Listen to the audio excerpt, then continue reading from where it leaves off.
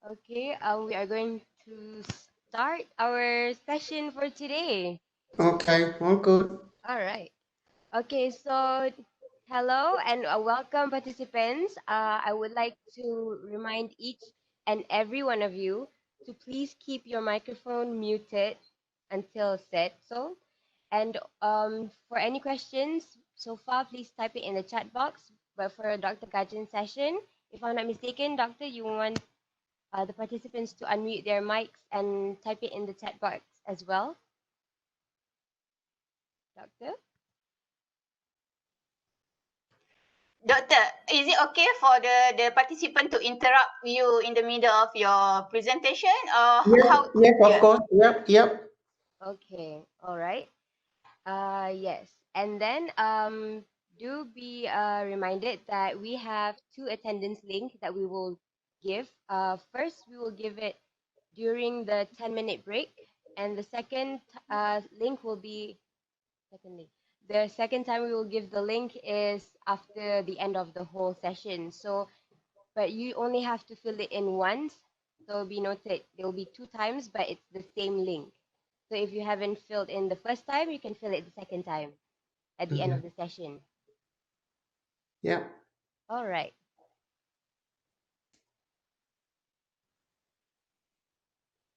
Okay. Assalamualaikum warahmatullahi wabarakatuh, everybody, and a very good morning to our respected speakers, committee members, and also fellow participants. How are you guys doing today? Um, Um, Welcome to the International Pet Enthusiast Teleseminar 2020.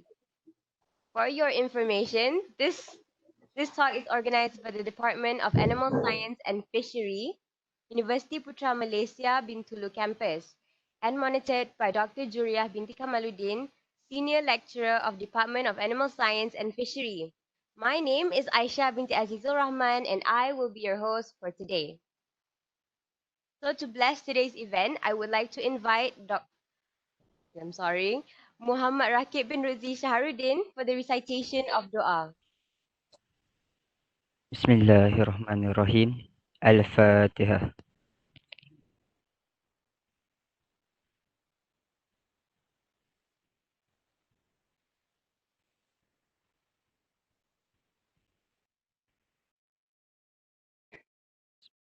Rahmatan min rabbik innahu was-sami'ul alim. Allahumma salli ala Sayyidina Muhammad wal akhirin wa sallim wa radiyallahu ta'ala an sadatina ashabi Sayyidina Rasulillahi ajma'in. Ya Allah, ya fa'alimal yurid. We express our gratitude to you for allowing us to attend the launching ceremony of International Pet Enthusiast Teleseminar 2020 on this auspicious morning. Ya Allah, we ask you for the safety of our religion and the welfare of our body. O Allah, Lord of the implementing authority, make the days that we have gone through, starting with your mercy, continue with your blessing, and ended with thy forgiveness. And also make the days that we have gone through with guidance and end with the victory of excellence. Ya Allah, Ya Muhmin, Ya Aziz, Ya Jabbar, let our effort as a means to enlighten and convince ourselves that the personal safety of either outer or inner is a prerequisite for achieving happiness and excellence in various fields. O Allah, grant us faith and strength in order to face the challenges of life during the transition period and in the phase of life in this new millennium. Ya Allah, Ya Farid Ilham, wa Ya Kashif al-Gham. Ya Allah, show us guidance and adjust our paths and ways to achieve happiness and glory. Let us listen to people who like the good things. Let us avoid doing the bad and evil things. O Allah, bless us our life in this meeting and gathering, and prevent us from harm and unfortunate event. ربنا آتنا في الدنيا حسنة وفي الآخرة حسنة وقنا عذاب النار وصلى الله على سيدنا محمد وعلى آله وصحبه وبارك وسلم والحمد لله رب العالمين تقبل الله منا ومنكم.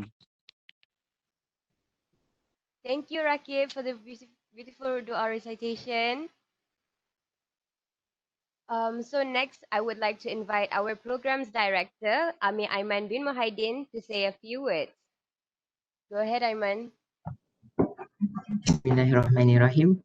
Assalamualaikum and salam UPM. Thank you, Aisha. Respected Dr. Gajen Sinatambi, veterinarian RSPCA Victoria, Australia. Respected Dr. Anusha Nadarajan, veterinarian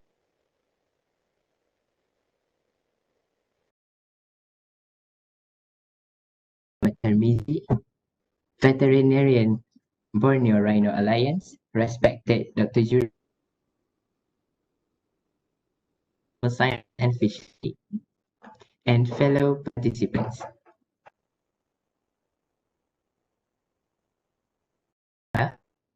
Because with his bounty, we can assemble today in INTERPETS 2020 that had been held first time by our club. We also would like to extend a warm welcome to all the distinguished guests and participants because willing to spend your precious time together with us today. We hope that knowledge provided today is helpful for us and our pets in daily life. Dear Excellencies, distinguished guests, ladies and gentlemen, animals have become our pet for more than 14,000 years. Pets have become parts of our everyday life and our families. Not just they provide us with companionship, but also with emotional support, reduces our stress level, sense of loneliness, and help us to increase our social activities, including positive emotional development. In return, as responsible pet owners, we need to ensure that our animals are kept healthy, fit, are provided with nutritious food, love and affection, and proper housing and care. One of our main responsibilities towards our pet is ensuring their health and welfare. When a pet is sick, it needs medical attention, and even on a yearly basis, a pet should have a checkup by a veterinarian. Like us, our pets can get sick and need medicine too. Preventing and curing disease not only keeps them healthy, but it keeps us healthy too. Thus, in today's talk, we hope we can spread the awareness of grooming any kind of pets, either it is the normal pets like dog, cat, and birds, exotic pets, and aquatic pets. They depend on us as the owner to groom, to care, and to make sure their happiness in the long term. With this, I, Amir Aiman bin Muhaidin, Program Director of INTERPETS 2020, once again welcome all of you and hope that this talk will be an inspiration and an eye-opener to all of us about grooming the pet. Thank you. That's all from me. Thank you. All right. Thank you, Aiman, for your opening speech. So now, as a reminder to all participants before we start with Dr. Gajen's slot, please, whoever, if you want to ask questions, okay, you are okay to unmute your mic or type it in the chat box for any questions. But if you don't have any questions, please do not unmute. We would not want to interrupt the presenter with his session. So, okay. So our first session for today will be delivered by Dr. Gajen Sinatambi on the topic Fundamental Pet Care. Dr. Gajen is a Sri Lankan working on the Royal Society of Prevention of Cruelty to Animals, or shortly known as RSPCA, in Victoria, Australia. Dr. Gajen is a seasoned veterinarian with a wide knowledge in domestic pet care. So before we start with our first session, which is the fundamental pet care, is everyone ready? If everyone is ready, please type a Y in the chat box. We would like to see your responses. All right, Doctor, it seems like you have so much eager participants. Dr. Gajen, are you ready? Spending some time with us. I'm a vet, as a term previously introduced, and I'm a vet from Sri Lanka, but I studied with Juria in New Zealand, and then I moved to Australia.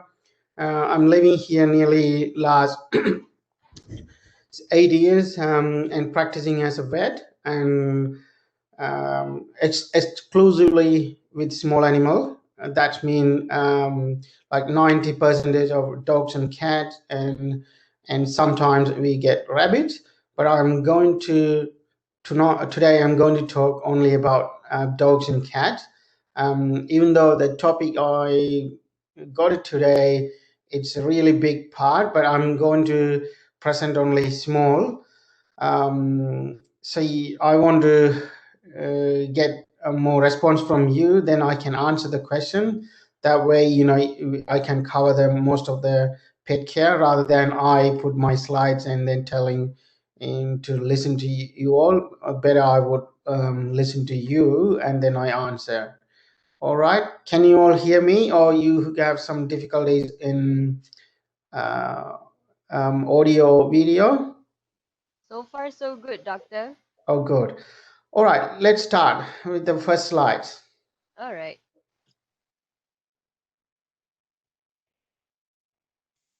Okay. How do I start there? How do okay. Right. The first fundamental question to ask why we need pets, and pets being part of our life for more than many thousands of years, and the dogs being domesticated nearly. Some people say 60,000, but as far as the genetic or genomic sequences recently they discovered, it could be like definitely they definitely they found that it could be at least 20,000 years they are part of our life. So we are the pets live with us over many thousands of years, so they are part of our social and physical evolution with us. So when we consider why we need pets, we can divide into two. One is a physical health and the other one is a psychological health. And physical health,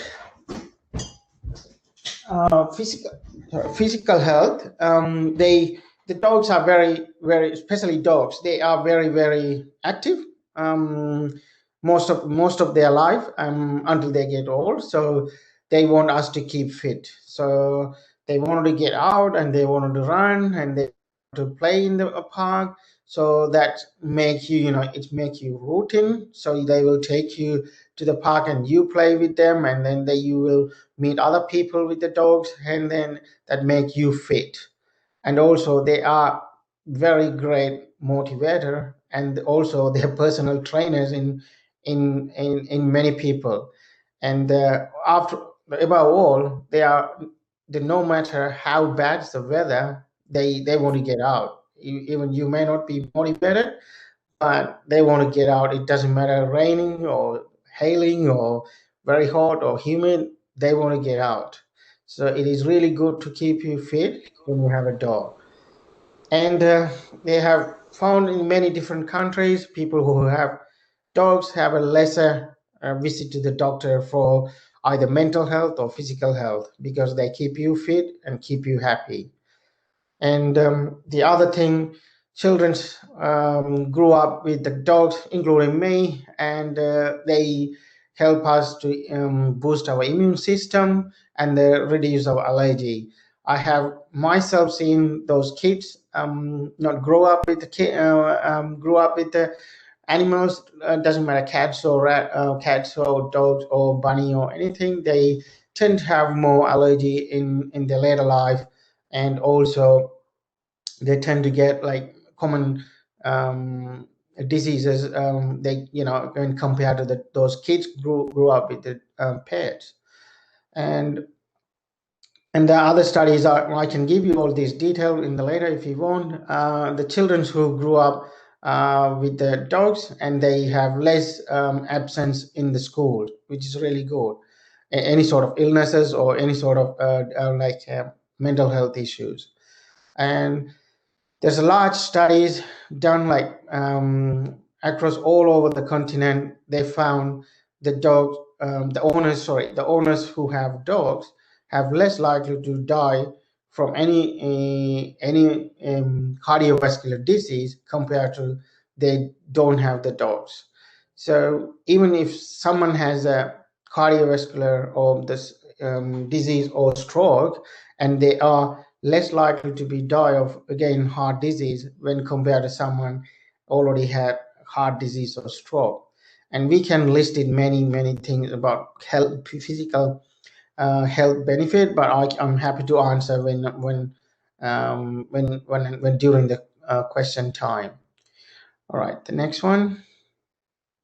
Next one is the psychological benefit, and I have personally experienced and I have seen through my eyes, and then there are a lot more studies you can find. The children who grew up with dogs and cats, they are more empathetic and they are more caring to other people. So because when you grow up and then you have a responsible for your pet to feed and clean and take care, that make you very empathetic later in their life. And those kids grow up with the pets and they have a high self-esteem. And the teenagers who have possibly mostly and currently I'm not sure about in Malaysia, but it's a big issue in Australia and New Zealand. The teenagers we have a very less positive outlook of life and loneliness. So that's why most of the psychologists and counselors, they recommended to keep a pet and take responsibility, and they found that it's a lot of positive effect on their mood, and they look forward their lives, and they feel less loneliness. And of course, adult pet owners, they have reported they have feeling less depression, and they could cope up with the grief and stress and better than non-pet owners. And the pet enhance social connectedness. When you have a pet, you got to go out, and then you go in the park, you're going to see many people around there, and then the talking points start with your dog, and then that make you connected with other people. That's really good for your social well-being. And above all, pets are also really good caregivers. When you are sick and they if you interact more with them, they come and give you some psychological help that make you recovery from any sort of physical and well-being or psychological illnesses. All right, the next slide. Right. So the next one is, when you're going to adopt a pet, first thing you need to have some sort of checklist, and the big question to ask: are you ready? And because pet's going to be part of your life for not a couple of years, it's going to be over a decade. If it is a small dog, they can live up to like 17, 18 years. But it's a large giant breed dog, for example, Great Dane or something, they can only live around 10 years old maximum. But medium-sized dog like Labrador and Golden Retrievers, they could live about 15 years. So they're going to live long with you. So you got to be prepared to take care for quite a number of years, not few years.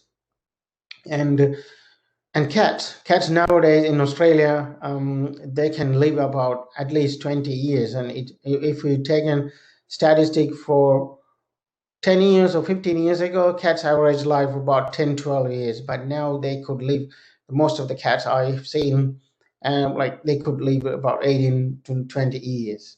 So they live longer. And so you got to be prepared to take care of them for a very long time. And the other thing is veterinary visit. When you adopt a kitten or puppy, you got to make sure that you need a health check, and then once the stage, they need to be de-sexing as a responsible pet owner, and then they need accessories like jackets and shoes and harnesses and many more, like brushing and grooming and many things. So you got to be prepared for that, and the food and training.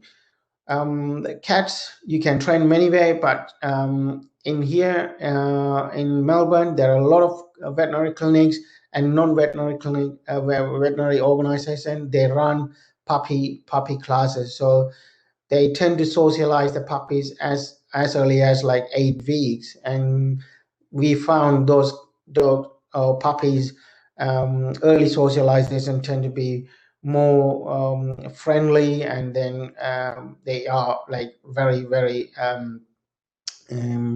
sociable with other dogs and cats and other people. And when you're buying a kitten or puppy, and the first thing you need to aware whether you're going to the breeder or you're going to the shelter organization to adopt them. The shelter organization, mostly they do a lot of veterinary checks and health check and behavioral checks. However, if you're going to the breeder, and you got to be make sure that your breeder is love their pets. And some breeders are irresponsible, but I'm not going to tell everyone. And then they may not be irresponsible breeder, so that's make the pets and their siblings and their generation after generation they breed, and they become very antisocial. For example, their temperament might be not social, and then they can have some orthopedic disease. For example, hip dysplasia is most common in medium to large breed dogs. For example, golden retriever, Great Dane, and Labrador. These are common, so you got to be aware that your breeder have all the paperwork for these sort of breeds. They have excluded all these diseases. And some dogs are very prone to ophthalmic disorders. For example, Cavalier King Charles and Shih Tzu. Those dogs are very prone to develop ophthalmic disease and heart diseases. So you got to be aware that your breeder has a paperwork to saying, look, I have all the paperwork. So they have they can't guarantee you, but at least if they have a paperwork, then you can tell them, okay, my dog's going to be healthy when it's growing. And some other autoimmune diseases, for example, like bleeding disorders and anemia, and then you can list many more. And the most part of the checklist is you got to be educated yourself, right? You are ready, you're a responsible pet owner, then you got to be educated yourself about the breed, about how the stages of your dogs or cat, and how their behavioral changes and how the nutritional changes. There are a lot more information you can find in the internet, but I will definitely look it for the source where it's come from. There are a lot of reliable sources you can get nowadays, but I'm not going to list it here. It's too many. But you can background check it. This information come from a breeder, or it's information come from like universities or some research organization or something. You need to check for those information. Right, next slide. Right, the environmental choice for your pet. So it is a question. I'm not sure. I'm not very familiar with how the situation in Malaysia, but it has changed a lot over the last 25 years. But even though I lived here only like 8 years in Australia, 4 years in New Zealand, I can see a bit different between New Zealand and Australia. Even in Australia, if I worked in the cities and in the rural area, there are a lot more different how environmental being choice for the pets. So most of the city and urban areas, the cats and dogs are living. They're living inside their house, and they live with their this entire life inside the house, and then they have their own bed, or they may share with the owner. But in rural areas, depending if the farmer has many dogs, they mostly live outdoor, and they live in hundreds of acres properties, or they live mostly in outdoor. But generally speaking, nowadays the dogs or cats, they don't live outdoor, and they mostly live indoor, and they don't live in the barn. So they are part of your life, part of the family. So they are member of the family. So as far as I know, most of the dogs and cats in the urban setup in Australia, they live and sleep with owner, including my cats. He sleep with me. But after all, it is your responsible. It's entire responsible is how you being healthy and how you make your pet healthy. So the washing hand is very important. As soon as you touching and playing with your pet, and when you going to do something else, wash your hand. If you're going to feed the dog or cat, and you feed it, and then wash your hand. And their toys, if you want to clean their dishes or water bowl, then you wash your hand. Then if you take a dog for a dog wash, or if you're giving a bath in your bathtub, then also you wash your hand. And it's very common sense, before you eating or drinking, wash your hand. And again, preparing for the food and drink, wash your hand. That makes you you being healthy and your pet being healthy. So the next slide. So when it's come to keep your pet healthy, it is you are responsible. You should take your pet to the vet. If you have a young animal, for example, if it's small breed dogs, they are very mostly healthy up until 8-10 years old. So regular visit, at least yearly visit, so the vet could check for any sort of abnormalities developing, for example, the dental disease or skin disease or something else, or heart disease or anything. They can check it. So at least yearly visit for your cats and dogs, regardless whether they live indoor or outdoor. You should take it, or a healthy young animal, at least annually. But if you have a dog 10 plus years, or if you have a cat 10 plus or 11 12 plus years, you should take them at least 6 monthly to make sure that they are healthy. Because if you keep your pet healthy, you will be healthy, and your family will be safe. And then when you say that keeping your pet healthy is other major role is having a good diet. I'm not sure how the Malaysian situation, but it's mostly even here it's different.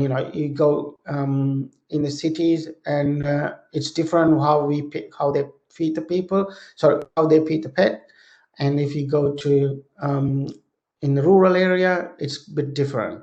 So then you provide with a good quality dry food, and you can make your own food to your pet, but you got to make sure you're making a balanced and cooked diet for your pet. And also all the time make sure fresh and clean water accessible, and then at least clean the bedding weekly. It depends on how active your dog. If your dog is very active and go into the mud and come in and make mess, and then you got to clean it as soon as possible. And then also you have to offer plenty of exercise. But it will become a question, where do you live? And if you live in a house in the suburban cities, and you have plenty of spaces. But if you live in a middle of the city, and then you live in an apartment, then you got to take for a walk in the park or something. The cats, they may not have plenty of exercise. That's a big issue in the big cities for cats living in an apartment. Whereas if they're living in a suburban or rural area, the cats like roaming around, but they got plenty of exercise. But in suburban, we have in Melbourne, I'm not sure other part of the Australia, we have like cat curfew, and they should be inside the house after 6 p.m. and they only can let them out after 6 a.m. In most of the council, they have these rules. Doctor, And yeah, you actually have a question. okay. Is it necessary to declaw our cat? Declaw your cat. Look, it is a welfare question. I can answer at the end of the slides, or I can answer it now. Look, I'm a fierce welfare and animal rights activist. So it is very cruel and it is very unnecessary. I know it is allowed in some part of the countries, including America, but it is totally banned and it is illegal to do any sort of procedure in Australia. Okay. All right. Thank you.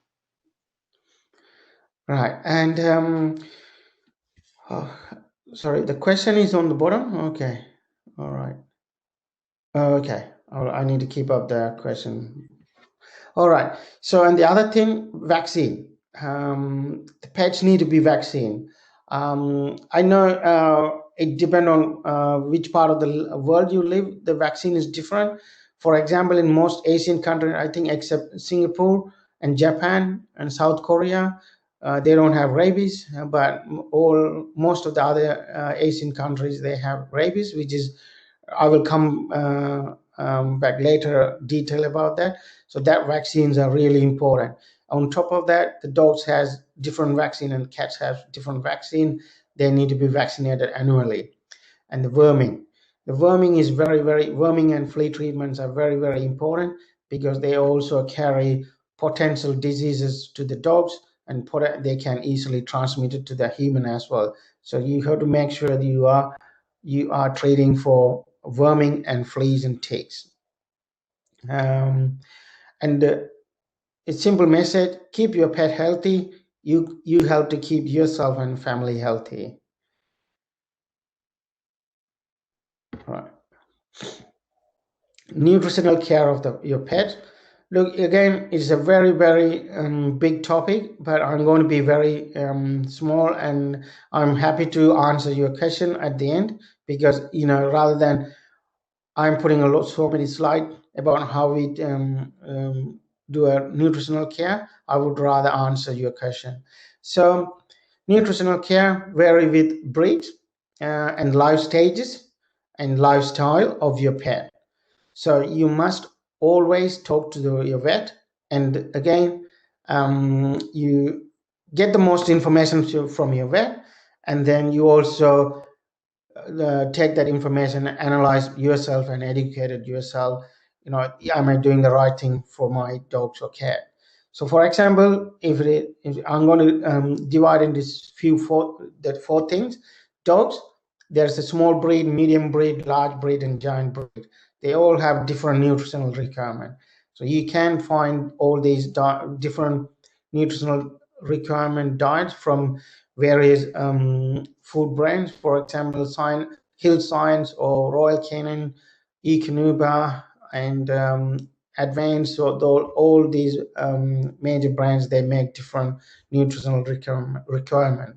For the reason, the small breeds tend to live longer than the larger breed, and the larger breed, they need more calcium and other minerals, but whereas smaller breeds, they don't need similar or same amount of the minerals. So they have conducted many years of studies, and then based on their finding, then they make these sort of different diets so they can meet the different requirement of these breeds. And cats, the long hair and short hair, they have different diets because the long hair tend to groom, and they make them like a fur ball, and they have different nutritional requirements, so they have different diet. Lifestyle: if the dog spend most of the time indoor, for example, the less active dog like Great Dane, and then they have a different nutritional requirement.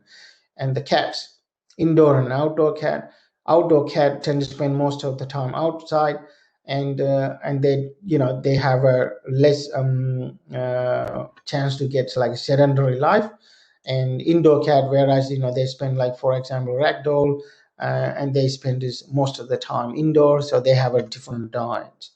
And the other important thing is life stages. Puppies and kitten, they have totally different nutritional requirement than they are adult.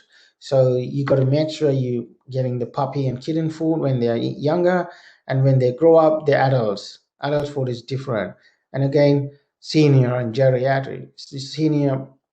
Senior cats tend to have a kidney disease or something, then they have a different diets. And the geriatric dogs, and they tend to develop some cognitive dysfunction. So some of the diets, they can, they're not going to prevent, but they can support declining of cognitive function in dogs, like in human terms, like a dementia. And how often and how much you need to feed, it is mostly depend your breed, and then what the brand of the diet you buy. But generally speaking, when they are young, you can feed as much as possible, but generally 4 times a day it's all right. And then when they grow up around 3 to 6 months of age, reduce to 3 times a day. And then 6 to 1 month, 2 times daily. And after a year, 2 times a day. But some people or some owners prefer to feed only one.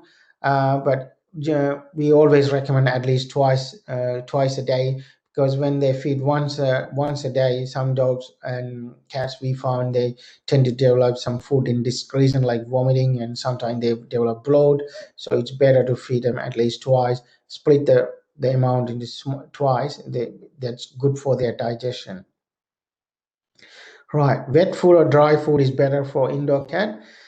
Look, wet food contains so many compared to dry food. Wet food contains more water. So some cat, it's a cat's choice. Some cats, they like the wet food. Some cats they like the dry food, and some cats prefer both. But in terms of nutritional perspective, I don't think there is a huge difference. As long as you get a balance in good quality dry food or wet food, I'm okay. I'm not going to tell one is superior to another.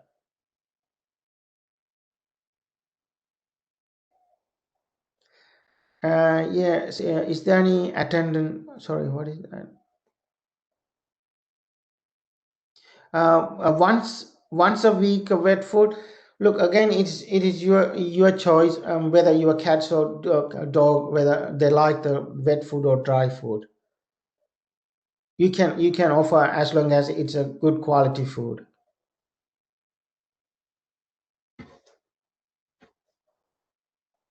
All right, next slide. Behavior is a fastly evolving, and again is a very vast subject.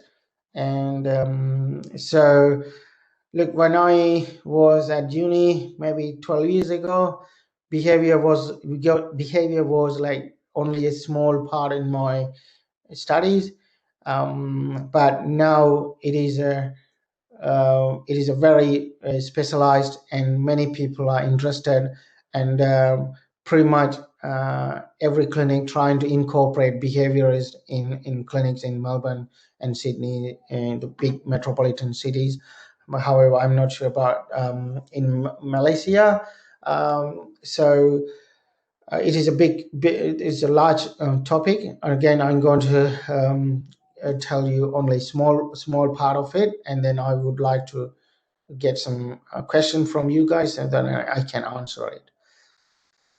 So cats, they are not small dogs. They are unique. So you have to understand their body language.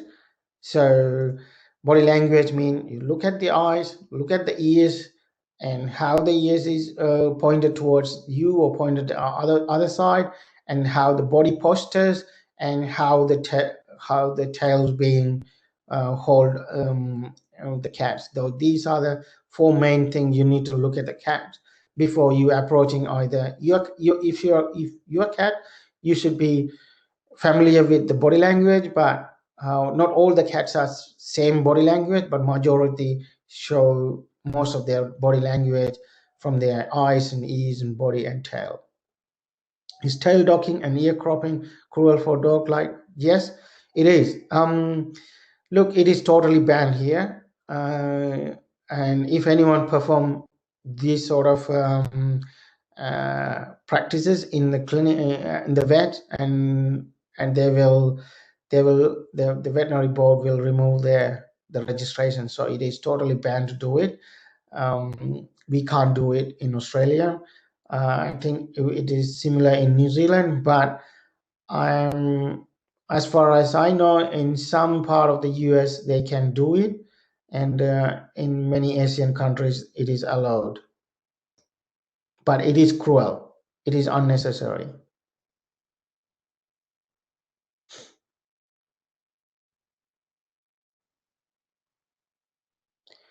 Okay, so the next slides. Right, eyes. When you're looking at your cat or other cat, you look at the eyes. You can see I put 3 pictures of the cat eyes, and cat eyes mean I'm referring to the pupils, and look at 3 different sides of the pupils here. The cats with aphroid, and they have very dilated and dilated people, and then they look at their ears and then look at the whiskers and also the facial expression. And when you're looking at the hunting, you look at their ears and again the whiskers and the size of the pupils. And the cat's sleeping and purring, you can always notice the pupil is constricted, very narrow, and then it's like a small lens look like pupils. And also the amount of the eyelids open also reduce. When you see somebody's aphroid, they wide open eyelid, and when they're hunting, there's the medium size open, and when they're relaxed, it's kind of either almost closed or a little bit open. My cat has this habit of excessive licking its body. Most cats sleep a lot, but my cat cleans a lot. Why this happen? Look, it is psychological. It's called it is called over grooming, but the over grooming can also come with fleas. If your cats if you don't treat for fleas, or if your cat has some sort of skin infection, then they tend to overgroom. And the other thing you need to, that is ruling out other part of the causes. In terms of psychological problem, yes, there's a big things they can do. If your cat's bored, if you when they grow up, if you spend a lot of time, and we all get along with our life, then when you are busy and then you may not spending as much as time you used to, then the cats become bored and they tend to groom. So either you need to work out whether your cat is psychological or infection with the fleas or other skin disease. If you rule out there's no skin disease and you're regularly treating fleas monthly, then you try to work out, spend more time with your cat, or you may groom the cat and pay attention to the cats and give more lots of toys. We call them environmental enrichment for cats. For example, the hiding place and toys and tunnels and those things. Then they offer them to encourage the mental stimulation. That's make them less boredom. That's prevent over grooming.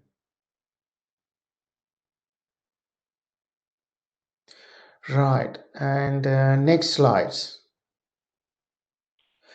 Look, ears. So again, aphroid and scared cat, you can see how the ears being, it's parallel to the body, but it's against you, or when you're viewing from you. And then the facial expression, you can see how they're scared, and the pupils, they all tell you whether they're aphroid and scared. And if the cat is relaxed or curious, if you have some toys in your hand or food in your hand, you can see the ears are pointed towards you, and then whiskers are pointed towards you, and the pupils are constricted. This is very relaxed and curious. And the next slides, please. And the body posture. And look at these 2 cats, and they have pretty much same body posture, but you got to look at the tail, you got to look at the mouth, you got to look at the eyes, ears. That tells what it means. The relaxed stretch is a yawning, and the curled tail, that's tail. But whereas frightened, dilated, not very dilated, dilated pupil, and ears are pointing towards the object or whoever frightened the cat, and then the fluffy tails, that's how they are frightened. And the next one, and the tail. Tail is a big thing. I'm not sure if you're a pet owner of the cat, you can tell what your cat trying to tell you. If he's playful, you can see its tail is up in the air and slightly bended. If he's angry, it is like it's not up in the air. It is still parallel, just above the body, and they flick it, and that's telling they are angry. Either they're going to swipe at you or they're going to run away. And the other one is back off. You can see fluffy and the way he stand, the fluffy tail, and they pile their fur and then try to make them big cell. That means back off.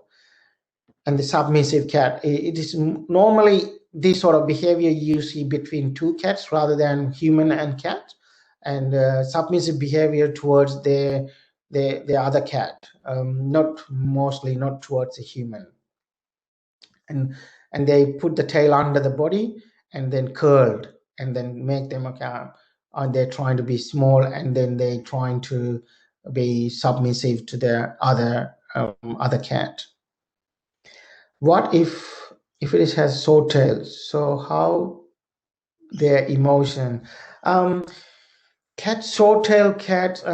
Yes, of course. But if the cats they don't have tails, then you need to look at the body posture, eye and pupils and whiskers, that sort of thing. You need to look at it.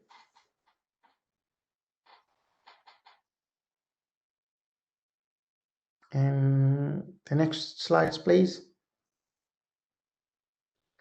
And the whiskers, the direction of whiskers. I'm not sure you all have familiar with this cucumber joke. I think maybe 2 or 3 years ago, everybody posting on the social media, and that's what the first cat showing, and you see that scary kitten.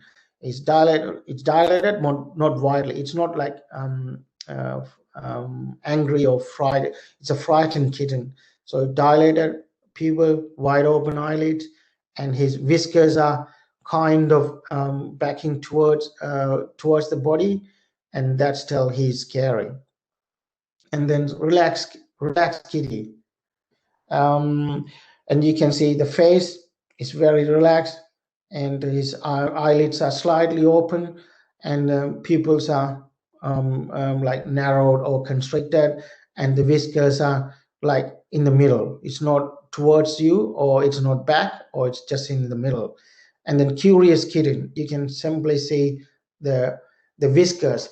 One of the behaviorists told me that they use the whiskers for a three-dimensional understanding of the object. So that's what they put the whiskers in. If they want to know, they put the whiskers towards the object, and then they can understand what sort of object. That's what this cat is, a curious cat, so it's put the whiskers towards that object.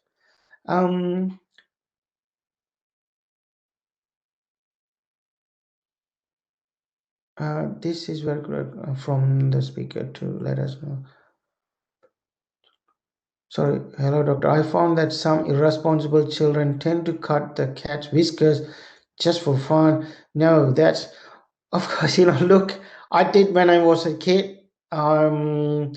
Unfortunately, I wasn't educated, maybe like 6 or 7 years old. I have done to my cat. That's very, very bad. We shouldn't be doing that. Yeah, they will grow back. Because, when I do a surgery or wound on the face, we have to clip the fur, and that's at that point we clip the the fur, including the whiskers, and they once the wound or the surgery wound is healed, they grow back. So you don't need to worry if you accidentally cut or purposefully cut, then don't do it in the future, but it will grow back.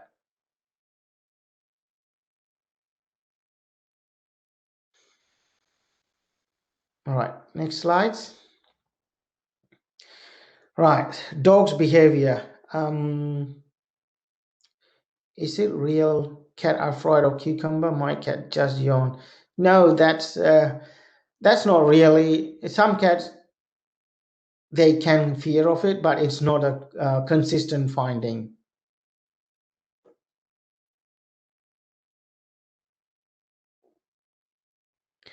A cat chewing plastic.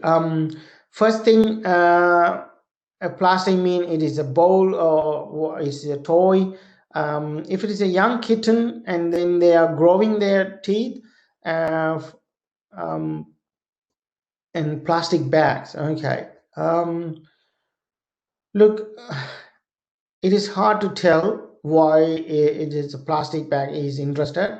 Some cats, they like the noise come from when they are chewing it, and so that may be kind of play bite or play chewing. You need to make sure whether your cat is just chewing or either it is eating. If it is eating, that's not good at all. You got to take the plastic from the cat. But I honestly, I don't know the question whether it is a normal. It is not normal, but I don't know the answer why it's chewing.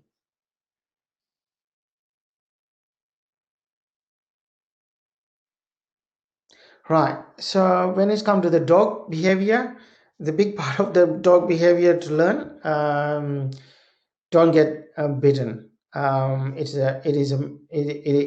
You should totally avoid get bitten from any dogs, including your own dog.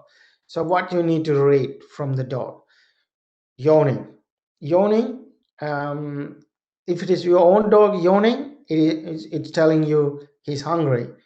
If a strange dog or somebody's dog and he's yawning, then you got to be watch him because he's a bit anxious or he's warning you, and it's going to be alert. And rolling over on its back if it's his own dog, and that means he want to scratch. And he wanted to be play with you. But if it is an other dog, then you need to look at it, how he's rolling backward and how his body posture and the eyes and the ears, and lowering head. Your dog is different. If your dog is lowering and then he wanted to play or he wanted to be comfortable with you, but if the other dog, it's different way of expressing their body language. You need to look at the body language. And the wagging stiff tail. Your dog, if wagging stiff tail, less likely, because normally when they have a stiff mean they're alert, either they're going to run away or they're going to charge at you. And the licking its lips, that normally wouldn't happen for your own dog, but if somebody's dog licking its lips and he's a bit anxious, either he may bite you or he's going to run away. It's like a fight or flight response. Lifting a front leg, it is a way of treating like human handshaking, so that's a good sign. Either your dog or somebody's dog, if they lift their leg, that means they're greeting you. And sitting, again, if your dog, if it's sitting, that means he's comfortable with you. But when other dogs sitting, and then you need to look again all of this, either he's yawning and pupils and ears and all of things, you need to look at it. Right, I will come to the question here. Doctor, my cat has a habit of plastic. I answered that question. Why my cat always stick out its tongue when it hear a loud noise? Is it because only have one eye? I'm sorry, my cat sticks Or your cat also have a one eye and then is sticking tongue out. Tongue out. Some cats they when they are stressed or especially in a hot and humid situation, they put them open the mouth, and as you know that dogs and cats they don't have a saliva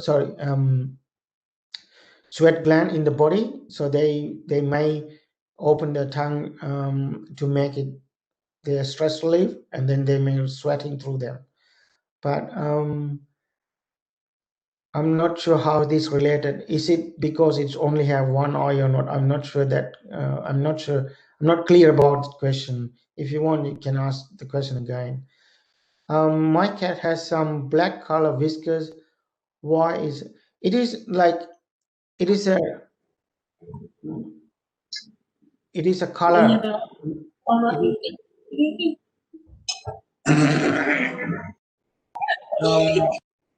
The viscous colors is depend on the color. It's called coloration of the skin, like like a dark color, white color, or brown. That's normal. It can have a different color of viscous. That is normal. Lick the floor a lot. Yes, again, he may have some sort of worming issues, and or he may have some nutritional deficit. So you need to work out first what you need to do. You need to treat your dog for worming and flea, and also make sure you're offering a good quality balanced diet.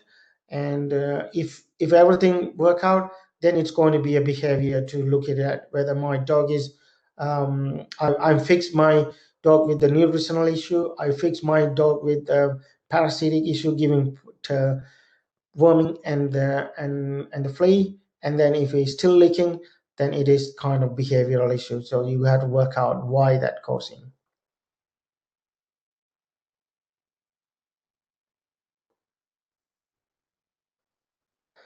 Yes, some dogs, it's called either coprophagia, or some dogs, yes, I have seen here too, they eat dog poo, sorry, even their own poo, or cat poo and bird poo. So it is kind of nutritional deficiency, and or they are behavior. Some they tend to develop this bad behavior. So make sure they always use regularly worming and flea treatment, and also balanced diet is very important. Like licking floor, eating other animals poo, and eating drugs. It's all like mostly come with like some sort of irritation in the gut, and then you have to make sure that they are wormed and flea treatment. Right, next slide. Look at this body language of the dogs. Again, they are totally different how they're showing here with compared to cats. You can see that. Relaxed dog, they open the mouth, hang the tongue out, and the eyes are like narrowly open. That's very body posture. And then look at the tail. Whereas undecided and fearful, you can see how the tail is different and the body posture. And the alert dog, you can see the tail is sticking up in the air, and he's very curious to see it, and then it's leaning forward. Whereas defensive, it's like stiff, and the tail is parallel to the body, and the face is like parallel to the ground. That means like he's defending. All right, next slides. Doctor, Yes. you have a question over here. What are the reasons for pets getting cancer disease?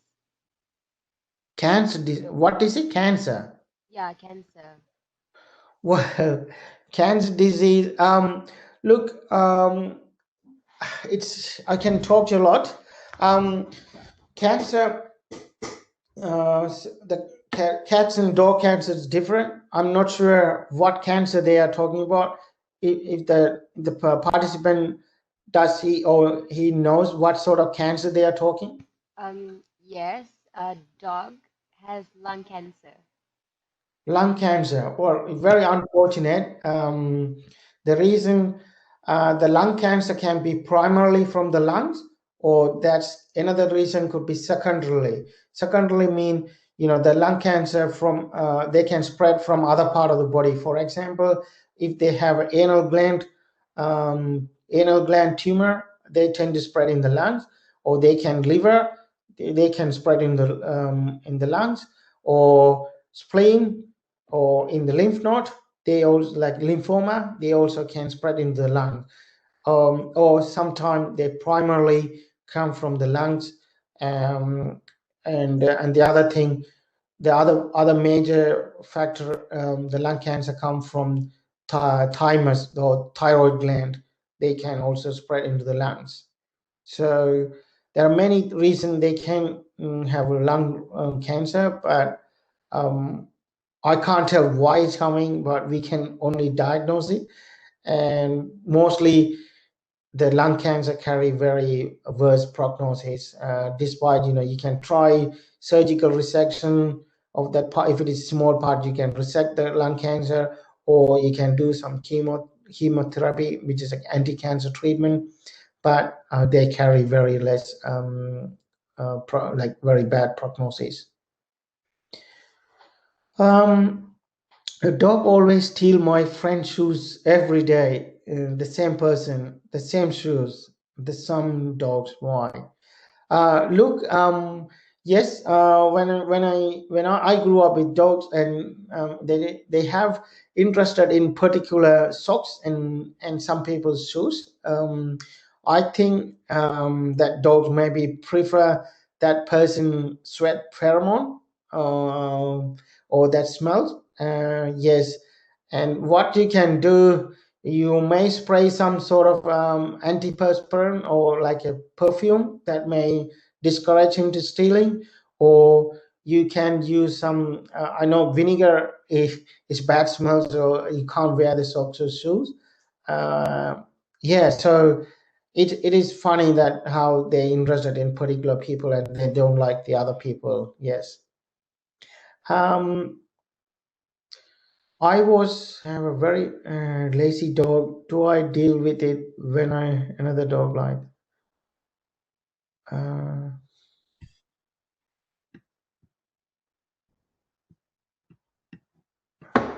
need to look at the question. Okay, the lazy dog. Look, what's your breed? Some dogs are lazy, like Greyhound. They always want to sleep. But if you have a Jack Russell Terrier, they want to play all the time. And again, lazy dog, depending on the age. If you have a 10 years old dog or 12 years old dog, a large breed, they are lazy. They wanted to sleep.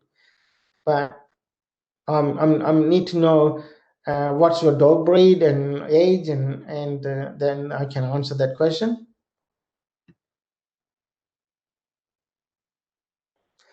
Doctor, when stranger dog in defensive mode, what should we do? For example, when we are jogging, in defensive, and then you make sure that the dog is with the owner. Then you can ask the owner to tell that your dog is being defensive and ask him to hold it. But if it is an unleashed or unleashed, or like a stray dog, don't run away. The dog will chase you, but you have to do either ignore the dog and walk away, and if he's following or something, that you got to prepare to save in yourself. Either don't sit. If you like sit, and then they may, they think it is you're submissive and they may attack you. At the same time, don't stare at the dog. The most of the time, tend to ignore the dog's body language and you walk away. But stray dogs, it is difficult to interpret because they don't have much social clue. It will be really hard, and it will be a really awkward situation if you're facing a stray dog with a defensive posture. But if it is somebody owns dog, defensive posture, and if they have a leash, ask them to hold the leash tightly, or just ignore the dog and they walk away. And yeah, okay, there's a few more questions. My cat suddenly act different. My cat always near to me on the day. Next day it died. Does is what is that? My cat always near to you on the day, and next day it died. Oh, sorry, I don't know what really happened to your cat. I'm sorry to hear that. Do you have rabies in Australia? No, we don't have rabies in Australia. New Zealand is 100% free. Even in Australia, even though we declare as a rabies free, there is another virus called Lisa virus that mostly come from bats. That's pretty much similar symptoms they can cause in humans. So that's called Lisa virus. That's present in Australia, but that's not in New Zealand. And rabies is almost free in Switzerland and most part of the Europe, and also in Canada. But whereas in America, they can't declare it because they may have it in wild foxes and raccoons, and they have rabies in there. Why are dogs like golden retriever more likely to get cancer? Is it inherited genetically? Is their environment? Look, yes, we have often see golden retrievers, German Shepherd. They tend to have splenic tumor, and there are some evidence inherited, but there is no solid evidence to say that they have. But I have operated many dogs with the splenic and liver cancer. They come from different breeds of the dogs. The golden retriever. The question is, I'm not going to generalize that they are prone to develop cancer, but they can have cancer more frequently than the other breeds. I wouldn't call it as in the breed, but they may inherited some cancer. But look, there's always this field is evolving. I'm not sure how change in Malaysia. In the past, in Australia, maybe if you say in 5-6 years ago, we advised the owner to desex them or neuter them before 6 months of age.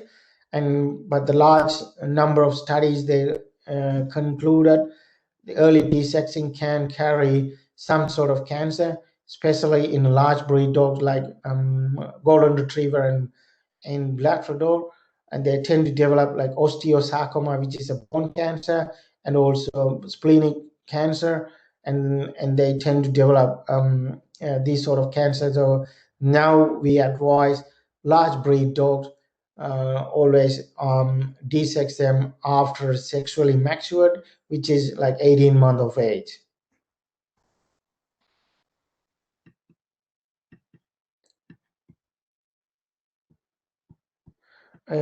If the cats live in an environment that without any history of feline power or coronavirus, etc., outbreak, does that mean that cats will never expose to this virus? Look, the feline power virus, it's very deadly and dangerous. And I worked in a shelter environment, and we had a lot of trouble with that. And we never had reported this power virus in Melbourne more than 15, or even they call it 18 years. And then last year and like 2018 and 19, we had an outbreak here. So that means regardless whether they come from a clean environment or not, and they need to be vaccinated against parvovirus, herpes virus, and coronavirus.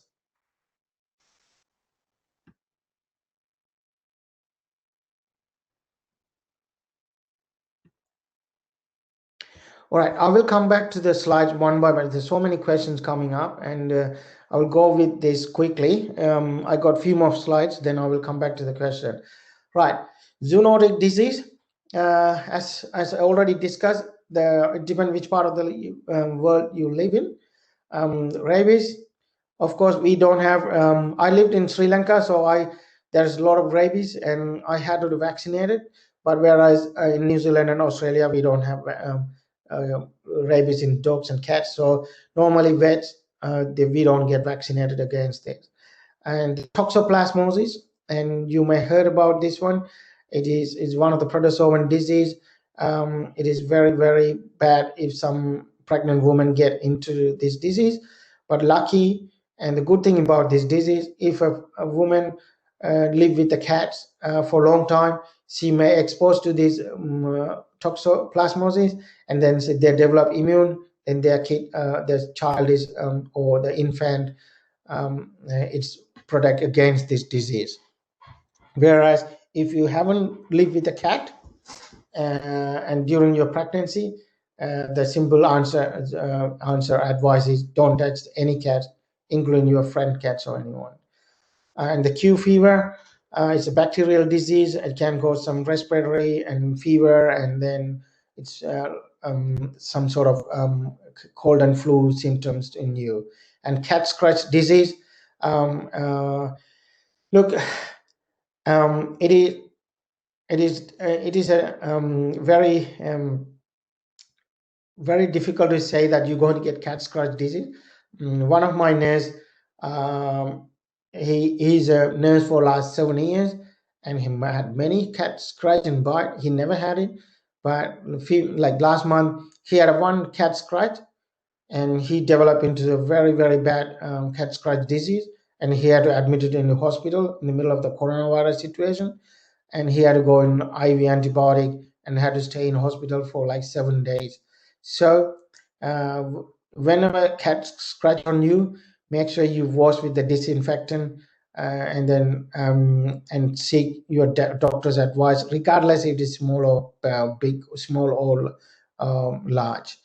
And the ringworm fungal disease mainly come from cats, but it can come from dog as well. And Giardia can come from dogs and cats, and they can cause like gastrointestinal system symptom like vomiting and diarrhea on you. Sarcoptics, again, it's a mite. It's infect from the cats and dogs, and it will affect your skin. Let's go to the next slides. Right, here are some tips for your healthy family. Vaccination. It doesn't matter what disease. Your cats come from clean environment, or a dog come from clean environment, and previously no history of any of the disease, you have to vaccinate. In Australia, we have vaccinated 5 diseases against dogs, which is called canine parvo, canine distemper, hepatitis, which is a co-vaccine, is the main 3 vaccine, and top of that they will get kennel cough vaccine. But in Malaysia, I think they will vaccinate against rabies. It's very important. The dogs and cats need to be vaccinated against rabies vaccine, and on top of that, for dogs, parvovirus, hepatitis virus, and distemper virus. And in some countries they vaccinate against leptospirosis, and there are a few other things you can do it. And the cats, again, rabies virus, herpes, corona, and the parvovirus, they need to be vaccinated against, regardless of how clean environment they come or their previous history. They need to be annually vaccinated against all of these diseases. And always, this is, you need to bath or groom your dogs. And I'm not sure about how many people like give a bath to cats. I do, only when it's a hot summertime.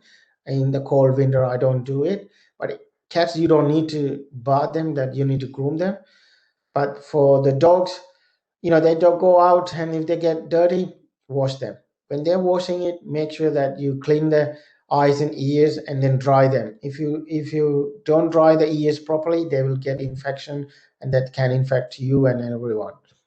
And then cleanliness. Keep your pet environment clean. Bedding. Always wash, at least weekly wash. When you're washing the bedding, make sure you turn if you're washing in the washing machine, you can turn up to like 65, 90 degree. Or if you are washing by hand, yeah, like put a hot water and soak it in the hot water. And if you have an indoor cat, and as soon as they pass the poo or toilet, and then clean them. If you leave it longer, especially for cats, and that's where the toxoplasmosis come. If you clean it in fresh tool, you won't get this toxoplasmosis. But if you leave it in the litter tray for a long time, they have a high chance of infection. So make sure you dispose the toilet and as soon as possible. And encourage good hygiene from your children to adult, and always wash the hand regularly before eating or prepare any food, and with they touch the dogs or toys.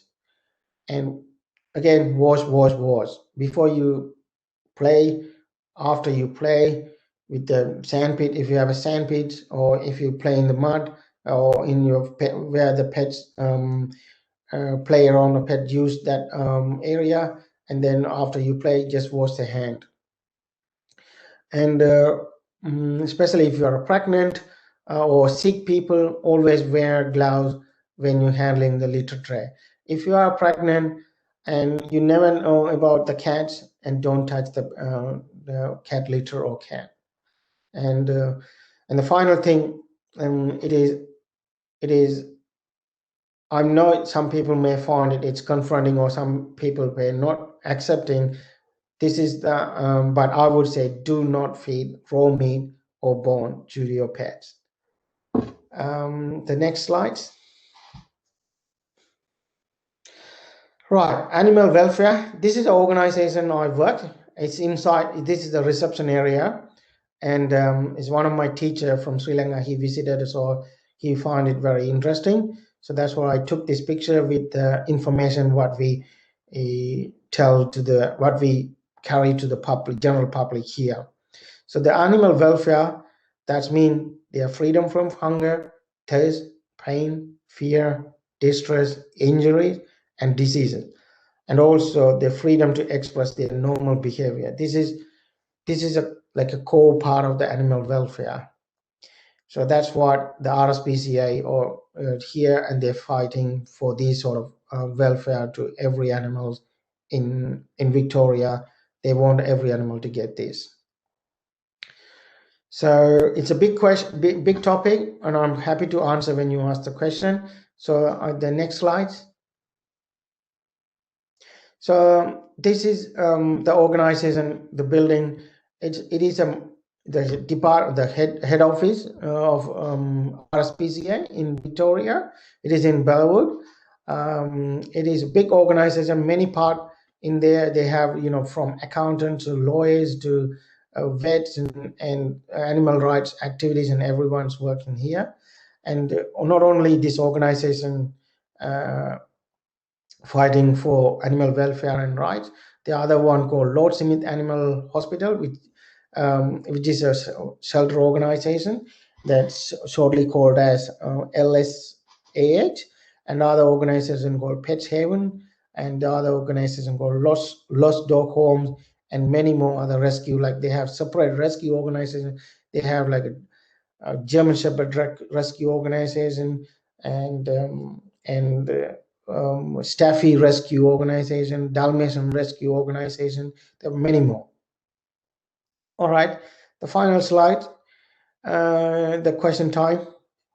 This is one of the dog he visited here, and you can see he got a sunglass, and he's a fan from one of the football team in Melbourne, so that's why he got like a tiger football team, so he got everything tiger.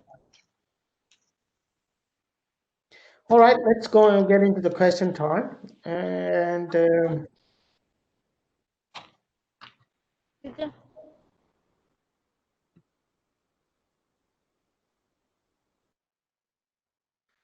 Right, doctor, when put to sleep should be an option. Yes. Look, put to sleep if the dog is in a terminal cancer, terminal illness, and the quality of life. You need to look at if the dog can't eat itself, or the dog cats can't eat itself or drink itself, and can't go to toilet itself. Then that is ethical and moral question. Why I want to keep this cat or dog going? Right, then that option is euthanasia. Right, we often face these very big challenges. It's a very challenges in everyday vet life. Many people come with financial constraint, even though young animal they can't afford. So what we normally offer, if they can't afford, they can surrender to the RSPCA. Then what will if the young animal they don't have money, but they got hit by a car or fractured leg or something, or then we ask them to surrender, and then we will treat them, and then we rehome to the different people who can afford to take care of it. But if an elderly cat, elderly dog, terminal disease, quality of life is not that good, then euthanasia or put to sleep is always an option. And the vet's rights to say your cats or dog need to be put to sleep because the quality of life is very poor. If I don't give that option, that is against the veterinary practitioner board rules and law. Okay, so many questions. Wait. I have a cat, but the color of the right and left eye side is different. Yes, that is completely normal, and you can see different colors, cats and dog, because they may come from different father or partner. So that can be normal. That's normal. It doesn't affect the cat's quality of life or cat's day-to-day life or vision or anything. It's very normal. I have seen dogs, one eye with a husky and the other one with a like a German Shepherd eye. So it's normal, very normal. Because it's the reason is a different partner or different father. What should we do if we rescuing an animal from the street? Well, yeah, the situation is here different. No one allowed to rescue or adopt a pet from a street. Their legal obligation is they need to bring it to the shelter organization, and then only they can adopt.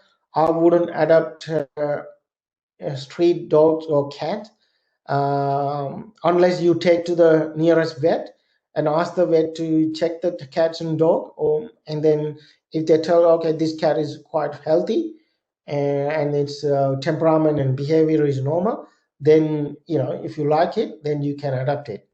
But always take to the shelter. If the shelter that sort of practice is not possible, take to the vet and then get some information from them.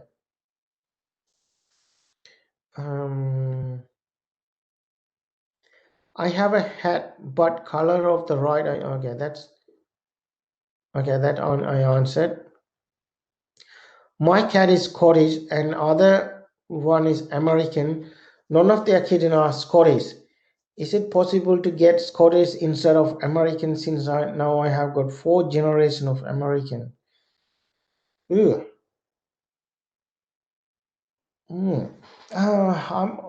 So your cats, you can do a DNA test in your cat. It's very simple test. I'm not sure whether it is available in your area where you live. Then if you do a DNA test, and it will tell what is your component of your different breeds in your cat or dog, and then that will explain to you why you are having American or not the Scottish. So better to do a DNA test in your cat.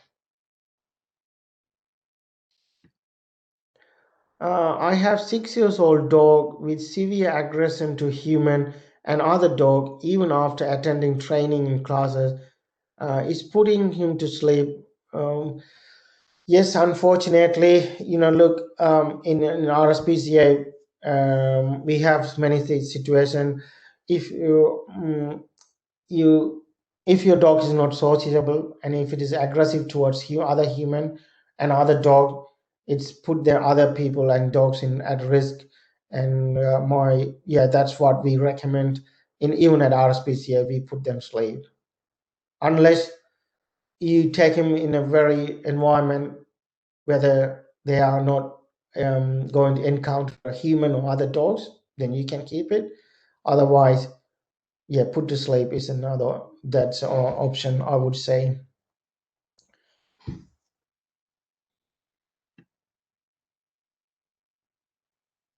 Doctor, I have a cat, but color of same question coming. The color of the left eye different. It is normal. As I told you, they may carry many different partners DNA or blood in there, so they can have a different eye colors.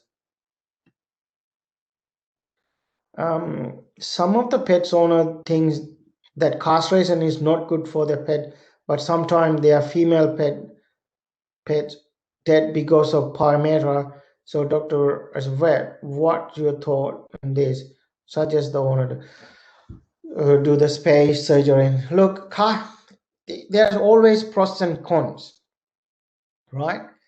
So, desexing, it will prevent some of the bad consequence, and also it will also put the pet into some of health situation and also behavioral situation. I'm going to talk about dogs, and I will come back to the cats if anyone need about cat. If you dissect the dogs, for example, some the cat, female dogs or male dog earlier than 6 months of age, and that carry few things. Male dogs and female dogs, castration and that or spaying, they can cause overweight, because the reproductive system is at least 30 to 40% of the energy that needed when they are adult. When we taking that system from the body, and you're going to feed the same amount and then make them vulnerable to obese. So that is one of the common things we find, but it is easily fixable by providing appropriate amount of diet. However, some of them we can't prevent. Like for a female dog that's been desexed at early age, like 6 months or less than 6 months, they tend to develop like urinary incontinence in the later life, because the urinary incontinence come from lesser amount of estrogen that's make them vulnerable to urinary incontinence and urinary tract infection. And they found that dogs being later desexed in their lives, they tend to have a less chance of developing urinary incontinence rather than early desexing. And that's sort of consequence we got to expect. But look, as I told you, there are incident and there are reports that the desexing can prevent some sort of cancer and can dispose some sort of cancer. So desexing preventing cancer mean for male dog like testicular cancer and testicular cancer and the prostate cancer, they can prevent it. However, they are predisposed to like osteosarcoma, like bone cancer or splenic cancer, they tend to develop. Same thing in female dog. If you desect your dog before 6 months of age or before the first heat, you will totally eliminate any mammary cancer in female dog. However, that's predisposed to urinary incontinence and predisposed to splenic cancer and bone cancer.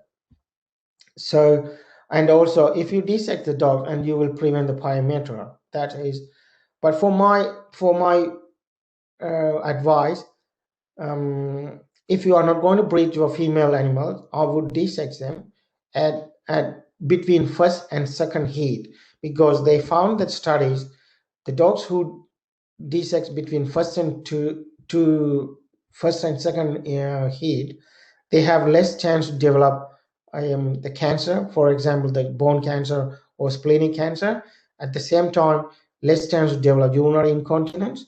And however, they have, kind of 99.5 percentage you eliminate developing memory cancer, desexing between first and second hit. But if you desex before the first hit, you could eliminate 100%. But you need to weigh the desexing early stage and the late stage nowadays.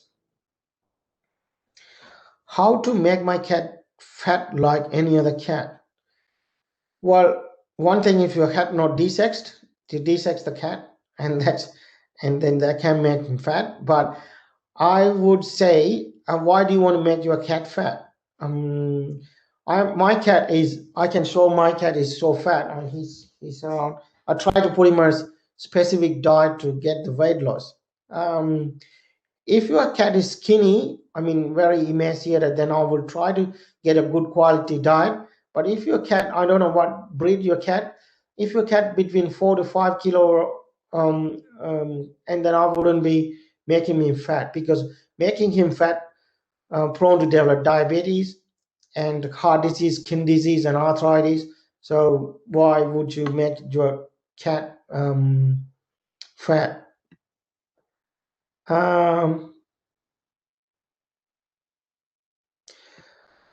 Is bar or prey model though? Well, raw meat is it is becoming very less popular among responsible pet owners. Of course, like breeders and irresponsible owners, they tend to feed the raw meat, but answer from vets, and it's no raw meat. The reason, the raw meat can carry lots of bacteria, and then they can infect the dogs, and when then they can multiply in their body, and then when they pass the stool, and they can infect you and your kids. First thing, that's why we don't want to feed them raw meat. Second thing, they are not complete diet. They can have a nutritional deficiency. And the third thing, and the raw meat and the raw bone, they can carry, like obstructing their bowel, obstructing their gut, or they can cause constipation. So that's the main reason. I have to have many operations to do on dogs to remove bones. So I wouldn't be feeding raw meat or raw bones. What is the best solution to curb stray cats and dog issues? Because it is closely related to rabies, aggression. Look, I know, I come from Sri Lanka. It's stray dog is everywhere. So many issues.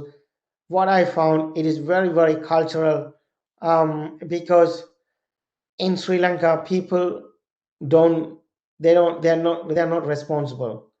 One thing I found, the different is very cultural. People that, they are they're very responsible, take the pets and desex them, and they don't let the dogs roam around or something. That's how they handle it here. Well, whereas in Sri Lanka, they did lots of the desexing and sterilization or eradication of dogs, and because of cultural and religious factors, and they couldn't able to do it. And it is a hard topic. It is a very complex topic to talk it here, so I'm going to skip that question. I heard that owners chip their pets in the vet. Is it okay? What does mean chipped? I don't understand. CIPPED? I'm sorry, doctor. Yeah. But your time has almost ended. Yeah, you Yeah, have 1 minute left. sorry, there's so many questions there. I'm sorry, I can't answer right now. Yes, 16 questions unanswered. What I can do, I can email them back. If you get the question, then I can email them back. Yes, sure. You could do that. Yes, the other question, if a mother dogs get rabies, can it affect the babies? Yes, it can. it can affect it. And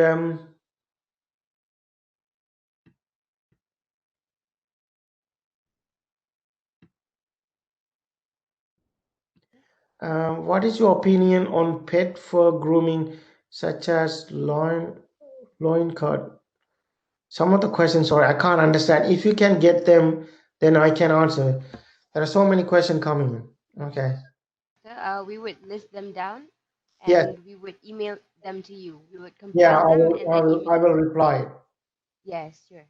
All right. Thank you very much for having me, and it's nice to talk to them.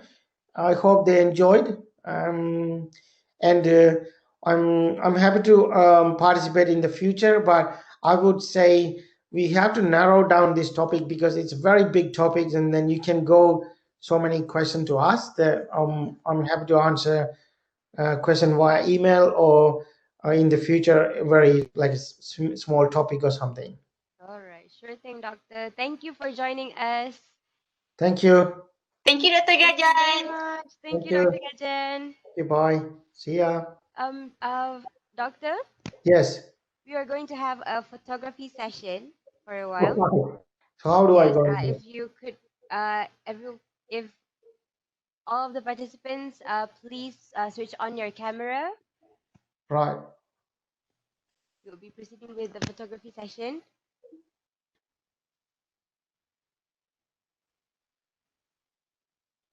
All right. Tasninda. Sends my regard to your wife and Yes. have a Yeah. wonderful day ahead. Yeah. You off from work today? I'm working tonight. Oh, okay. Have fun. Okay. Okay. Ready, everyone? Okay. One. Okay. Look in the camera. 1, 2, 3. Okay. Another one. 1, 2, 3. Okay. Done. All right. Oh, Okay. We are done. Okay, all thank right. you Thank again, you. Dr. Gajen, for joining. Thank you. Thanks for having Thank me. you very much. Okay. See you later. Okay. Have a good day. You too. Bye bye. Goodbye.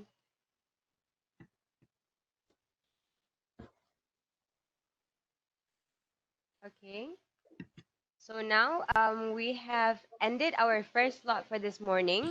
So I hope that us could take all of us could take the information that we have learned and put to good use, maybe for our furry friends or to find a new best friend.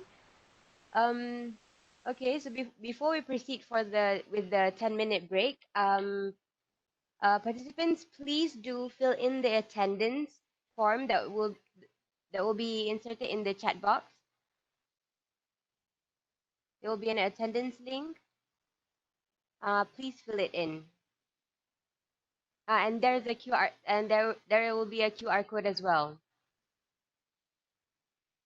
All right.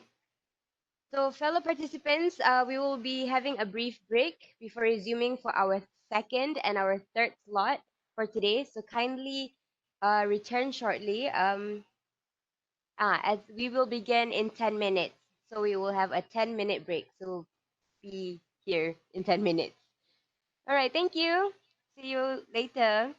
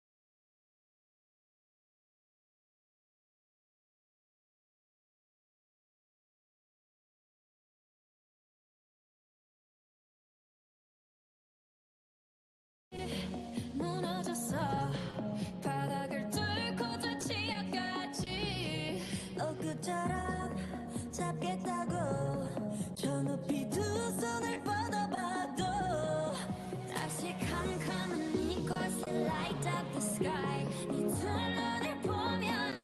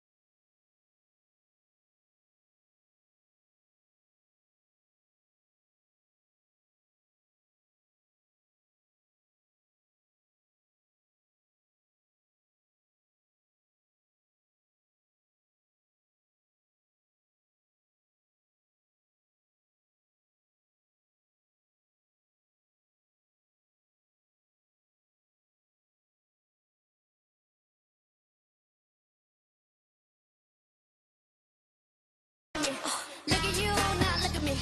Look at you now, look at me. How you like that now? Look at you now, look at me. Look at you now, look at me. Look at you now, look at me. How you like that?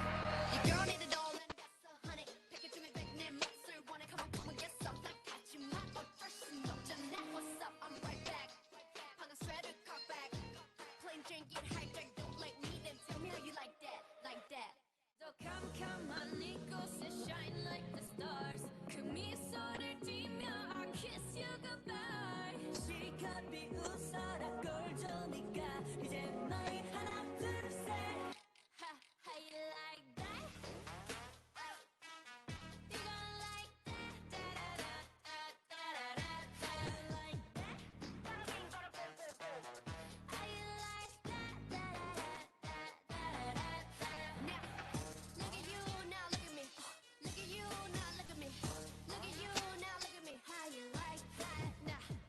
Look at you now, look at me. Look at you now, look at me. Look at you now, look at me. How you like that? 나에게 이미 새로 추락했던 날 어두운 나날 속에 갇혀 있던 날 그때쯤에 넌 날 끝내야 했어 Look up in the sky, it's a bird, it's a plane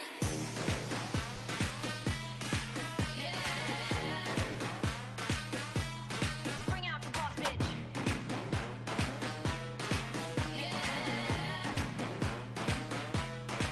Like bang. Dum dum dum dum dum dum dum dum dum. How you like that? Dum dum dum dum dum dum dum dum. You gonna like dum dum dum dum dum dum dum dum dum. How you like that? Dum dum dum dum dum dum dum dum.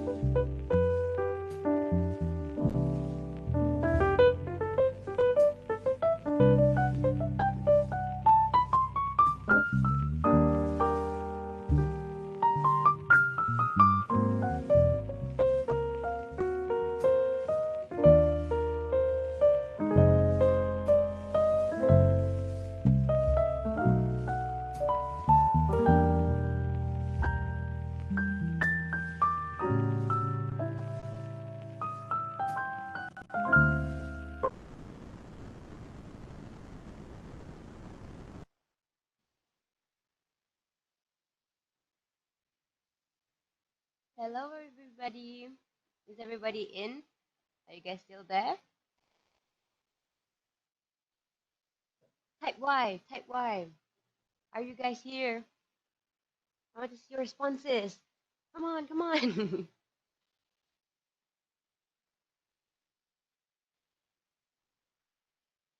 All right. Nice. Okay. So, Assalamualaikum and welcome back to our seminar. So, fellow participants, thank you. Okay, thank you for joining us in the second slot for today's event. We will now continue with a talk titled The Basics of Aquatic Pet Care that will be delivered by Dr. Anusia Nadarajan. Dr. Anusia is currently working as an aquarist in Sea Life Malaysia and also a certified diver under the Professional Association of Diving Instructors, or shortly known as PADI. So, is everyone ready? You guys are ready, right? Please type Y. I want to see your responses. Are you here? Okay, so doctor, are you ready, doctor? Yeah, I'm ready. All right, we can start now? All right, I will share All my. right, nice. Okay.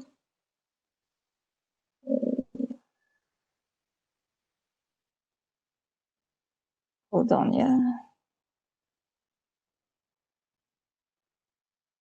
Let me share my content.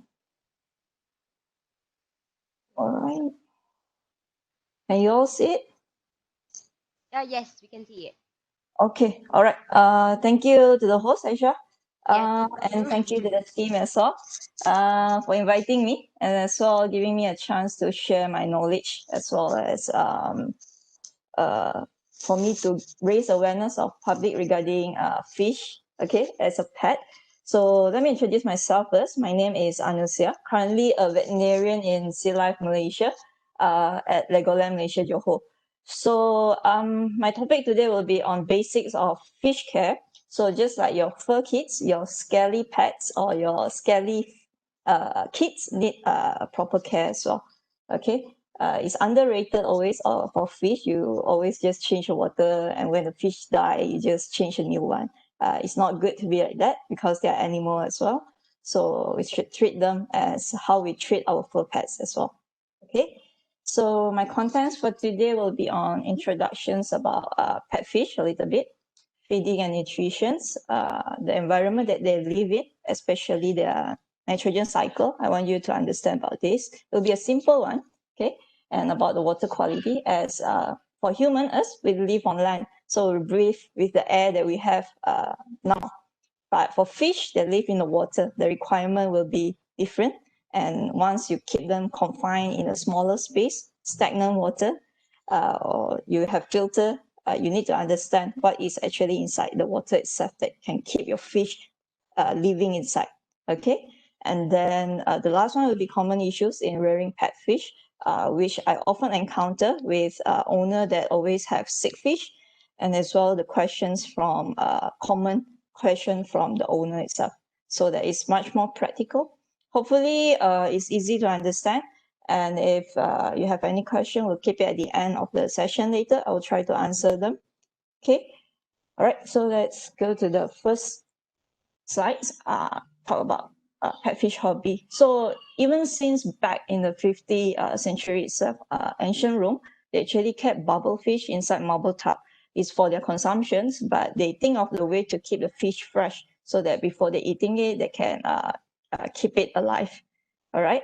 And then if you see in the 1300s, China Emperor actually maintained goldfish inside a porcelain bowl. Okay. They even have a company during that time to just produce this porcelain bowl to keep goldfish inside so that they can make it as a decorations, as a enjoyment for them to look at. Okay. And then start on 1853 year, first aquarium actually opened in London Zoo. We actually can see in the picture that I show here in the most right corner here. It's actually they call it as a fish house over there. They keep a lot of different type of fish, maintain it in the aquarium tank. And of course, during that time, they don't have much knowledge about maintaining the fish inside the aquarium.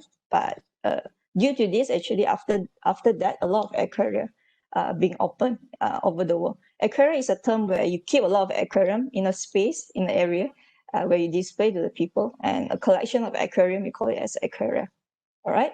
So from there, a lot of systems itself, husbandry, the management are being improved, and researcher keep research about how to maintain the fish, keep live longer, how to maintain the water, how to make the welfare of the animal better. Okay, so yeah, so there's a bit about the history. Then we go to the next one, which is to maintain an aquarium. There's different type of aquarium. Okay, the simple one that we usually maintain is like freshwater fish, marine water fish, freshwater planted tank, and marine coral tank.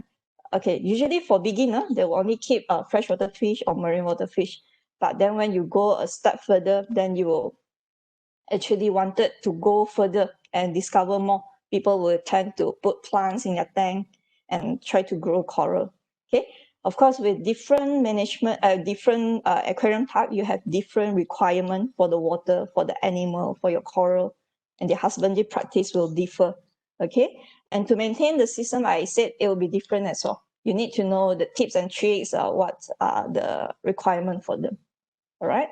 Okay. And then why do people actually keep fish in their home, or even they like to go to aquaria to look at fish? Okay, it's a type of interest. People see fish as a curious being, or maybe they feel something different in the fish that they don't find in the fur kits. Okay, and as well enjoyment. Look at the fish, sometimes different color, their swimming behavior, how they interact with you is type of enjoyment for people. Okay. Some of the people keep fish, for example, like the arowana, the betta, for the aesthetic value. They are very charismatic. This type of fish can fetch from few hundred to few thousand even. People are willing to pay for it because of their looks, their charismatic value. Yeah, okay. And then some of the time, keeping an aquarium can have you to have opinion forming experience, which means that you feel the achievement when you actually can maintain a tank for a long period of time, or you can make the fish breed. So you feel a sense of achievement from there. Okay. Sometimes keeping a fish, you have calming effect. Normally, when I actually work in aquarium, I did talk some of the customer. They will say that they will have calming effect. They feel much more less stressed with looking at the fish. Okay. And besides, having fish is actually a great additions in the home. People when have a big aquarium or even a small aquarium at home, they feel like it's a type of decorations in their house as well. All right. Okay. And then, okay, I think that's a little bit on the introductions. We'll move on to nutrition and feeding. Actually, I can talk a lot on this, but I try to keep it simple and mix what's important to let you all know better on the other topic as well. So nutrition is important, but there's other thing that I think a new owner should know more after this later. Okay, so for nutrition for fish, generally is 3% of their body weight, okay, per day. So if you say a big fish, for example, arowana, you wanted to feed it 3% of their body weight per day, once is enough. But then if you want to break it into 2 times feeding, then you break the 3% of the weight that actually you calculate, break it into 2 portions. Not the 2 portion is 3%, 3%, that's too much for them. Okay, we try to maintain a good body weight and a good structure of the fish. Okay, all right. For other type of fish, for example, this is normally for a normal fish, we said 3%. If you go for sharks, they will need 5 to 10% per week, not per day. All right, so that's different because of their natural behavior, the environment. Okay, they are built to be like that. But so for normal fish, it's 3%. We don't want to starve our fish inside the aquarium. You keep them confined. They cannot find their food by their own. They can only rely on you. Okay, all right. So to feed the fish, you need to prepare the feed actually suitable to their mouth size. Some of the fish, when they are at the fry stage, when they are juvenile, when they are adult, and when they are actually breeding, they have different requirements. And of course, their mouth size will be different. So for smaller type of fish or bigger type of fish, you need to have their feet cater to their mouth. I have a lot of cases that I met actually the fish are too greedy to eat. That's their natural behavior. They choke themselves, they gasp for air, and they die from that. It's unfortunate event, but we can prevent it by providing them with a proper size of the food. All right. Okay. Next, we talk about their mouth shape. Okay. So you see the picture that I put on the right, the first picture. You can see the mouth type is different. Okay. There's a terminal type. There's a superior type, inferior, and subterminal. So terminal is like most of the fish, they are mid-feeder, mid-column feeder. You drop the feed, they might able to see on the top the feed, they can go and grab it. If the feed at the bottom, probably they will go and get it if they're hungry, but they are most suitable if the feed is just nice in front of their eye. Okay, they will just go and grab it. But superior type is just like arowana. You can notice that the mouth is actually going upwards. Okay, they are built for that so that they can go for surface feeder. They always hunt the food on the surface of the water itself. So that's how they are built. So when you are feeding them, you should provide them with a proper food, probably a floating type, so that it's easy for them to notice, and it's cater for their mouth as well. All right, and then inferior and subterminal. It's like catfish or pleco fish, their mouth facing downwards. So when it's facing downwards, they are bottom feeder. They will graze whatever at the bottom. So feeding them, most suitable would be the sinking type of feed. Okay, you don't want them to keep struggling to go to the surface, keep getting your floating feed. All right. Okay. So talking about that, then we go for floating and sinking type. I already mentioned just now, there's a lot of different type of feed for your fish. There's a floating, there's sinking type. It's easily available at pet shops or the aquarium shops that's selling feed. Okay, for the nutritions, like I said, there's different type. Commercial diet, which is the pellets. You can find a lot of brand with a lot of different requirement.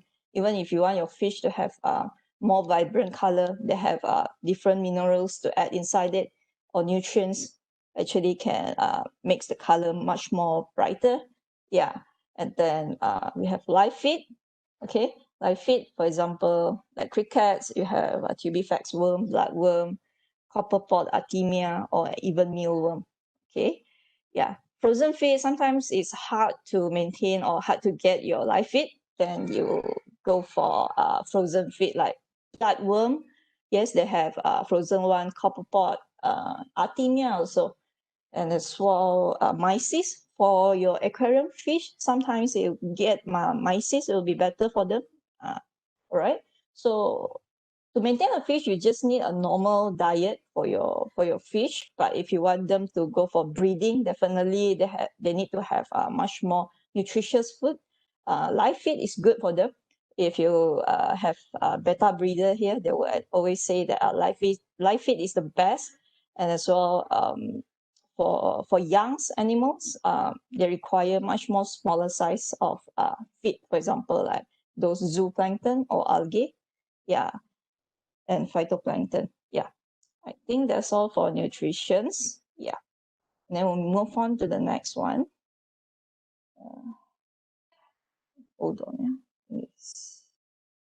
Okay. All right, so nitrogen cycle. Like I mentioned before, as the fish live in water itself, they defecate, they have their feces being released into the aquarium itself.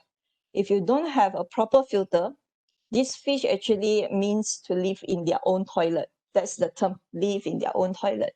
Okay, so it's very harmful. If you put yourself that you're actually living in your own toilet from morning to day for 2 years, 3 years, how do you feel? Okay, without people cleaning it, or you don't have anything to clean it for yourself, how do you feel? You suffocate inside. It's the same for the fish. Okay, so I will explain a little bit about nitrogen cycle so that you can understand what actually happened in the natural environment, as well as how you actually can maintain your fish in a better environment, and what parameter actually is crucial for you that actually you need to know, so that you know when to change water, what is harmful to them. Yeah. Okay, so in the natural environment, this nitrogen cycle happens naturally. So it happens always. They have substrate in the water, for example, sand, stones, all these beneficial bacteria that I will explain later live inside. And this cycle keep going on. And because of the volume in the natural environments is huge, so you don't see the difference. The fish always live in a good environment. But when you confine it, this cycle, if it doesn't happen, then you are suffocating your fish. Okay, let's start with the fish that the fish feed that we feed our fish. Okay, you put the fish feed, you feed your fish. Okay, this fish, when it metabolize it, or it respirate, they sure will have waste. Okay, this waste actually accumulate in the water in the form of ammonia. Even you feed too much of your feed, this feed actually will be converted into ammonia as well. So it's a contributor to this chemical parameter of we known as ammonia. Okay, I will explain it later. Let us understand this cycle first. So after this ammonia, it will be converted into nitrite by a beneficial bacteria called Nitrosomonas. Okay, from this nitrite, it go to nitrate. Okay, until it becomes this nitrate is being converted by beneficial bacteria as well. Nitrate, how do we remove it? It's either it's reduced by plants. The plants will use the hydrogen inside the nitrate to actually grow, or we do water changes. That's the only way if we do it in aquarium. Okay, so this cycle will keep going on if you have the beneficial bacteria inside it. But if you don't have it, then this thing will keep building up and it will suffocate your fish. I will tell you how harmful of this chemical parameter when we go to the next few slides later. So I just want you to capture here now is that this ammonia, nitrite, and nitrate is a harmful parameter in the water for your fish. Okay, so the most harmful one will be ammonia, and then it goes to nitrite, and nitrate is the least harmful. But definitely when I say least harmful, it's harmful, but not that harmful to your fish. Okay, so this is a simple explanation. We go to the next one. So how do we actually keep that cycle in check? Means that how do we actually have our bacteria inside? How do we reduce the amount of the chemical parameter that I said, and to make your water in a good condition? So we have filtration system. If you go to any aquarium shops, we'll see people tend to promote to you, you must have filtration system, or even if you know it yourself, you need to know what's the theory behind it. Okay, so in the filtration system, we normally will have 3 type of filtrations. We call it mechanical, biological, and chemical. So for mechanical, it's like the bag filters or any sponge. Okay, it's actually to trap the first line of filtration. Is it trap all the coarse material, coarse waste, or coarse extra food. So it can be filtered out first. And then in the water itself, you still have the chemical water parameter that you need to reduce. So you need the biological filtrations. So in these biological filtrations, we have biofilter. Inside the biofilter, we have biohousing for all these good bacteria. Okay, we need this bacteria to reduce the chemical parameter of your water. Okay, it's very important. And when I say bio is a live bacteria that is good for your tank. And when it's live, you need to take care of them as well. Okay, we'll talk about this more later. Okay, then chemical. Okay, chemical filtrations, it depends. Usually in a small type of aquarium with a hanging filtrations, you don't have much of this. Okay, but if you are maintaining a marine tank, coral tank, or even a more sophisticated aquarium, you need protein skimmer, mostly for marine. Okay, and then you have chillers to maintain temperature. If you are from temperate country, for example, from a temperate country, then you need, even for tropical fish, you need to have a chiller or temperature controller in your tank so that the temperature doesn't fluctuate too much. I'll talk about temperature later. It's a very important parameter that will influence other water parameters as well. Okay, so we want to keep that tank in a constant situations as much as possible. Okay, so that they don't feel the stress. Okay, some of the canister or filter, even the smaller type that have UV filters, is good in terms that they can kill off pathogens in the water and reduce the harmful pathogen in the water for your fish. Okay, in a bigger aquaria, for example, like where I work now, we have ozone generators. It's for better oxidations in the water to kill off bacteria again and harmful bacteria, and as well for the clarity of the water itself. Okay, so this is a bit about the filtration system to make you understand. We go to the pictures, so it's easy for you to imagine it as well. So in the first picture that you can see here, I'm not sure whether you all can see my mouse. Can you see my mouse? Aisha, can you see my mouse or no? Yes, I can see.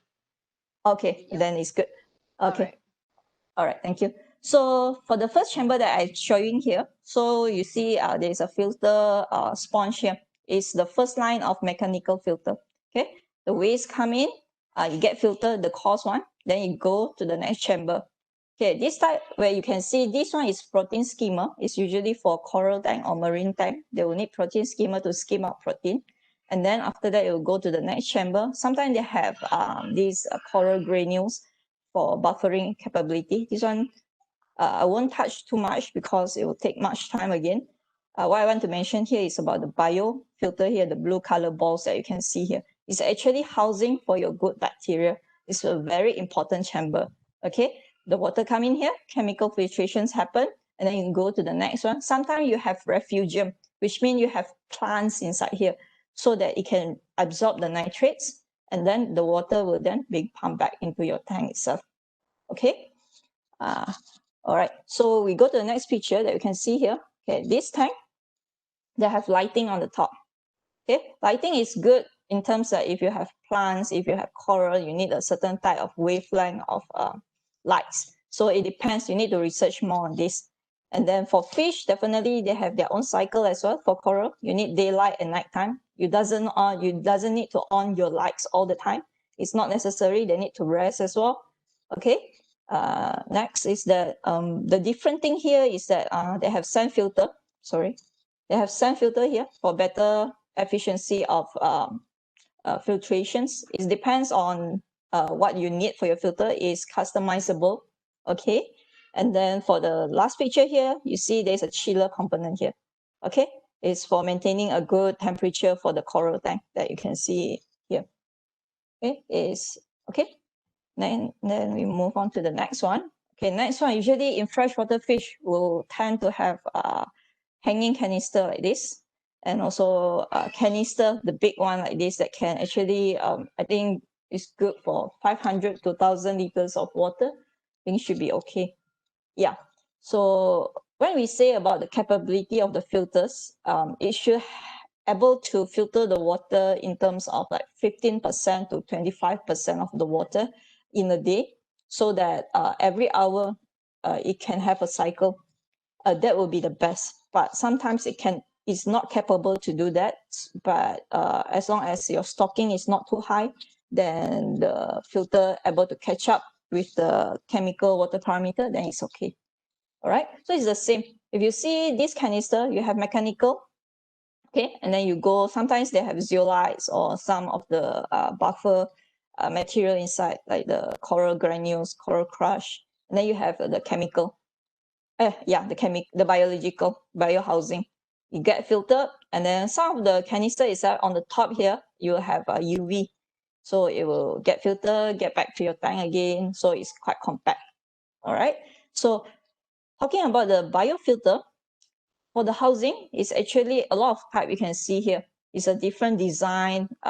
Mostly it's just aimed for increase the surface area for the bacteria to attach to. Okay, so when you have more bacteria, they're able to receive high load of your chemical parameter, then they can convert it into a less harmful component of your chemical component. All right, this is very important. And to maintain your biological filter, you doesn't want your water parameter, for example, the pH and temperature, to change drastically in short amount of time. This will shock your bacteria, and then they will die, and it will take your time 2 or 3 weeks just to establish them again. Okay, all right. Okay, for me, I think every time an owner come to me with their sick fish, the first thing that I will ask is that, how is your water parameter? And often they can't answer me that. And people neglect this thing.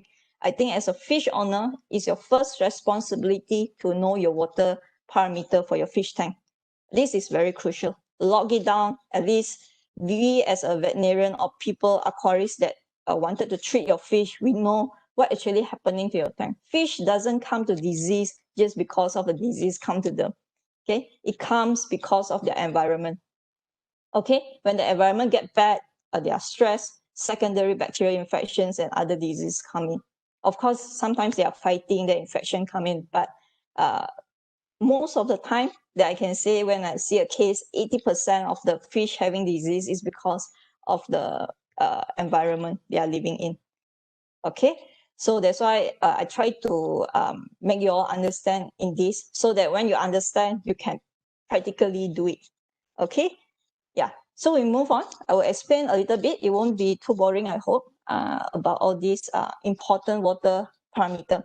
This one is, I think, few of it that I feel quite important for you to understand. There's a lot other nutrients and as well minerals or water parameter that you can check, but that's when you become more expert in it, or you need to know more about it, then you go for it. All right.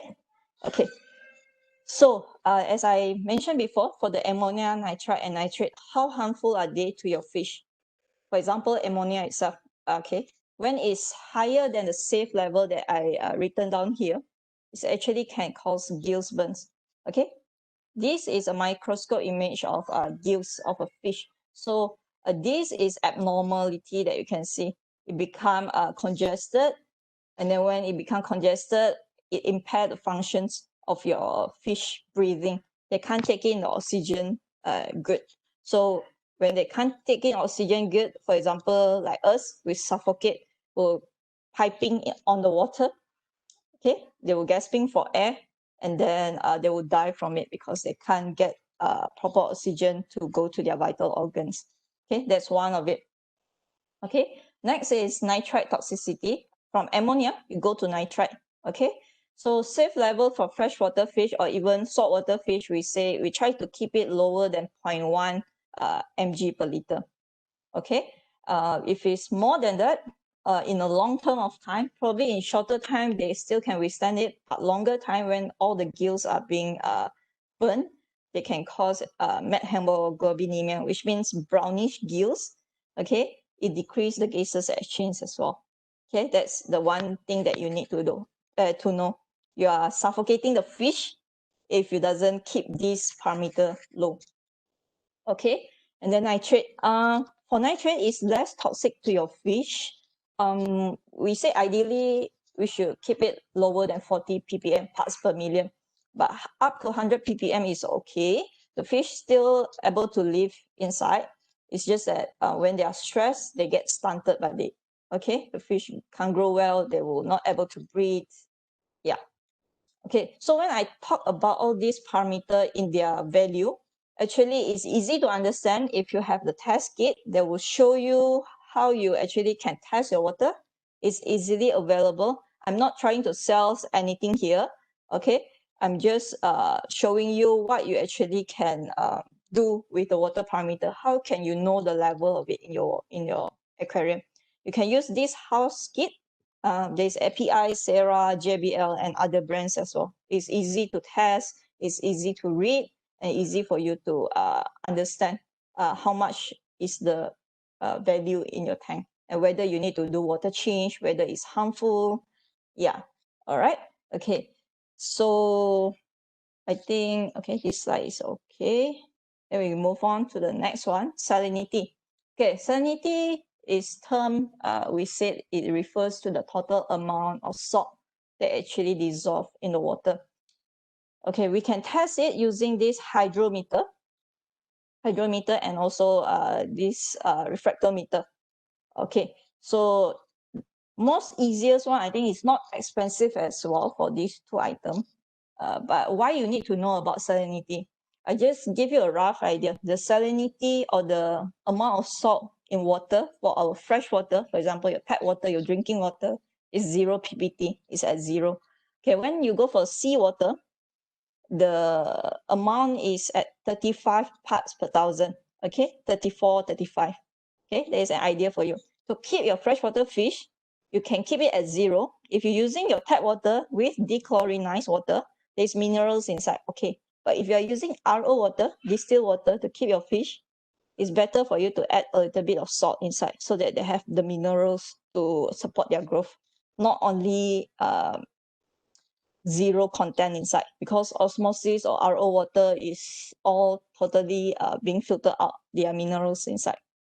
Okay, so for treatment or even sometime in maintaining the freshwater fish, I will recommend owner to keep their water at 3 ppt. 3 to 5 is okay, but 3 is optimal, I would say. Okay, it can prevent any disease to happen. Okay, I will not say it's 100% proof disease, but then at least you keep at 3 ppt. They have that mineral content to support them, and as well as it can suppress the growth of parasite or even harmful bacteria to stick on your fish. Okay, yeah. And then for seawater, even you say marine tank, the fish are okay with 30 to 34, no problem.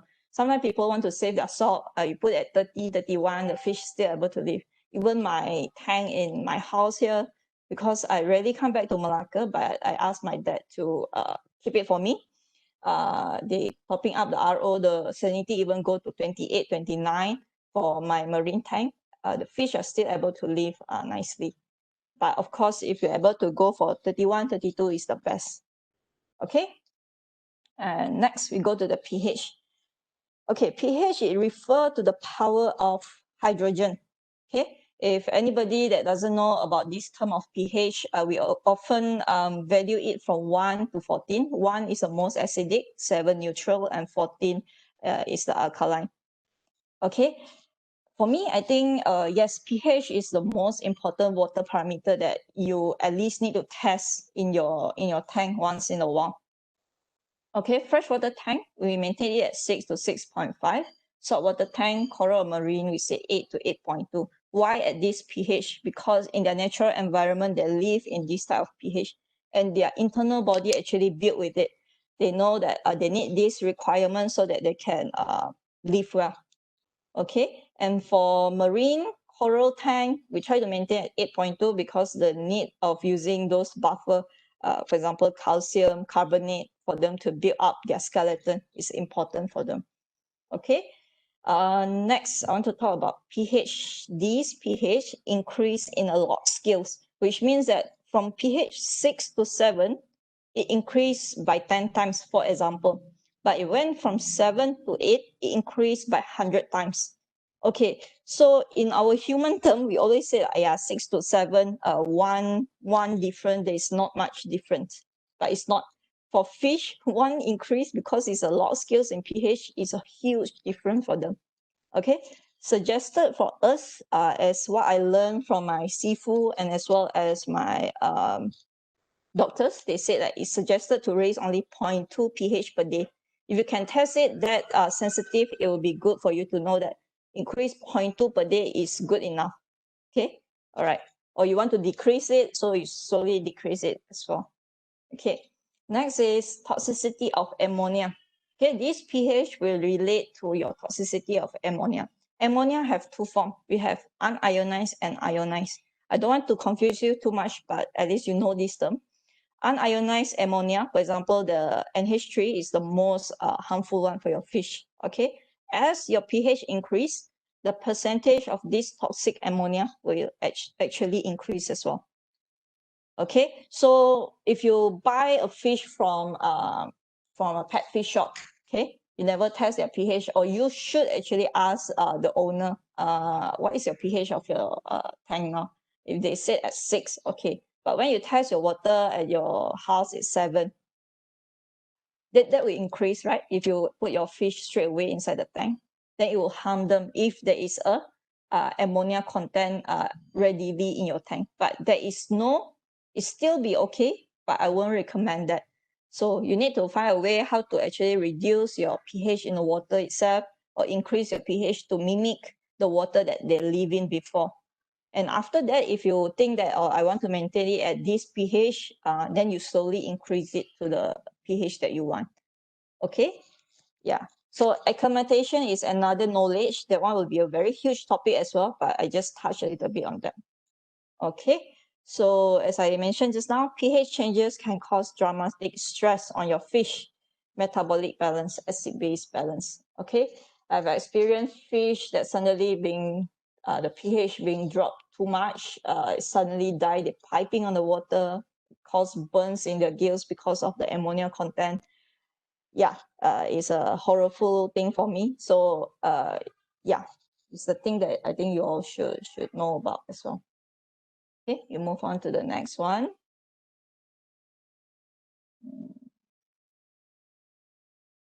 Okay, so we talk about oxygen. Okay, we as a human, we breathe oxygen in as well. We need to keep ourselves alive with it. So dissolved oxygen is the term that we often measure in the tank itself or in the water. Okay, we measure it in ppm, parts per million, mg per liter, or percentage of saturations. Minimum of parts per million that we measure is at 6 ppm. If you say aquaculture farm, 4 is okay. We maintain 4 to 5, but you can get a minimum of 6 in aquarium is the best. Okay, and it's important for biofilter function. As I said, your biofilter is a live bacteria inside. They need oxygen and as well other nutrients to survive as well. Okay, yeah. So if you doesn't have a proper aerations or oxygen content in your water, you will suffocate your fish, your plants, and as well your biofilter itself. For example, if you keep a fish in a bare tank, for example, you need a simple aerations inside it with the A stones so that you can provide aeration for them, because of course sometimes if you say some of the fish like betta fish, they can live without aeration, yes, because they have labyrinth organ, which I will explain it later in the case study. But it's not for long term. Okay, they can get the oxygen from the surface, but it's not for long term. For other fish, you definitely need an aeration because when they are active in the water, they need more oxygen to survive on. Okay, yeah. If you have plants in the water, you must be much more careful as well. The nutrient requirement will be different. If you have plants, in a simple words, in the morning, they photosynthesis, they provide oxygen for your fish. Okay, you need to know that too much plants will increase your pH as well. If you have too much oxygen in the water, okay, they will consume a lot of the CO2 in the water. CO2 is the contributor of acidity in the water. So when they consume a lot of the CO2, it's good for us. We think, oh, they consume CO2, but they will raise the pH a lot. Okay, I experienced this a lot in aquaculture farm, not in aquarium, but for planted tank as well. Okay, and then at night they will start using the oxygen as well. When they start using your oxygen and you doesn't provide any extra oxygen in the water, your fish will suffocate. You might not see because it always happen before daylight or before you turn on the light. The fish will actually piping on the water, but you don't realize it. But once it's morning again, the plants actually producing the oxygen again, your fish receive it again, and then they become, then you say, oh, my fish doesn't have anything. But you doesn't know that the night before they actually suffocate. But what you can realize is that in the morning, your fish will suddenly don't have any appetite to eat, or they keep dashing here and there. Yeah, there's a kind of stress that you should avoid, and there's kind of knowledge that you should know about it. Okay, so that's about oxygen. Okay, source of oxygen, phyto, plants, aeration, simple diffusions, or even you make the water surface to have wave. The surface air can actually have exchange of CO2 and oxygen on it, but it won't be that efficient, but at least something. Okay. So we move on to this table. Okay, this table, it looks complicated, but it's not. Okay, let's go to a simple one that I want to show you. Temperature and pH, how can it affect on the value of the ammonia, unionized ammonia in your tank? Okay, I just want you to get the idea of if you change your pH, if you change your temperature drastically, what happened to your ammonia content? Okay, for example, for your pH, okay, we go it slowly. For your pH at 7.0, okay, for example, 7.0, and your temperature is at 6 degrees Celsius, your unionized ammonia content is like this.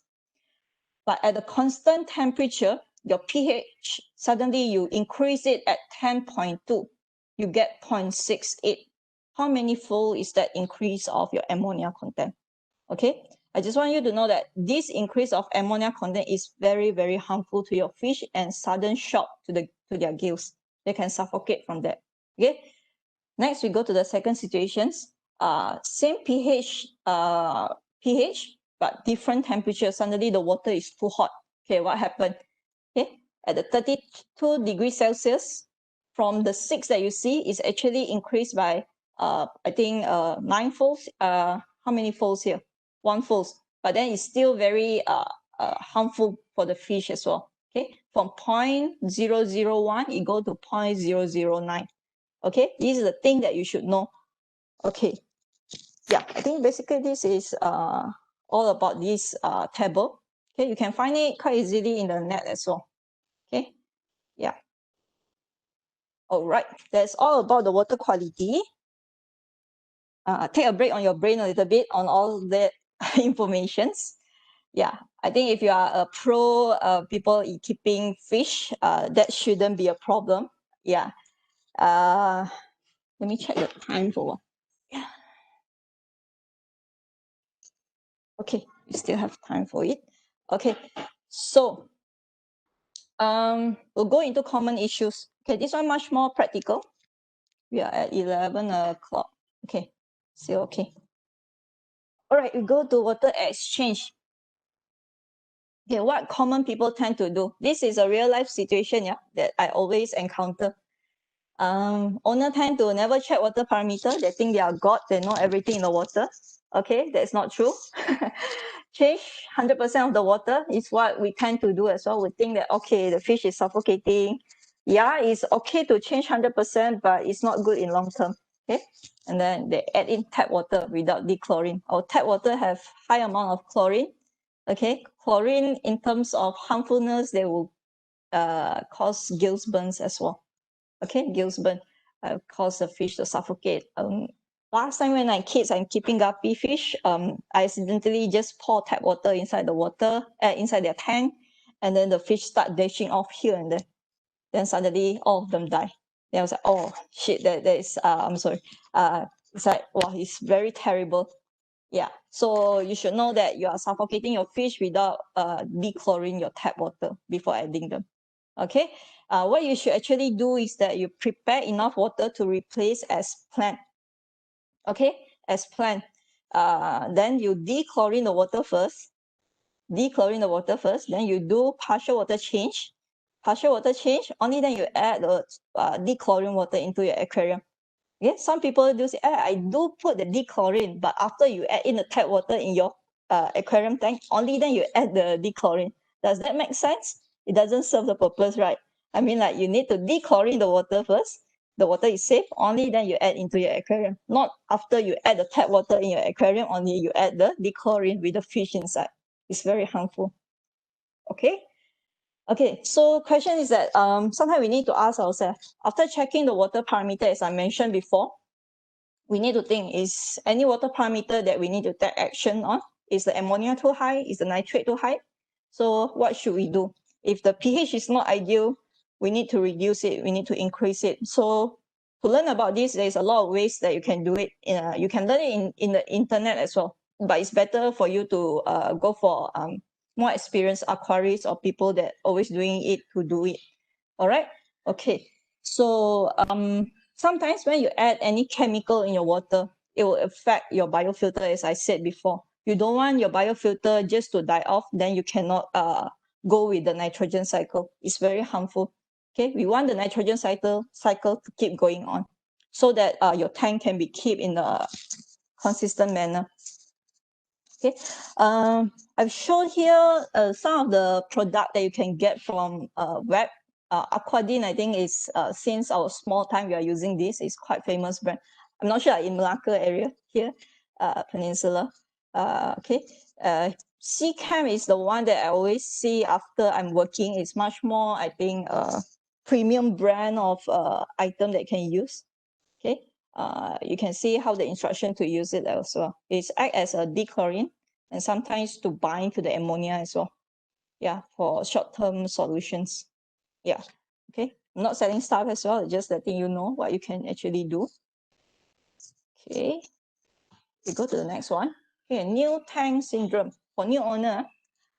New tank syndrome, where you can see here, I already crop out a definition by the Google. It's a term used to describe problems that actually occur due to build-up of invisible toxic compound in an aquarium. Okay, it gets its name, but it most likely occur when your filter is maturing and when you are starting a new aquarium. Okay, things that you all simply look over that I wanted to mention here. Problem number one for new tank syndrome is that it's a newly established tank. Sometimes it doesn't allow the nitrogen cycle to go on first. Okay, when you have new tank, people tend to have no filtration inside it. When there's no filtrations, no nitrogen cycle happening. Like I said before, no nitrogen cycle happening, your harmful components in the water start to build up. Okay, it's very harmful. Problem number two in the new tank syndrome is that new owner, okay, tend to straight away put the fish without checking the pH. Okay, like I said in the pH section just now, it will shock the fish. Problem number three is sudden spike of ammonia. Of course, definitely in the first week when you put your fish in, you doesn't realize this thing happening. But when the fish starting to have their waste in the water, and actually the nitrogen cycle just wanted to happen, that's the time which is most harmful for your fish. You realize that you don't know what happened, but suddenly your fish just died. There's no active lesions, nothing. It's just that after a week, you buy your fish just died. Okay, most highly, if it doesn't check the water, this is what actually happening. Okay, yeah. And then how you actually can solve when you're buying of the pet fish. Don't buy it just because you want to buy it. Make sure you prepare the environment first.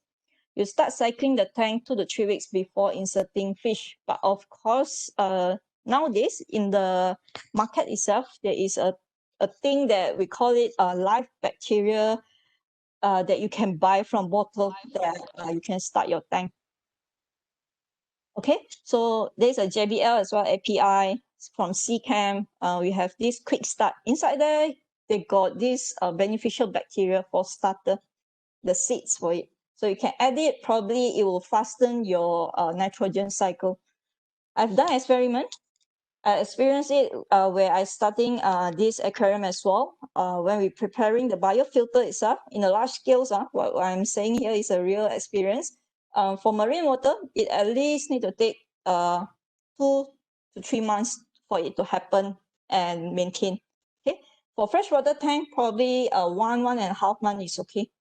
Okay, given that you provide a proper environment for the beneficial bacteria as well. In aquaculture farm, if you say a bigger RAS farm, it will probably take longer than that, 4-5 months to make the system ready for big amount of fish. That is very important for people to know about it. Okay, so as I said before, test your water parameter frequently. Even if you feel it's quite rushed for you to put it inside the tank, but make sure you test water parameter. You know that ammonia is high or some toxic compound is high. You try to change your water bit by bit and until your nitrogen cycle is being built up in your tank. Okay, we move to the next one, new owner syndrome. So problem number 1 is that new owner never check water quality. Number 2, overstocking. Okay, sometimes you doesn't know that the fish will grow that big and then suddenly your aquariums are filled up with all the fish. But make sure do some research first, how big the fish can grow up to and how big of the tank that you need to provide them. Okay, when it's overstocking, like the picture that I show here, the fish will be uncomfortable. They might be from different regions you see in the picture. Some are from our Asian countries, some are from the Amazon area. So it's not suitable to live together. All right, overfeeding. New owner, we tend to see, oh, the fish is always hungry, you always feed them. It's not good. Water quality will be affected. Your fish might get obesity. Yeah, okay. And then number 4 is that frequent water changing. We always so worried about the water quality because we feel unknown about the water. But when you test the water, then you know about the water, then you know what to do about it. Okay, right. We move on to the next one. Fish in a bowl issue. Okay, this is a big issue as well. Okay, people in the night market selling fish in a bowl. Last time it's very famous that you keep a goldfish in a bowl. Even Elmos keep their pet fish in the bowl as well. Okay, what's the problem about this? Okay, number 1 is that there is no filtrations, as I mentioned before. Toxic component built up. Number 2, no oxygen circulations. Okay, yes, betta fish, even when I'm taking care of them, we don't provide that much of aerations, that huge of aerations, because they can squeeze oxygen from the air, but it's not long-term solutions. It's actually they are building this capability for drought conditions. Okay, so it will be a stress for them if you keep keeping them in the area without proper aerations. Yeah. And then number 3 is that no temperature stability. The temperature easily shift to very cold or very hot in a short time.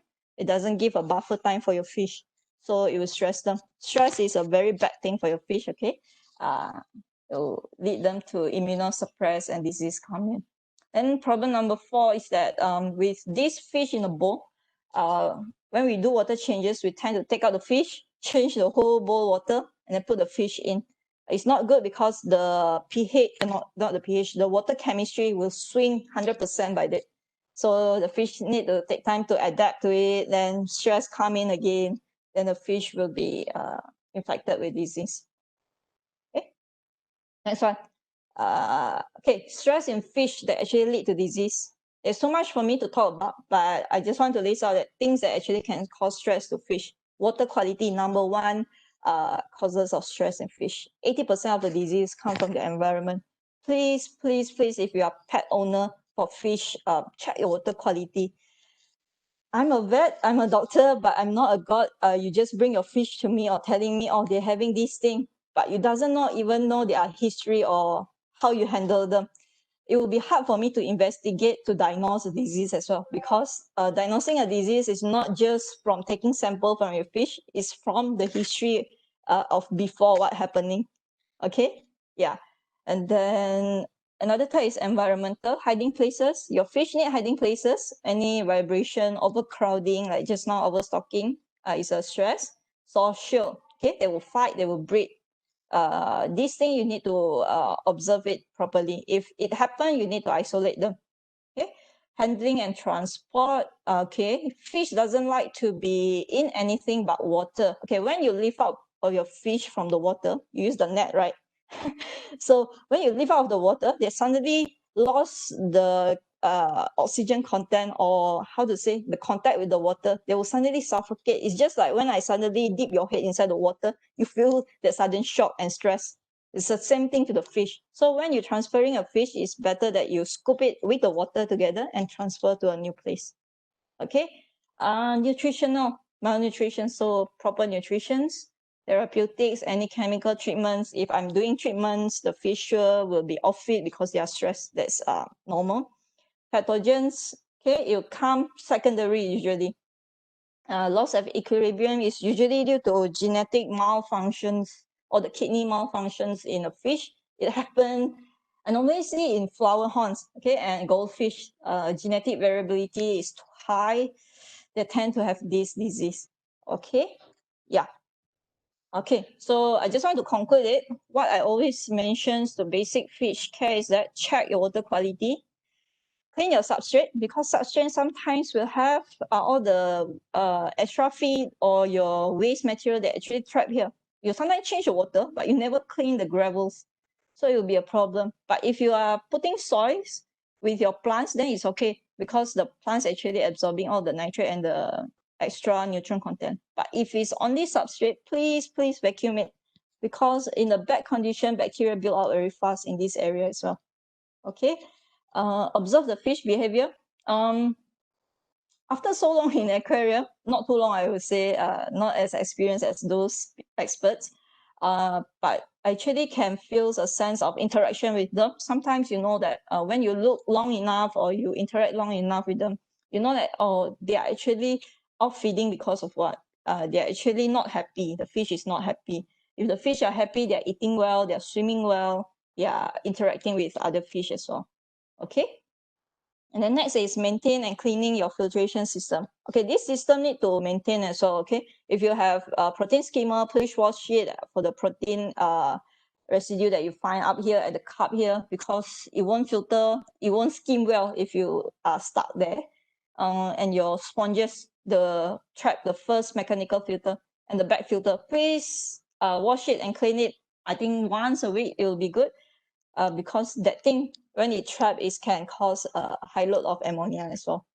Okay, all these things you just need to do probably once a week. Water quality at least once a week, I would say. If your other system, if you think it's quite clean, maybe twice a week is still acceptable.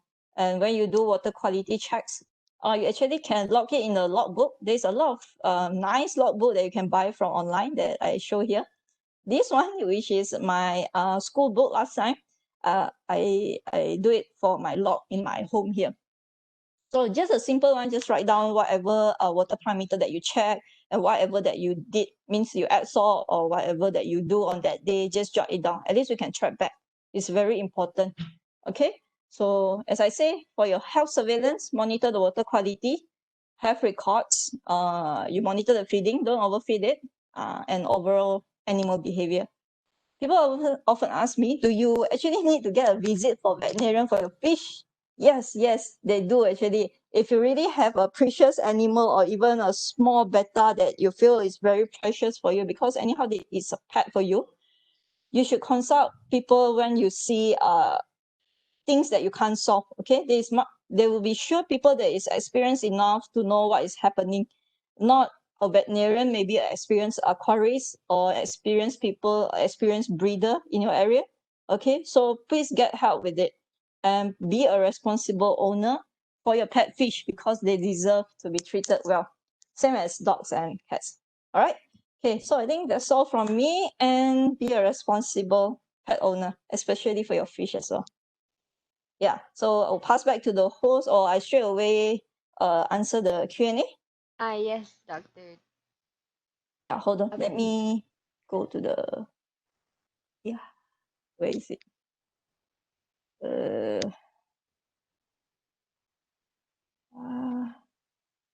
Okay, I should stop. Okay, all right.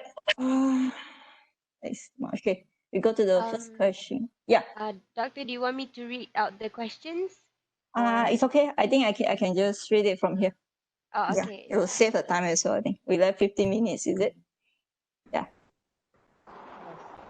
Okay. So, what is the general rule when pairing fishes of different species into a tank? Okay. So this goes to by experience, and also the different type of fish. You need to see how is their interactions first. It's different from fish to fish because some of them, even you say they don't interact well, because every fish is an individual. Okay, so generally if you put them together at when they are growing up together, then they should be able to live together. But when the fish grow bigger than the other one, the bigger fish tend to bully the small one. You need to observe that. So that is very important as observations in your fish tank. Okay. If marine fish, usually will say the banner fish or the butterfly fish will keep pecking on your stingray. There's actually experience from previous people that observe this, and they pass the information to us. So this is a thing that you need to communicate or socialize with more people that keeping aquarium to know how is the pairing of the fishes. Okay. All right. So we move on to the next one. I think I answered this question. Is it okay to keep fish in a simple fish bowl without any filtrations? As I mentioned before, I explained it. It's not good. It's not good because you cannot establish the nitrogen cycle in your bowl, fish bowl. Okay.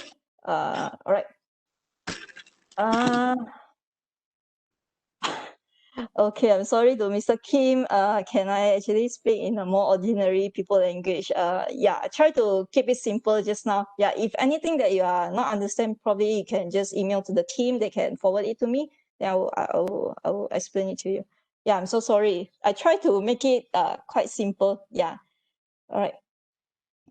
Then is it normal for fish to swim upside down and sometimes they're floating like they are dead? Okay, so it's not normal. Fish should swim normally in terms that they are verticals and not verticals, like horizontal, like normal fish swimming. So when they have this type of problem, probably they have internal a disease that happening, even air bladder problem. So this type of thing usually happen, as I said, is due to water quality. Most of the time, 80 to 90%. If they really come up with disease, we need to diagnose it. Or yeah, okay. Please consult with more experienced people on this, because there's a lot of things can going on with these situations. Okay. Next question is from Rimala. Okay. From Indonesia. I want to ask about the filter tools. For sick fish, is the filter tools different from a healthy fish?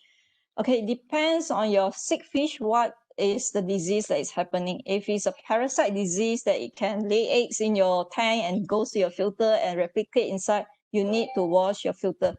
Okay, but if it's not, it's just a bacterial disease or because it's due to your environment, it's okay to maintain your water and your filter. Just make sure that your water parameter is at tip-top conditions. Okay. For example, if I do a treatment using antibiotic for the fish in a water bath, I will try to not to do it in its own tank, but I'm using the tank water. You get what I mean? Is that I don't want the water to be recirculate into its filtering system, which will kill it biofilter. Okay, I do it in a different tank, which mimics the same condition as its normal tank itself. All right. Let's go. Hold on, yeah. Looking at the questions.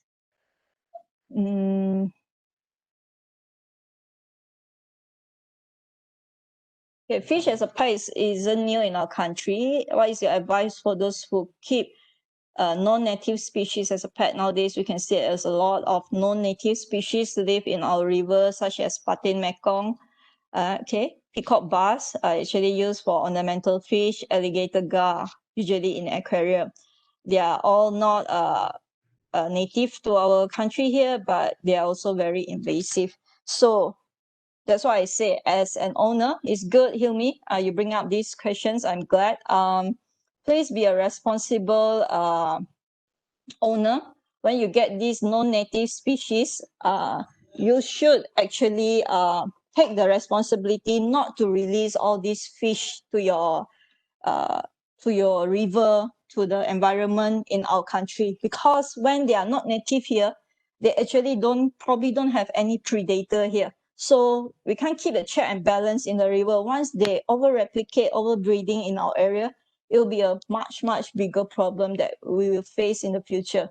Okay, so what I want to say is that if you can't keep your fish, is too big, or you suddenly feel like it's not suitable for you to keep, please contact people that actually can handle this, probably an aquarium shops or other people that want to adopt your fish, or even bigger aquarium, that you should ask them whether they can adopt your fish or not. Okay, so that's the way. It's not that just releasing your fish out into the non-native river or area.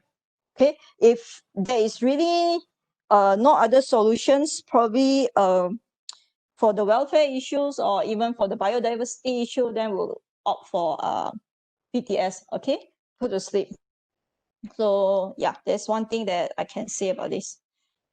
Mr. Kim, I'm sorry, it's not Mr. or Mrs. So Kim asked about if we don't have all test kit, okay, please buy it. It's not expensive. You can get it from online as well. Any aquarium shops, they will have this simple test kit. Please get it, not the strip, yeah. Please get it those drip type, because that's much more accurate. Please get it. I recommend it a lot. Okay, please get it. It's not hard to know hard to understand as well. There's instruction clear. You can do it. Okay. Okay. How do we know if the fish is stressed from go? Okay. So when a fish is stressed, they will be restless. They will be restless. They will start to have a disease coming on. For example, the first sign that you can see is that they are not eating as per normal they are eating. That's the first sign that I usually will detect. The next one is that they keep hiding. Okay, they keep hiding. If they're not normally hiding, they keep hiding, then there should be some problem that happening on.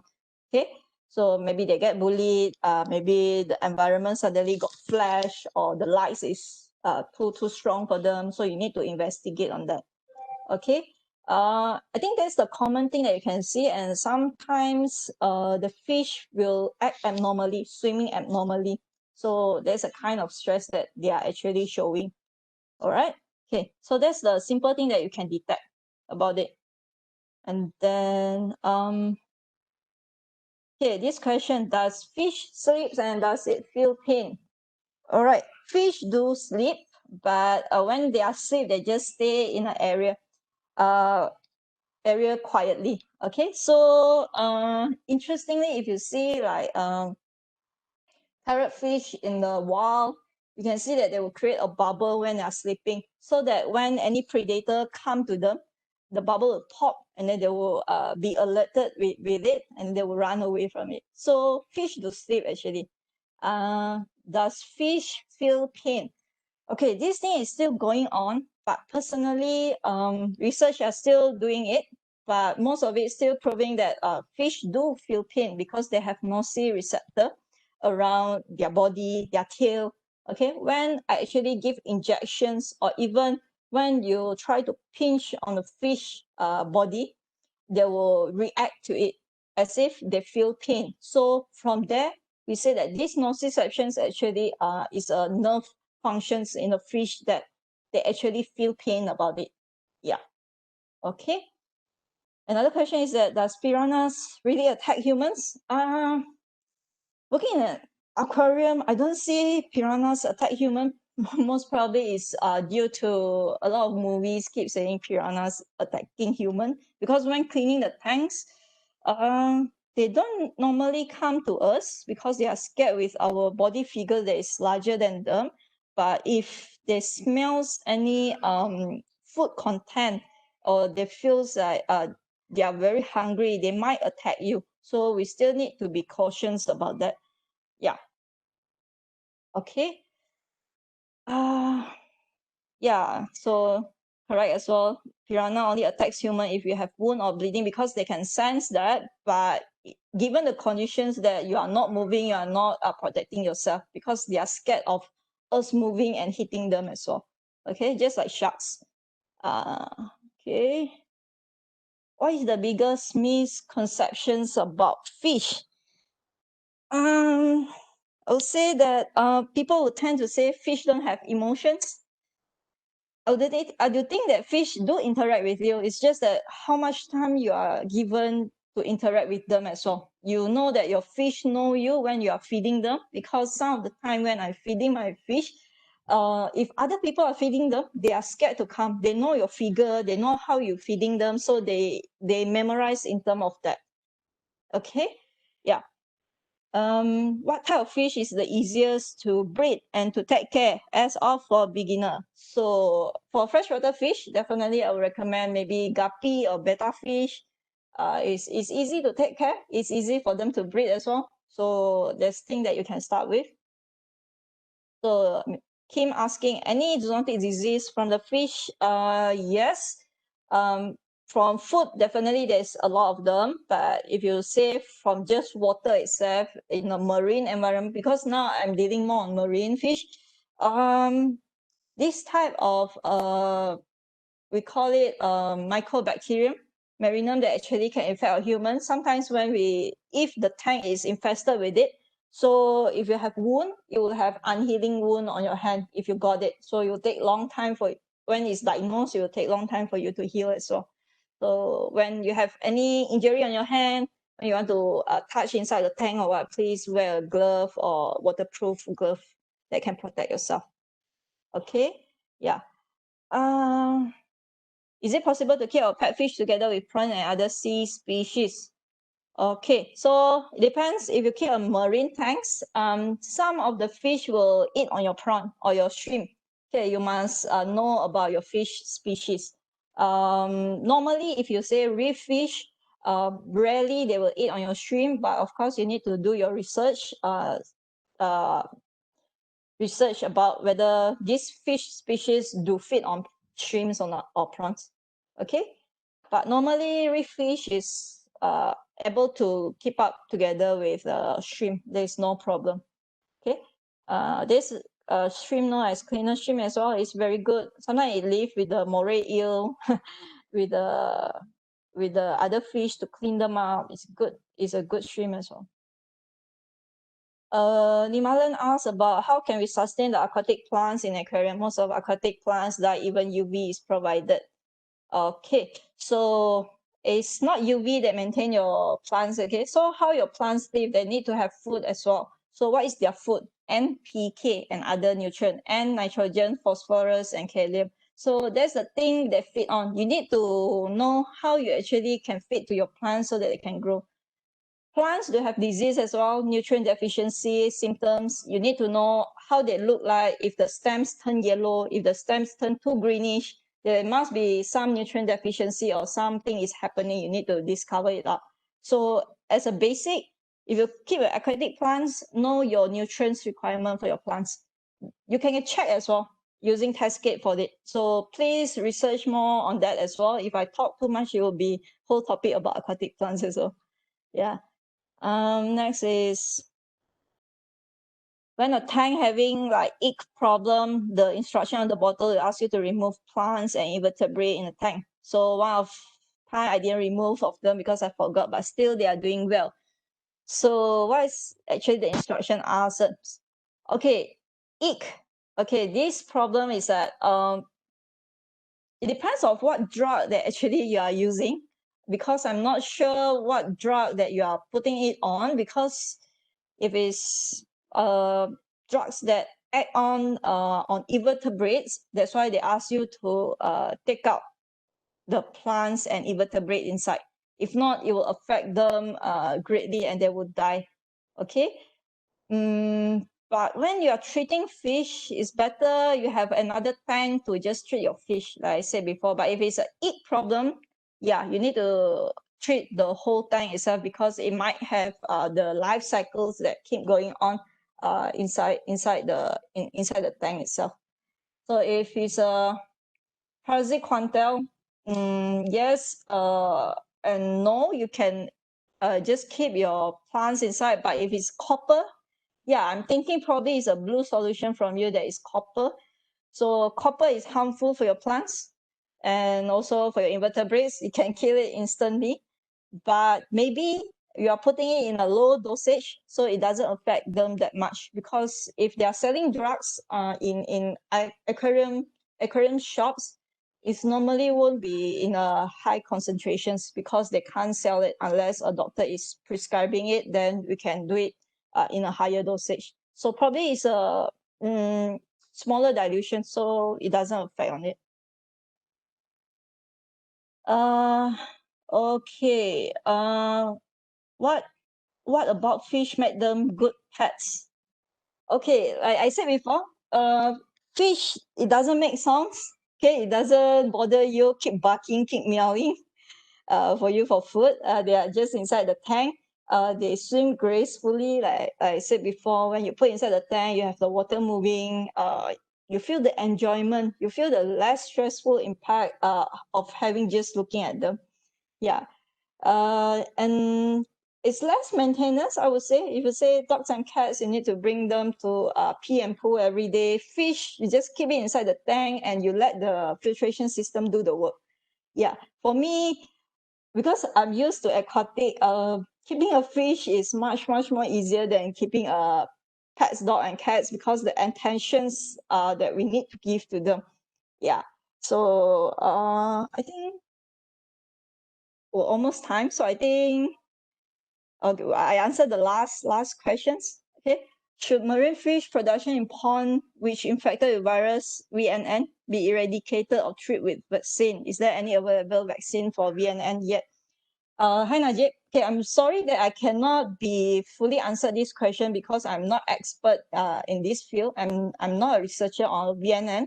But what I know is that because I'm interested in aquaculture as well, for this VNN, when your fish have it, is because your environment or your situations in the pond itself is not ideal for your fish. They easily get stressed and they easily get infected with this. Definitely, when you get this VNN, you can give them vaccines, but once it's already in your farm, it's better to just eradicate the animals instead of keep vaccinating them, because vaccine is only good when you don't have the disease, but you do it when you want to prevent it to happen. Okay, so I don't think I can talk too much about this because I've not too much scientific knowledge about this. So I think basically that's the thing that I can mention about. Yeah. Okay, last question. Yeah. Okay, from Fatin, is it okay we left the fish for 2 or 3 days for vacations? Okay. It's not ethical. Like I said, it's not ethical without any food. But if your system is running well, okay, it's running well, you have auto feeder. Now we have auto feeder.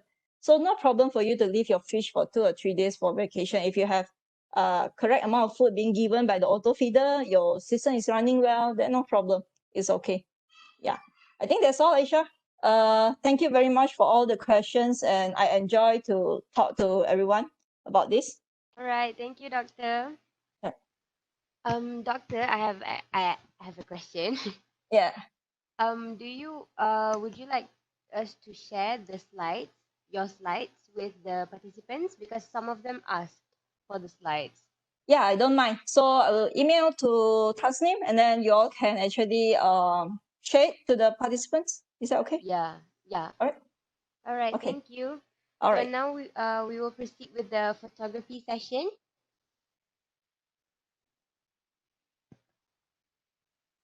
Thank you so everyone, much, please. Dr. Anusia, for your time. It's Sunday morning. Thank you. Sacrifice your time.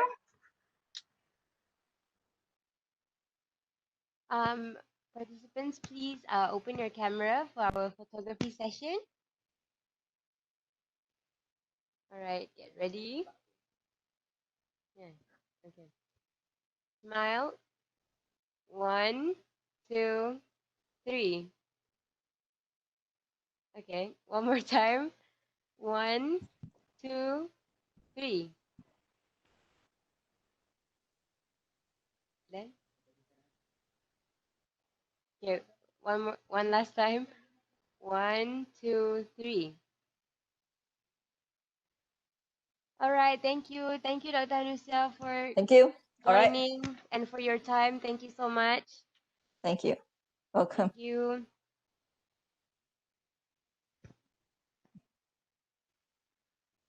Okay, so now we hereby end our second slot for today. So I hope that each and every one of you, after listening to today's talk, some of you will be more interested to have aquatic pets, or you can also share the knowledge with your family or friends. Maybe they want to have their own aquatic pets, but they may not know the basics. So you may share with them. So now we are going to move on to something a bit more different, which is we are going to talk about the basic care of exotic pets. This slot will be taken over by Dr. Muhammad Reza bin Muhammad Tarmizi. So a little bit about Dr. Reza. Dr. Reza, an alumni of UPM, and also he took Diploma Kesihatan Haiwan and Peternakan here in Universiti Putra Malaysia, Campus Bintulu. He started off his career in Zunegara in 2006, and from there he went to Singapore to work as a vet for a year. He then furthered his career in the same field at Aquaria KLCC. He has also worked in Malacca Zoo and Night Safari before appointed as a vet in UMK to Kota Baharu. Currently, he works as a vet officer in Bora, Borneo Rhino Alliance, while currently working on an assisted reproduction project on Sabah endangered species. So, okay, is everyone can hear me clearly, right? Type in. Oh, the cage pins are down. I'm so sorry.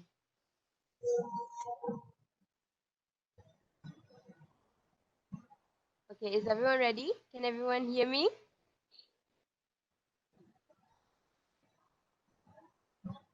All right, type Y, type Y, type Y.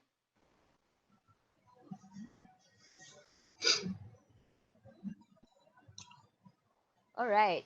So, Dr. Reza, are you ready? Yes. Can you hear me clearly? Yes, we can hear you clearly. Okay. So should I start and share my slides now? Yeah, you can start now. Okay. All right. Thank you, Doctor.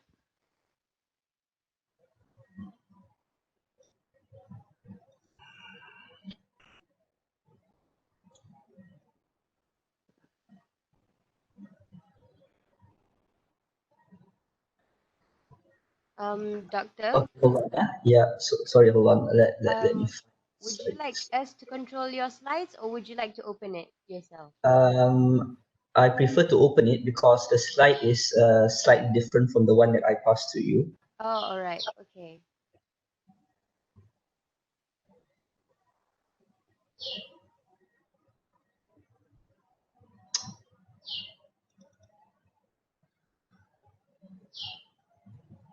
Okay. Can you see my desktop? Yep. Yes, we can see your desktop.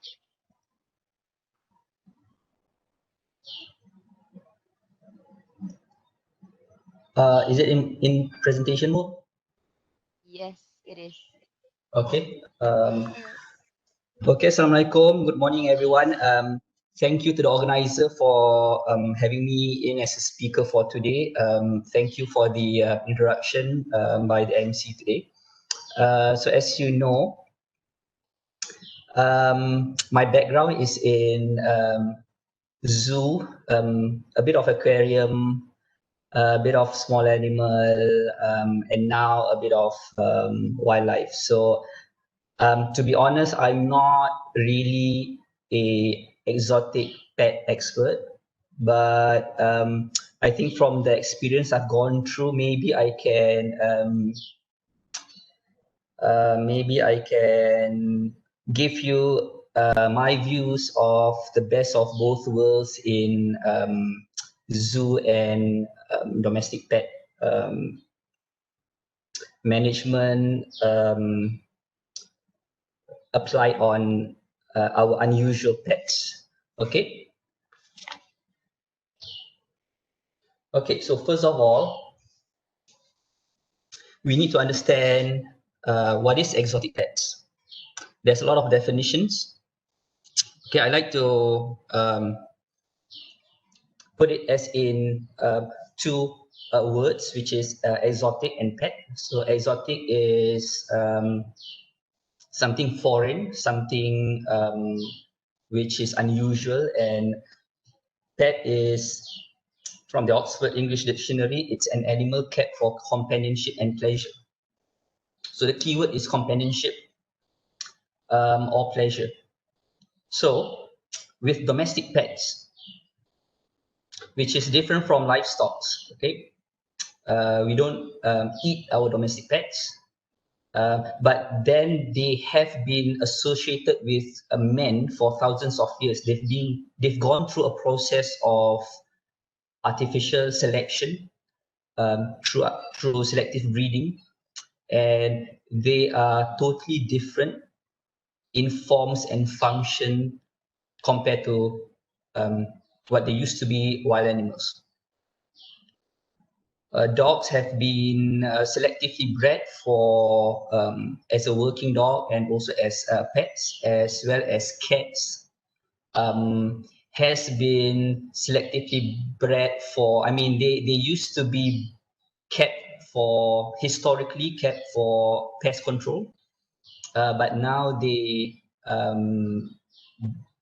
benefit mutual relationship with humans in terms of food and companionship. Okay, now we go to exotic pets. So I've gone through a lot of dictionaries. I couldn't find the definition of exotic pet.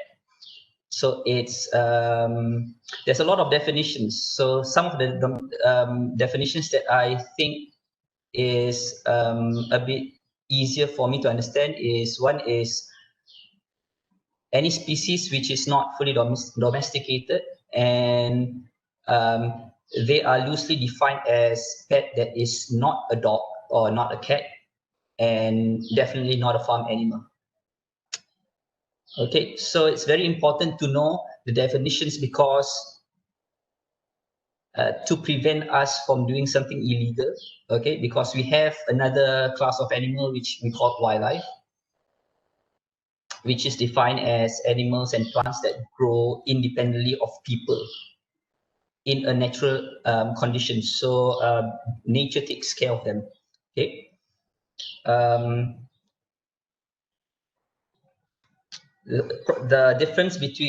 main difference between a wildlife and an exotic pet or a domestic pet is they have this function through the ecosystem, which we call ecological service. So what ecological service means, they are the ones shaping the environment naturally. Okay, like birds, for instance, they pollinate. Okay, they are the pest control. They are what else? Pollinators, seed dispersals. Okay, so it's very different from domestic pets, which the function of domestic pet is just for companionship or pleasure. Okay, so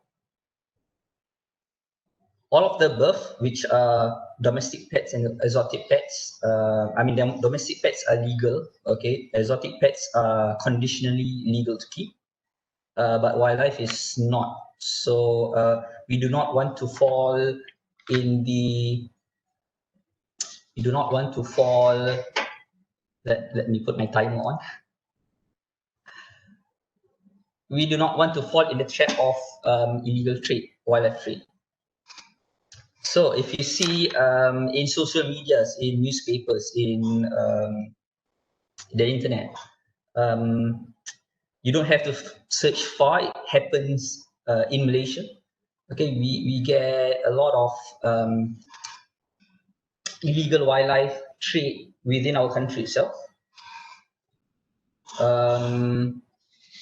For instance, the famous sun bear that some artist kept, that she thought it was a dog.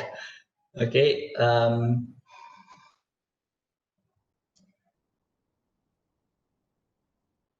And small primates, especially babies, are very popular. Even when I was practicing in UMK vet clinic in Kelantan, there was a couple of people that brought in baby langurs and slow lorises. So these animals are brought in from the wild. They do not they do not thrive in captive situation, and they require highly specific requirements.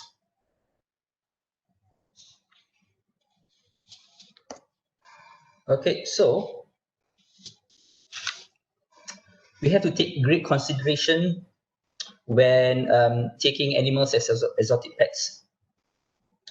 To stop wildlife trade, the demand has to stop. Okay, so if we keep buying wildlife, the trade will not stop. It will continue, and we'll lose a lot of our wildlife species. Okay, so going to why exotics. Okay, why do you want to keep exotic pets? I couldn't find much published literatures or research done. There's a couple, none from Malaysia. So there was one paper called, I'm not sure how to pronounce this. I think it's ESNOTIC or ESNOTIC. Should we be keeping exotic pets? Okay, so from the paper here, they found that many exotic pet species are not domesticated pets. Are not domesticated animals. Many of them require special requirements which owners usually lack in terms of facility and knowledge, and a lot of owners has misalignment of expectation. Okay, unlike cats and dogs, they're not an animal that you can cuddle and handle that much. Okay, another paper, survey done on assessing the psychology of these exotic pet owners in as a vet hospital. So most of the owners that brings in exotic pets for veterinary checks are the most would be bird owners, followed by other exotics, which are it could be reptiles, rabbits, other small mammals, followed by ferrets. Okay, and for bird owners, the reason most of them bring their pets to the vet is for diagnostic tests. For small mammal owner, it's for physical examination, dental examination, vaccination. And for reptile owners, normally it's for gender determination and information on husbandry and diet.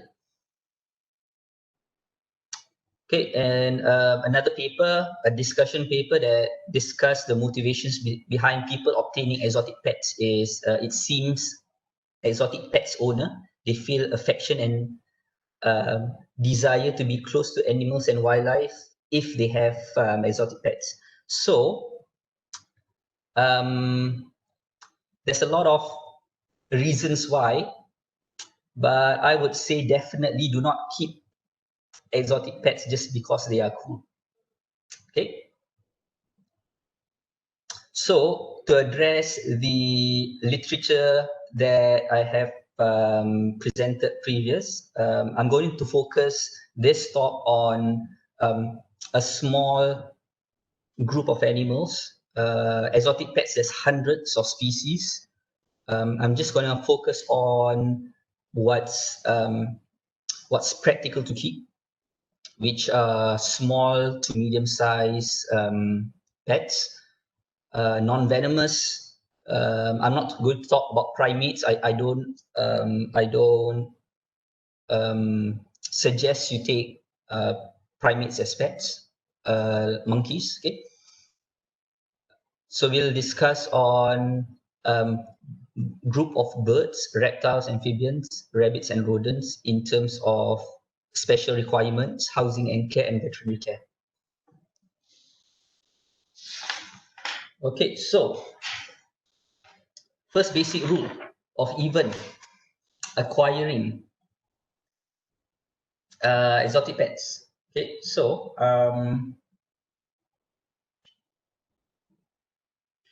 first of all, we need to plan and prepare. Okay, so even before you acquire one, first of all, please look into law and legislation. That's why I mentioned exotic pets. There's a conditional legality to it. Some needs permits. Okay, do your research on natural history. Natural history is where how the animal thrives in nature. Okay,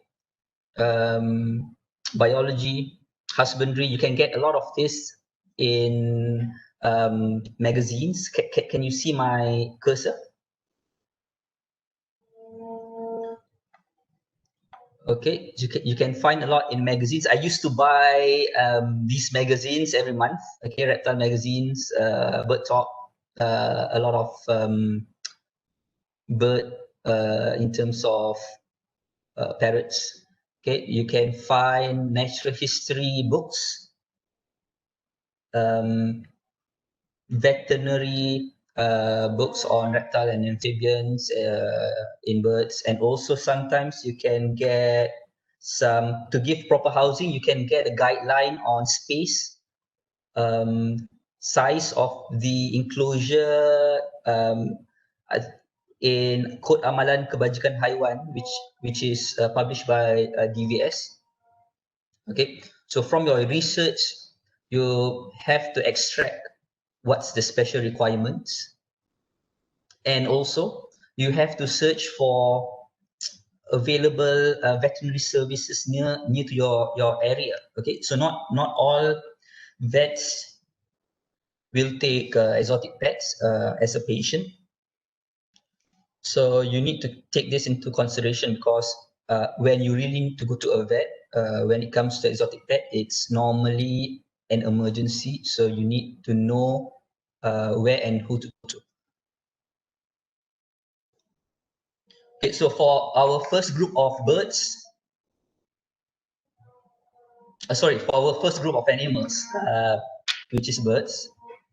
Okay, so from the picture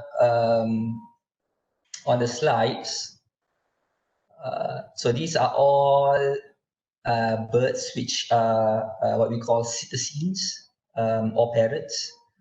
Okay, there's a lot of species, comes in many shapes and colors. Okay, if you see here in terms of the size, okay, you can place a hand, an arm, or a finger as a scale. Okay, so this Amazon parrot is the size of a hand of a person. Okay, and this blue-winged macaw, you need an arm to support it, so it's considered a large bird or a large macaw. And then you get these finger-sized parrots like budgerigas and cockatiels. And you get this very tiny, you can see the rambutan next to the bird. Okay, this is called a hanging parrot, which is actually our local species.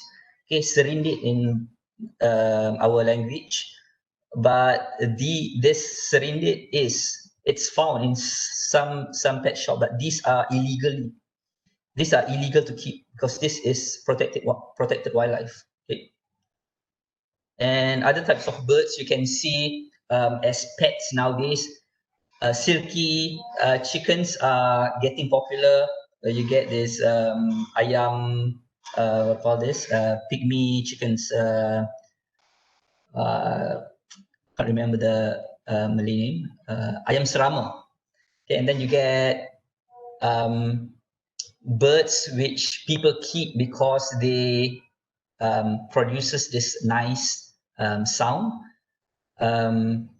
In northern Malaysia, you see a lot of bird singing contests. So these birds that they usually use are merbok and merbah jambul. Merbok it's zebra dove, and merbah jambul is, if I'm not mistaken, red whiskered bulbul, and also tiong mas. Okay, tiong mas, they are attractive because of the characteristic that they have, okay, and the sounds that they make. So birds have special requirements. Okay, the most difficult birds to keep due to special requirements are cetaceans, are parrots. So most of the list applies to parrots. Some applies to others besides parrots. Okay, so parrots have a long lifespan. Some of them can live up to 80 years old. Some of them live to be passed over to a second generation owner. Okay, they need constant attention because due to they're highly intelligent. Okay, and because of this intelligence, they are prone to stereotypy. So stereotypy means stereotypes, means doing an abnormal behavior repetitively.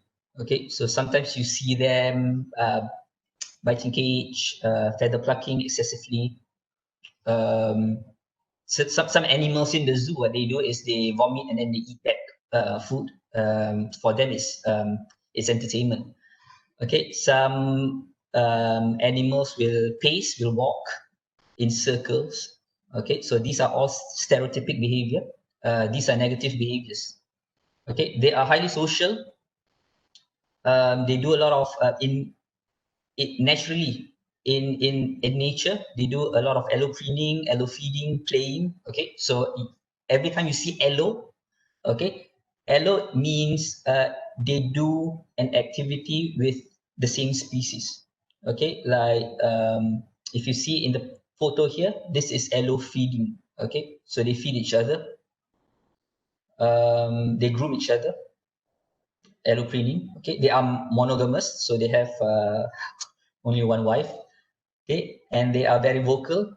They are sometimes they could be noise pollution. Okay, to the neighborhood. Okay, so for housing these birds, traditionally this is what people do. Okay, they keep birds in small cages. Okay, with perch and football and water ball, and that's it. Okay, so maybe in certain birds it works, but not in parrots. So this is where I want to change the mindset of you, the next generation exotic pet owners. Okay, so birds, they naturally what they do, they like, of course, they fly. Okay, for them flying is exercise. They climb, they jump, they stretch their wings. So they need space. They need a big space to thrive on. Okay, so the best place is for them to be kept outdoors. Okay, in a big cage, or if you're a rich person, maybe an aviary. Okay. Okay, so access to UV is always good for birds. There's a study on African grey parrots where UV actually increase the vitamin D within the circulation, which helps with calcium metabolism. Especially, it helps with egg-laying birds. Okay. Most important is keep away from the kitchen. Okay, because a lot of reports on birds dying out of PTFE poisoning, or some call them Teflon toxicity. So what PTFE is, it's the coating on your non-stick frying pan. So your non-stick frying pan is coated with a petroleum-based chemical called PTFE, I can't remember what's the poly something. Okay. So if you heat up your non-stick pan, it's going to release PTFE fumes, which is very, very toxic to birds. They'll get respiratory distress. They get pulmonary edema. And once you see the clinical signs, normally it's dead. Okay. Okay, so maybe we'll go through some photos of some cages or maybe aviaries. But the principle is it should be, if it's outdoors, sheltered from a wild bird access, especially wild bird feces. And it's safe for the birds, especially from predators like your cats and dogs. Okay, and maybe your local wildlife like civets, and also it has to be easy to clean. Okay, so we'll go through some photos. Okay, if you see photos here of an Amazonian parrot. Okay, so there's a perch. Okay, when you want to put perch, make sure the perch are in various sizes and plenty, because if it's only one size perch, normally you'll get we call it pododermatitis. It's basically what do you call that, a sore on the footpads, which eventually becomes a wound and gets infected. Okay. The perches, I would prefer something natural like wood, like branch, like tree branch, a dried tree branch. And if you're keeping a pair for breeding, you make sure you have a nest box. This is a photo of an indoor cage. If you see this blue and gold macaw can spread its wing, this is the type of space that is optimum for a healthy macaw. Okay, and then you can see a lot of toys hanging, a lot of perch. But the problem with indoors is you don't get enough UV light. Okay, so this is the best. The next picture will be the best place to keep macaws. Okay, this is what we call an aviary type. Okay, if you see, it's very spacious. You can keep a group, a flock of birds, so they can exhibit a lot of natural behaviors, like they are flock animals. Okay, they can interact with each other. Okay, there's a lot of space to put more enrichments inside. Okay, and also access to cleaning themselves. Okay, so certain birds, they dust bathe. Okay, this is a photo of I've seen this with my own eyes. Oriental pipe hornbills dust bathing in the wild. Okay, So bathing keeps their feathers clean and dry. Okay, but when it comes to parrots, they don't bath, dust bathe. So they normally they will shower in a bowl or in shower when it's raining. Okay, most important is do not use any shampoo. Okay, because the feathers has a coating which keeps it waterproof. If you're placing a soap chemical onto the feathers, it's going to lose that property, and your birds will have difficulty in drying up, and they'll normally they'll get what call that they get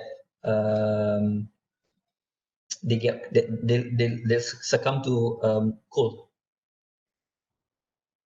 especially when it comes to aquatic birds like ducks. They need their waterproof feathers to keep afloat. Okay, if you take that off, they can't float effectively. Okay, so what you see here is this is the new mindset of bird keepers, especially parrot keepers. Especially if you have them indoors, have a foraging tree. Okay, this is called a forage tree. So foraging is an important behavior for birds. Okay, this is what they do in the wild. Like us, we go to work 8 to 5. Okay, for them, they forage 8 to 5. 70% of the daytime is spent on foraging. So they'll climb, they'll walk, they'll fly, they search for food. Okay. So they can't exhibit that behavior in captive. And this behavior stimulates the mental health of your bird. So by having this foraging tree, so you can get your birds busy. Okay, you can get them preoccupied, and you can reduce stereotypical behavior. Okay, and then to do this, okay, to keep your birds occupied in terms of feeding, okay, you can have what we call here a foraging toy. Okay, it makes your bird to work to get food. Okay, so it prolongs the feeding time. Okay, so some foraging toys are actually to keep birds or to keep exotic pets. It's not that expensive. The expensive part might be on the enclosure or the cage, but most of the enrichments are things that you can get around your household. Things which are people see as rubbish. Okay, like this. You just have a lot of this shredded papers placed inside this coconut shell, and then you place food inside there, so it's going to make the bird work to get the food. Okay, so you can make also like this it's like a kebab style food toy. So don't feed your people. A lot of people nowadays are shying off from feeding in bowls. Okay, you might do that initially when you get your birds in as a new pet, but eventually this is where you want to go. You want to go for foraging. Okay, so birds, they eat a variety of diet. Okay, most of them are frugivores, eat fruits. Okay, most of them eat seeds and nuts. I'm not going to discuss about raptors, which eats meat.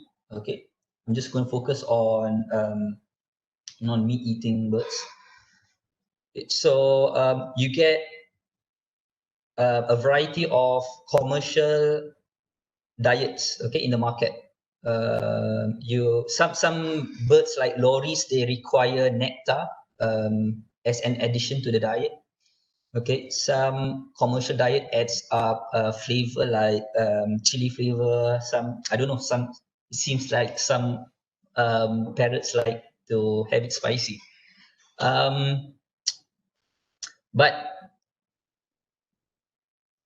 all of this you can actually get naturally. If you see this photo here, so actually sawit is for me it provides wildlife with some benefits. Okay, so most of the commercial products which promotes the health of especially feathers and skin it comes from palm oil. Okay, and even parrots in the wild, like this green parakeet here, this Indian parakeet here eats palm oil in the wild.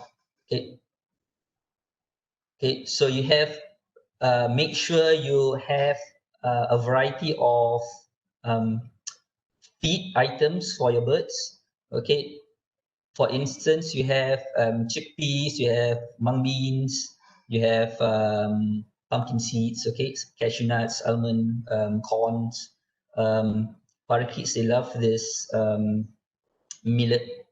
Okay, for calcium supplements, you can provide them with cuttlefish bones, or maybe mineral blocks. But when I was in the zoo, I found out that if these like mung beans and chickpeas, if they are sprouted, it gives a higher nutritional value than giving them raw or soak. Okay, so I will always prefer natural diet and commercial. But the only problem is natural diet, you need to keep it fresh. Okay, unlike commercial diets, you just have to keep them dry. Okay, and some food are toxic to birds. Okay, one of them is avocado. Okay, do not feed this to birds. Chocolate is toxic. Alcohol is toxic. Okay, try to prevent feeding them with high sugar or salty diets. Okay. Okay, so for the next group of animals would be reptiles and amphibians. Okay, so I think reptiles and amphibians, I mean, reptiles are pretty popular nowadays, but not so amphibians.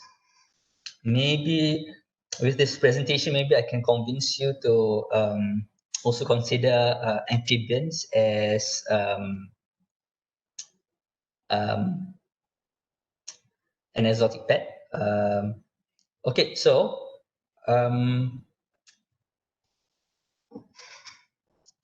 so there's a variety of amphibians and reptiles. Most of them, not most of them, there's a couple of categories. Okay, you have snakes, you have tortoise or chelonians, which are tortoise and turtles, and you have this group of squamates, lizards.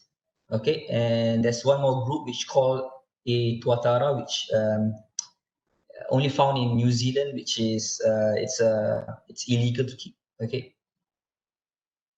so they come in variety of shape and size and colors. Okay, you might be buying a hand-sized iguana turning out into a 2 kilo huge iguana, or you might be buying a like this. It's very common for people to buy a small baby.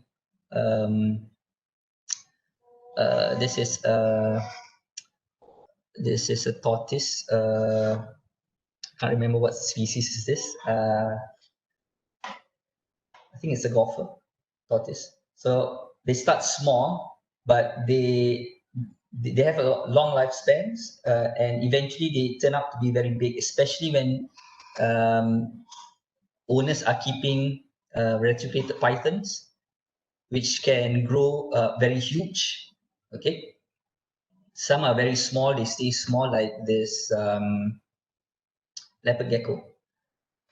Okay, so reptiles they have maybe I'll explain later. Okay, so for frogs, sorry, for amphibians, there's a couple of groups, okay, which are like this frog-like, okay, and then you can find something like a salamander, okay, which has a long tail. Okay, frogs, they don't have long tails; they only have long tails when they are tadpoles, and then they lose that long tail.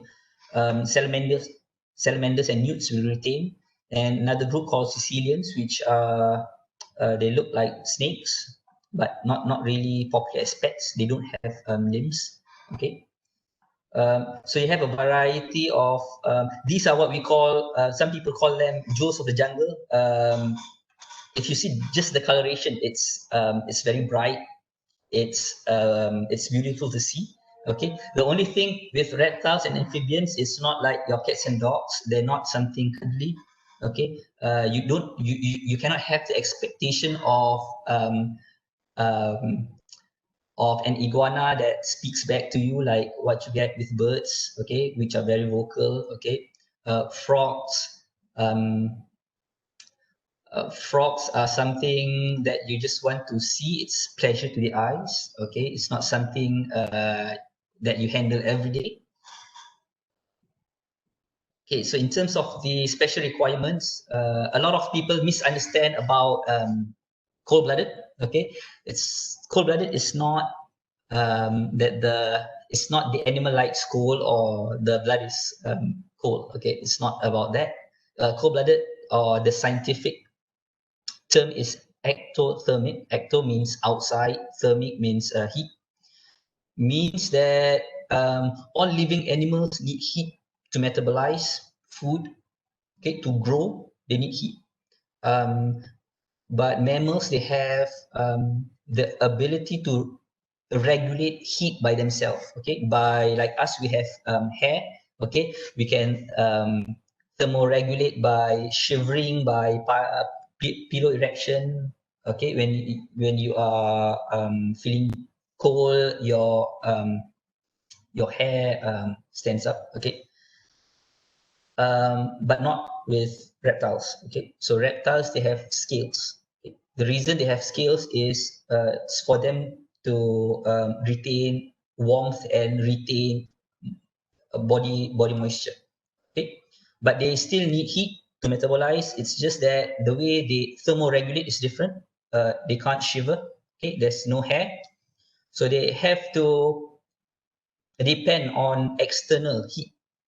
Okay, so they have to go to a place where there's heat to heat up, and then to go away from that heat to cool down. Okay. Okay, so this makes them having low metabolism. Depends on in the wild, it depends on the climate, the environment, weather. Okay. So they don't eat daily. Okay, some snakes eat once a week. Like frogs, we feed them every other day. Okay, and then there's another term which we call heliotherms. Okay, helio is sun, therm is heat. So not all depend on the sun to survive. Okay, so when I talk about sun, I mean UV. Okay, a specific UV, which is UVB, for calcium metabolism. Okay, so they need UVB to produce vitamin D3, which metabolize calcium so that the cells can use calcium. If you don't provide this, even if you provide calcium, it's just going to circulate. It's not going to go to the cells which needs the calcium. Okay. So they have, if you read magazines or articles, they always mention about POTZ, which is preferred optimum temperature zone. Generally, it's 20 to 38 degrees Celsius. Some species are on the higher range, some species are on the lower range. Okay, they go through a process called ecdysis. Okay, ecdysis means shedding skin. Okay, in order for them to grow, they have to peel off this old skin. Okay, so for the new skin to emerge. Okay, so some reptiles they lay eggs, some they lay its babies within an egg sac. Okay, it's not really true egg, it's not calcified egg. Okay, so that's where you get the term viviparous and ovoviviparous. Okay, and most of them are solitary. Okay, there's only one species of reptiles which are social, which is crocodiles, which you don't keep as pets. Okay, never. I wouldn't recommend keep them as pets. Most of them are nocturnal. Some of them are diurnal. So this is where you have to your expectation of your pets, because the diurnal species would be fine because they'll be active at daytime. Okay, but for nocturnal species which is active at night time, so at the daytime they'll be spending the daytime sleeping or hiding. So if you expect to have a reptile as a pet, you might have to get this into consideration, or else it's going to be a very dull pet. Okay, so for housing, okay, so I'm going to go through a bit of it's a bit more technical. If you see nowadays, a lot of people keep the reptiles in a Tupperware box, sometimes in a storage box. Okay, so I'm trying to get people to go away from that. Okay, they can survive, but there's no quality of life in living like that. Okay, so what they need basically in a basic enclosure for reptiles and amphibians, they need good ventilation. Okay, they need fresh air exchange. Okay, most of them are escape artists, especially snakes. So you have to have a very secure enclosure. Okay, most of them, some of them have eyelids, some of them don't. Okay, they need a place to shade themselves from lights.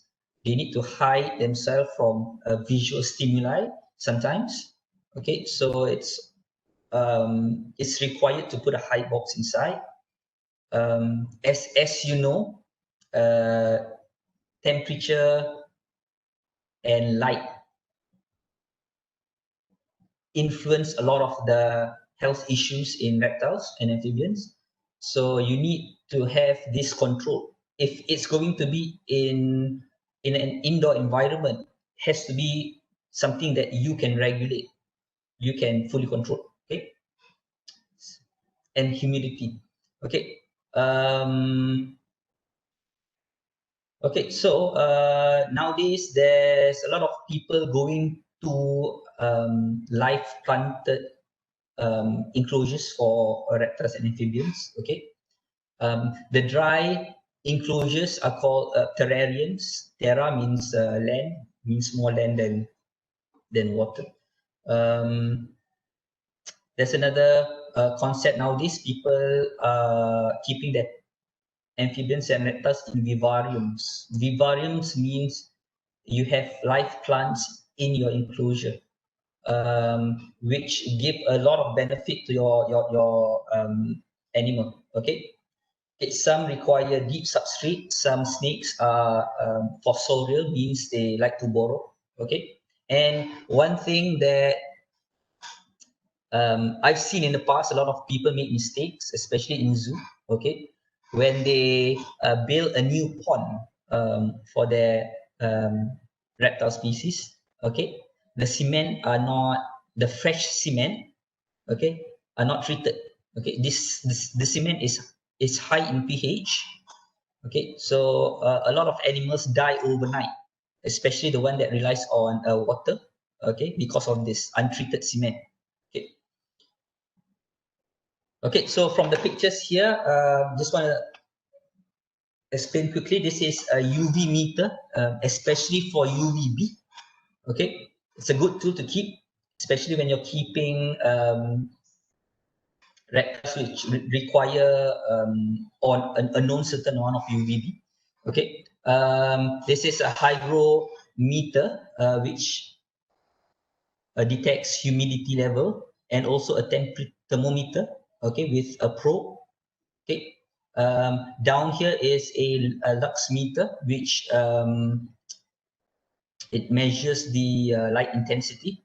And also this is I think everyone knows this. It's not a barcode scanner. This is it's a temperature non-contact thermometer. Okay, so you get this nowadays in a lot of restaurants before you enter. So you have to get your temperature check and your names and phone written down. Okay, so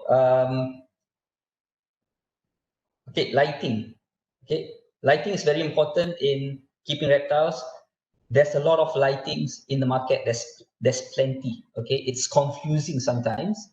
So light, most important about light is you can divide it into what we call UV, visible light, and infrared. Okay, so UV light gives you the UVB. Visible light gives you the visual. This is in the animal point of view. Okay, and infrared gives the heat element. Okay, so if you want to know more, okay, you can go to this paper over here. It's in Journal of Zoo and Aquarium Research, talking about variations of lightings in a reptile setup. Okay, so all of these are so just to make it simple, visible light. Okay, there's lights have a wide spectrum. Okay, it's in nanometers or sometimes it's in micrometers waves for wavelength. So UV light falls under visible light. The last light that you can see, visible light is the light that we can see, men can see. Okay, the last light that we can see is red light, and then once you go beyond that red light, it's called infrared. We can't see, but reptiles can see. Okay, okay, so this is simple diagram of how you can set up a terrarium. Okay, so you have your heat source at one corner. The objective is to create thermal gradient. Okay, what thermal gradient means is you have zones which has different temperature range from optimum high to low. Okay, to optimum low. Okay, so this enables the reptile to select whichever temperature range that he prefers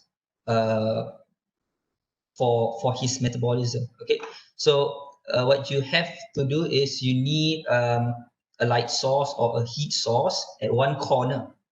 Okay, and the best is to have your enclosure horizontally positioned. Okay, and then you need a ventilation. You can use a ventilation fan like this computer fan. Okay, at one corner. So when this corner heats up, okay, it's going to take the heat. It's going to flow to the other corner and go out. So you don't have this build up of heat inside. Okay, so in order to do that, to check whether you have thermal gradient or not, you definitely need a thermometer. You need two thermometers. One is at the higher range and one is at the lower range temperature. Okay, and of course, to control lighting for daytime and nighttime, best is to have a thermostat. Okay, besides keeping check of the temperature, it also keeps checks of the. I mean, most of the lighting system in the market is a combination of UV and heat light. Okay, and to maintain appropriate humidity. Okay, low cost, you can use a spray bottle. Okay, but there's other ways like using a misting system to achieve that. Okay, so this is what we mean about thermal gradient, which you don't see with your visible eyes, because now we are looking at infrared. Okay, if you go to, now you get a lot of this. You go to any airport, okay, you get a police officer looking at the screen, and then you walk, and then they can see whether you have fever or not. Okay, so this is what they use. They use infrared. Okay, thermal imaging. Okay, so if you see first photo, okay, you have your heat source at one corner, okay, and then you have all of these furnitures, okay, plants, okay, shades, okay. So now you get a thermal gradient. So the photo, the thermal image just shows how a thermal gradient looks like. Okay, the brighter it is, the hotter. The darker it is, the colder. Okay. Okay, so a typical reptile enclosure is it looks like this. You have glass wall, okay, with ventilation, preferably front opening, and then you have this vents which helps up with ventilation. Okay, and this is an example of a vivarium for snakes. Okay. Okay, so some photos of enclosures for turtles and tortoises. Okay, so at the left would be more for tortoises, which are more land reptiles. Okay, and at the right is more for aquatic turtles, okay, which need more water. Okay, but both have the same setup. One is outdoor, means they get natural UV. One is indoor, which you have to provide UV and heat artificially. Okay, another concept of vivarium. This is usually made for amphibians. Okay, this is how they set it up. They made it look naturalistic. So they have live plants. In order to have live plants, you need a system where you have this, you need to maintain moisture. So they have this they have these layers of substrate, okay, like top layers of moss, and then down here you get maybe cocoa husk substrate, and then you get another layer of clay balls. Okay, so this will create it will retain moisture of your exhibit without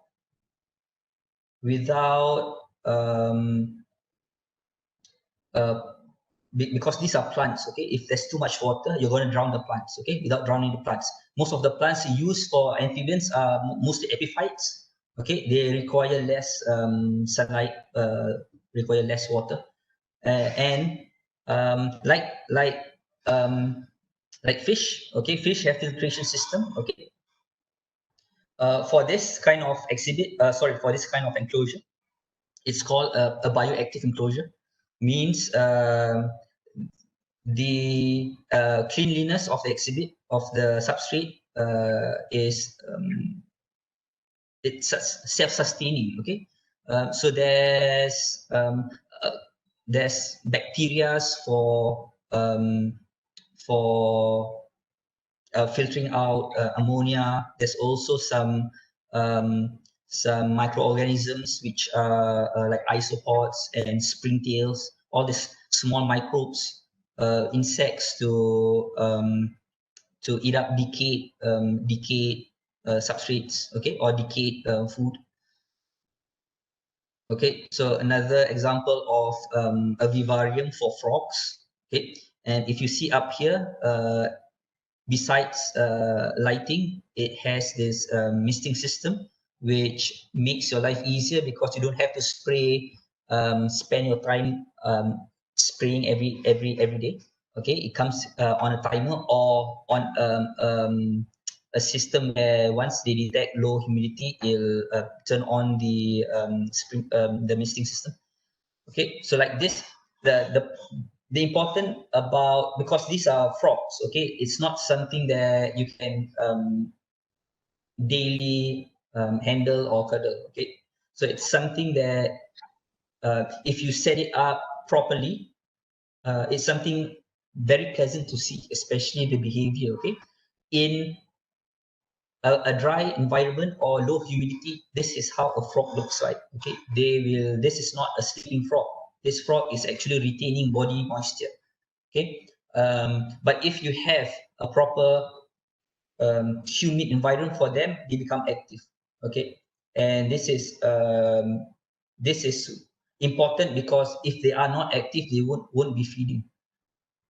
Okay, so for diets, if you are not prepared to deal with live food, do not keep reptiles. Okay, or maybe you keep the ones that eat fruits or veggies, okay, or greens. So a lot of snakes eat whole animal. Okay, so you have to prepare for different sizes of mice or rats, depends on your the mouse size of your animal. For snakes, they might be able to eat something a bit slightly bigger than the head because they can expand the jaw. For other species, they can't do that. So food size will be based on a mouth size. Okay, for frogs, there's big mouth frogs, there's small mouth frogs. So you need to have a different size of insects. Like these crickets, you have pinheads. Okay, like my experience in Aquaria KLCC, we used to keep poison dart frogs, and they eat pinheads. So you have to, people don't sell pinheads, so you have to start culturing insects in-house. Okay,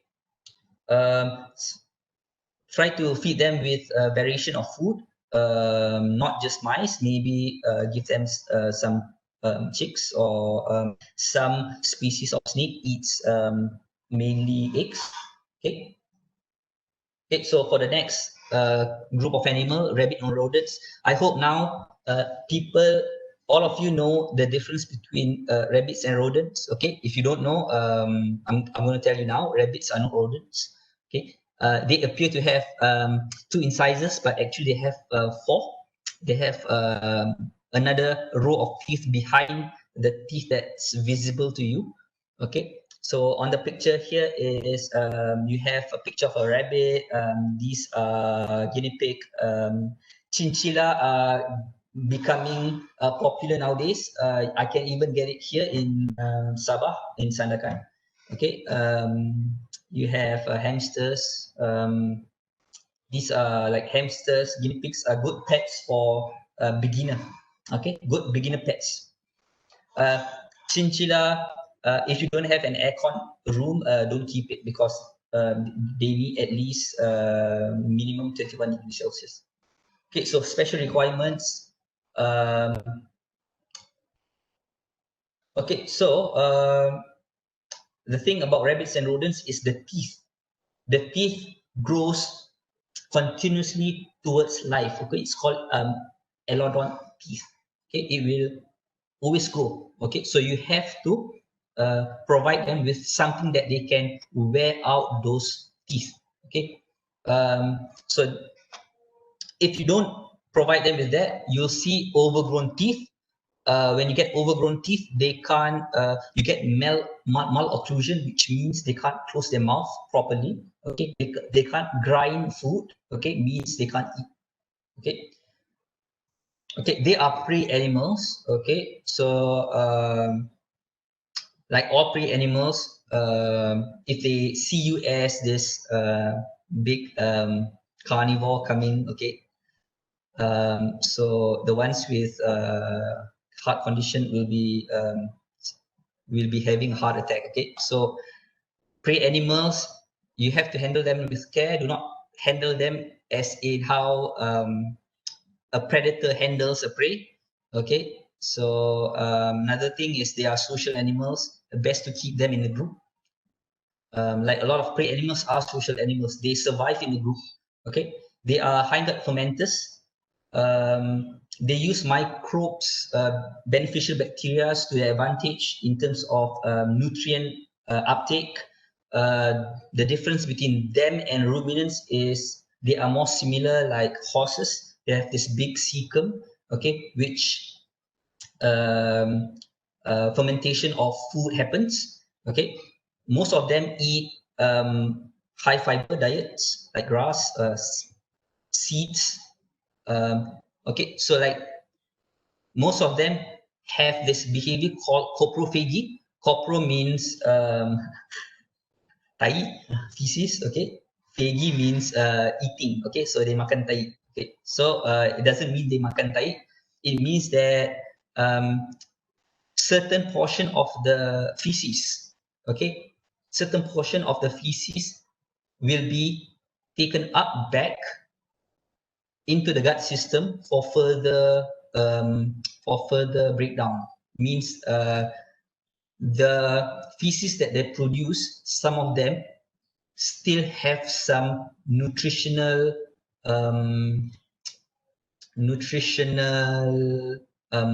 value in it, so they get it back into the digestive system to absorb these nutrients. Okay, and for like guinea pigs, they need vitamin C to add up to the diet because a lot of cases they get scurvy disease if not provided with vitamin C.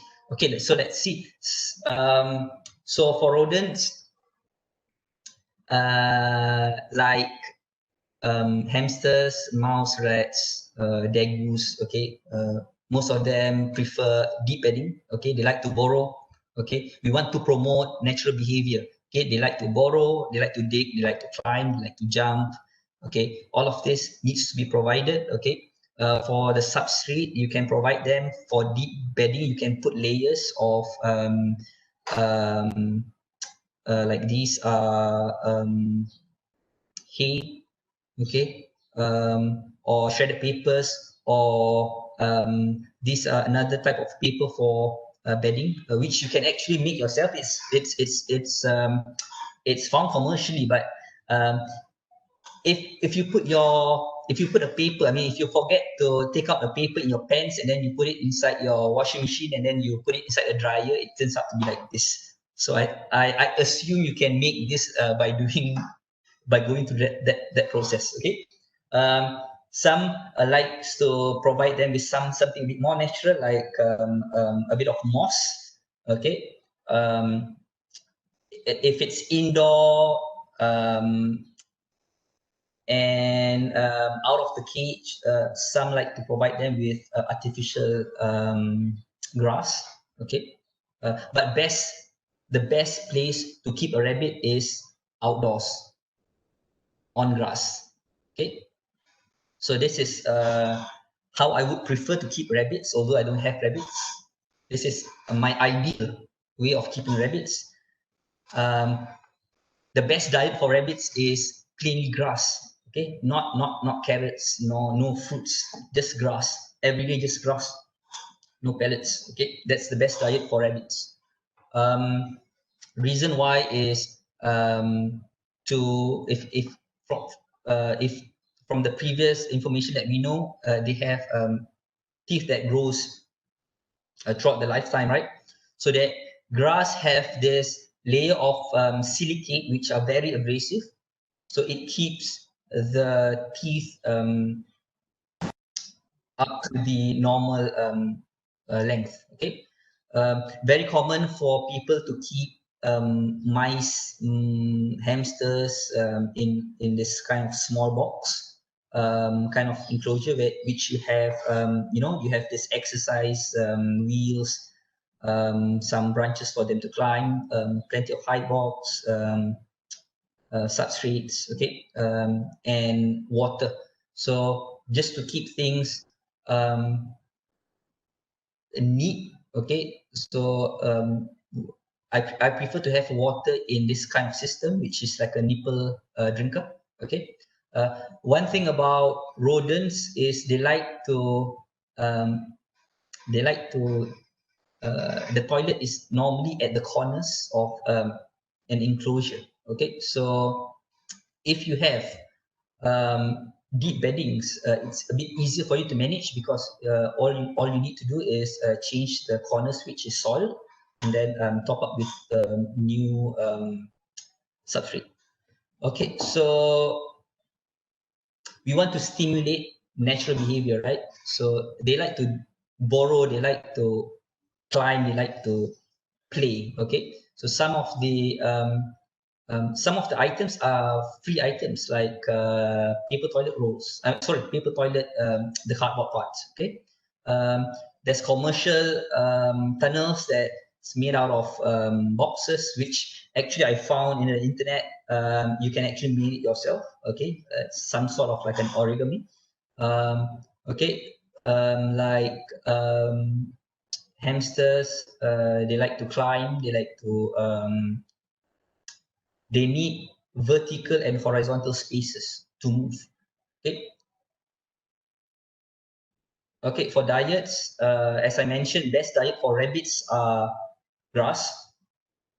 Okay, they thrive better on grass only. Okay, especially dry grass. You can get commercial grass like Timothy hay or alfalfa hay. I find the best is your natural fresh cut grass. Just be careful if it's fresh cut. Make sure it's not cut by or call that a grass cutter, because you might get contamination of petrol, okay, on the grass, which is toxic to animals. Okay, make sure it's cut. It's cut it's cut manually. Okay. So for the ones that eat grains, so you can have all of these grain mixtures of quachi seed, sunflower seed, pellets, dried corns, okay, pasta, because like rats and like especially rats are omnivores, so you can even add some dog food in it, okay. So it's not really difficult to. One thing that makes rodents a good beginner's pet is because of this. It's very easy to keep them, and it's very easy to feed them, and they are small enough. It's low cost, and finding enrichments are not something of an issue. Okay. Okay, so all of these animals need veterinary care.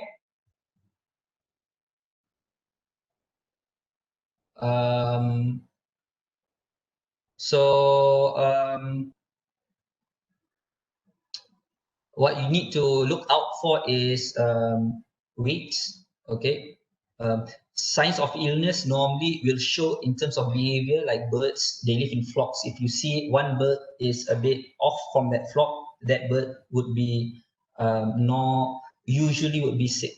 Okay, look for the nose, whether it's having if there's discharge or not, are the eyes watery or not, especially in snakes. Sometimes due to low humidity, they retain the old skin at the eyes, which we call a spectacle. Okay, so if that retain spectacle, does not peel off, for the next shedding, it's just going to add up. Okay, it's going to make it much more difficult to peel off, and they can't see. Okay, for birds, even the small mammals look for signs of sore foot pads. Okay, what we call pododermatitis. Okay, check for dental. Okay, best is to look for the feces. Okay, the shape of the feces, the consistency of the feces shows you, it tells a lot of story regarding the health of the animal. Certain animals like guinea pigs, if you don't breed them, okay, if you don't breed them within 6 months, if they get pregnant after that, a lot of them get into dystocia, difficult to give birth because the pelvic is fused and it's not flexible to expand when it's giving birth anymore. Okay, these are some examples of normal stool. Okay, for birds, you get feces, and urates, which is the urine. Same goes for reptiles because they share a common opening for the urine and for the feces. Okay, for rabbits, you get these cecal pellets. So these are the ones that they will consume back. Okay, and you get the dry ones which they do not consume. Okay, if you see them makan tai, it should be this one. Okay, and also guinea pigs. Sorry, this is guinea pigs. So this is how a guinea pig feces looks like. It's more cylindrical, and this is how a hamster feces looks like. Okay, so good keeper will keep records. Okay, this especially in zoo. Okay, good zookeepers are the ones that usually up to date with records. So you want to record maybe a body weight monthly and also body score. You can either pick this up in the internet, or you can even make your own body scoring system. Normally it's from 1 to 5. 3 is the ideal. 1 is skinny towards fat, obese is number 5. Okay, you want to record the amount of food they eat, especially with reptiles which eats once a month or sometimes once a week. Okay, just to get up, just to make sure that you don't skip a feed. Okay, and for snakes, you want to record when was the date that it last shedded, because normally they will shed after they have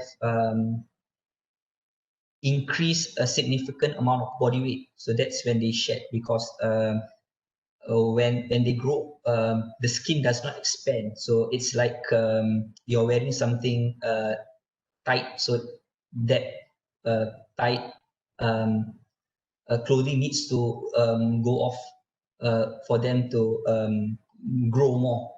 Okay, so that's about it for my talk. Sorry, I think I took a bit longer than what was provided. But am I still at time, or I went beyond Yes. time?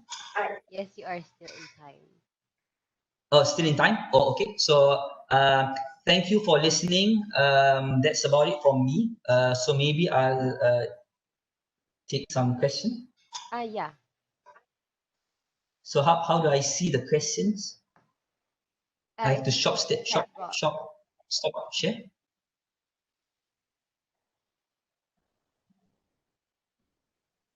Okay, yeah. Doctor, you stop sharing your screen. Okay, stop sharing. Okay.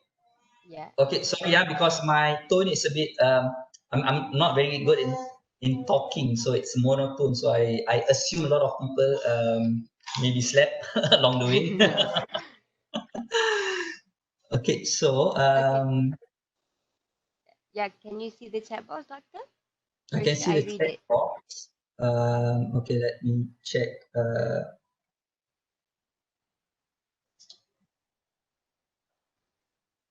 Okay, so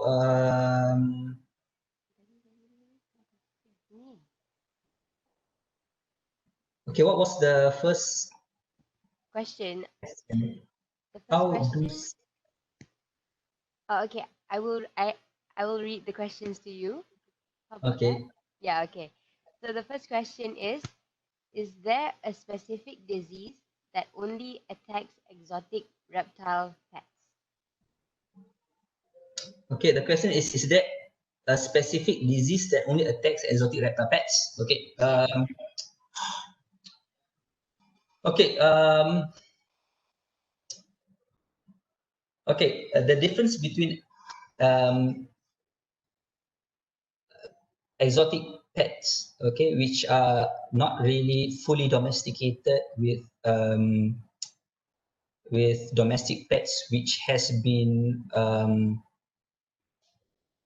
throughout the years selectively bred. Some of them are also inbreds. Okay, so that's why some domestic pets, certain breeds have certain predisposed disease.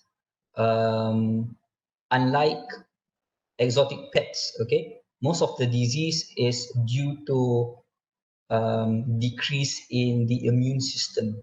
Okay, like reptiles, they depend highly on temperature and humidity. Once you do not provide optimal temperature, they will it will suppress the immune system. That is where they get diseases. Okay, that is where some natural microbes becomes pathogenic. Okay, so with the pet trade, a lot of disease are coming up because of animal moving from one country to another. There is but it's not. There are some diseases like beak and feather disease in parrots. Okay, there is a virus which affects respiratory system in snakes,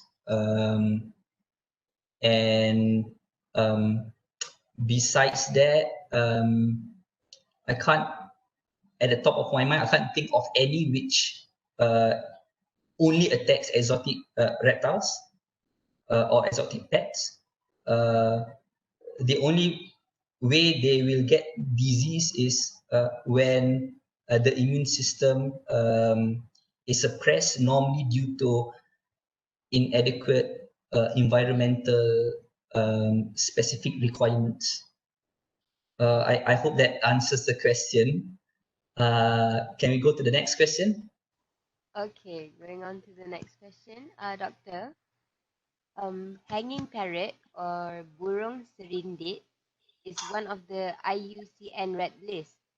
Is it legal to keep it with a license applied? Okay, I think you have to do your research on that. Last I know was you can't have even a license to keep. You might have to require a special license with which not I will call that normal people like us can apply.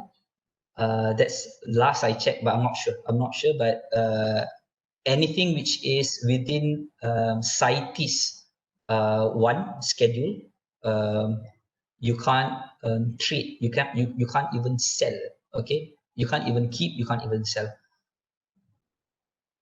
So that I think you have to do the research. I'm not well versed with legislation, okay, but I think it's you can check out on Wildlife Department Wildlife Act. You can get it online. Which animal needs a license? Normally, it's class 2 animal. Class 1 animal, you can't even keep. It's very difficult to get a license. It's a special license. It's not for normal people.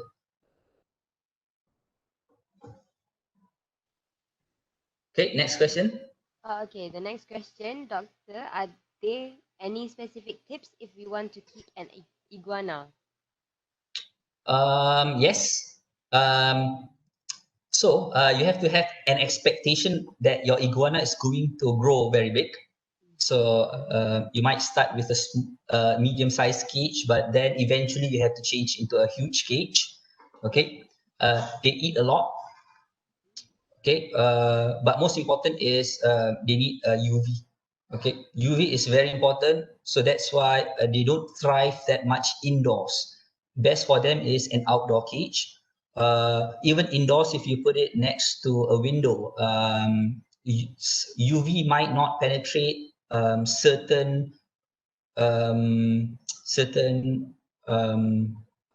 call that certain types of window like glass. They don't penetrate glass. They might penetrate acrylic materials.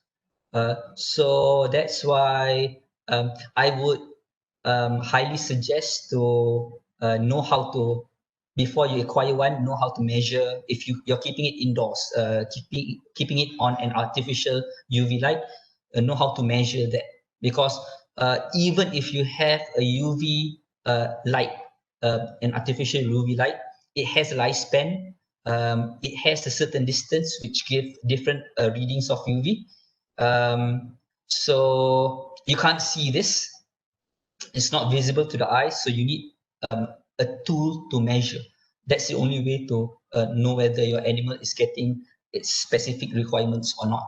Okay. One more thing, a lot of people keep iguanas with a small bowl of water. Okay. In Korea, KLCC last time, we had the top of KLCC, what call that? The rooftop. We got access to the rooftop to bus our iguanas. It's kept in a huge cage, and it has this big water. It's not a water bowl. It's more like a blue water tub. You know those big tubs. So it promotes not only drinking, but it also soaks inside there to keep the body humid. It helps them with skin shedding. Okay, so for them they shed skin, but they shed in smaller sections. Unlike snakes, they peel off one piece.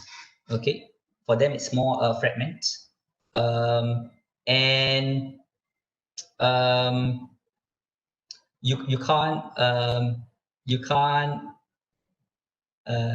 what call that, replace sunlight with any types of UV lamp. Still the best is sunlight, natural sunlight as a UV source. Okay. And then food, make sure food, best is not to present them inside a bowl, get them hanging.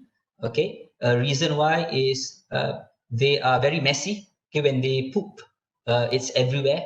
Okay, so we do not want them to go down and feed, because eventually that food will be contaminated. Even water could be contaminated with poop. So a lot of cleaning, a lot of daily cleaning. Okay. Okay, next question. All right, next question. Doctor, since flying is considered an exercise for birds, will clipping their wings lead them to weight difficulties? Okay, so one of the common management of usually it's cetacean birds, it's parrots. Okay, what we do is we wing clip. The reason why is if it's kept indoor, um, if it's kept indoor, how to say, one is to prevent escape. Okay, another one is to prevent it flying off, and if it's indoor, flying off and injuring itself, especially if you have a room which has a ceiling fan. Okay, the one that's okay, those fans, those can be fatal to flying birds. So the way that we trim the bird feathers are, it's only we only trim the primary feathers. Okay, the primary feathers will grow.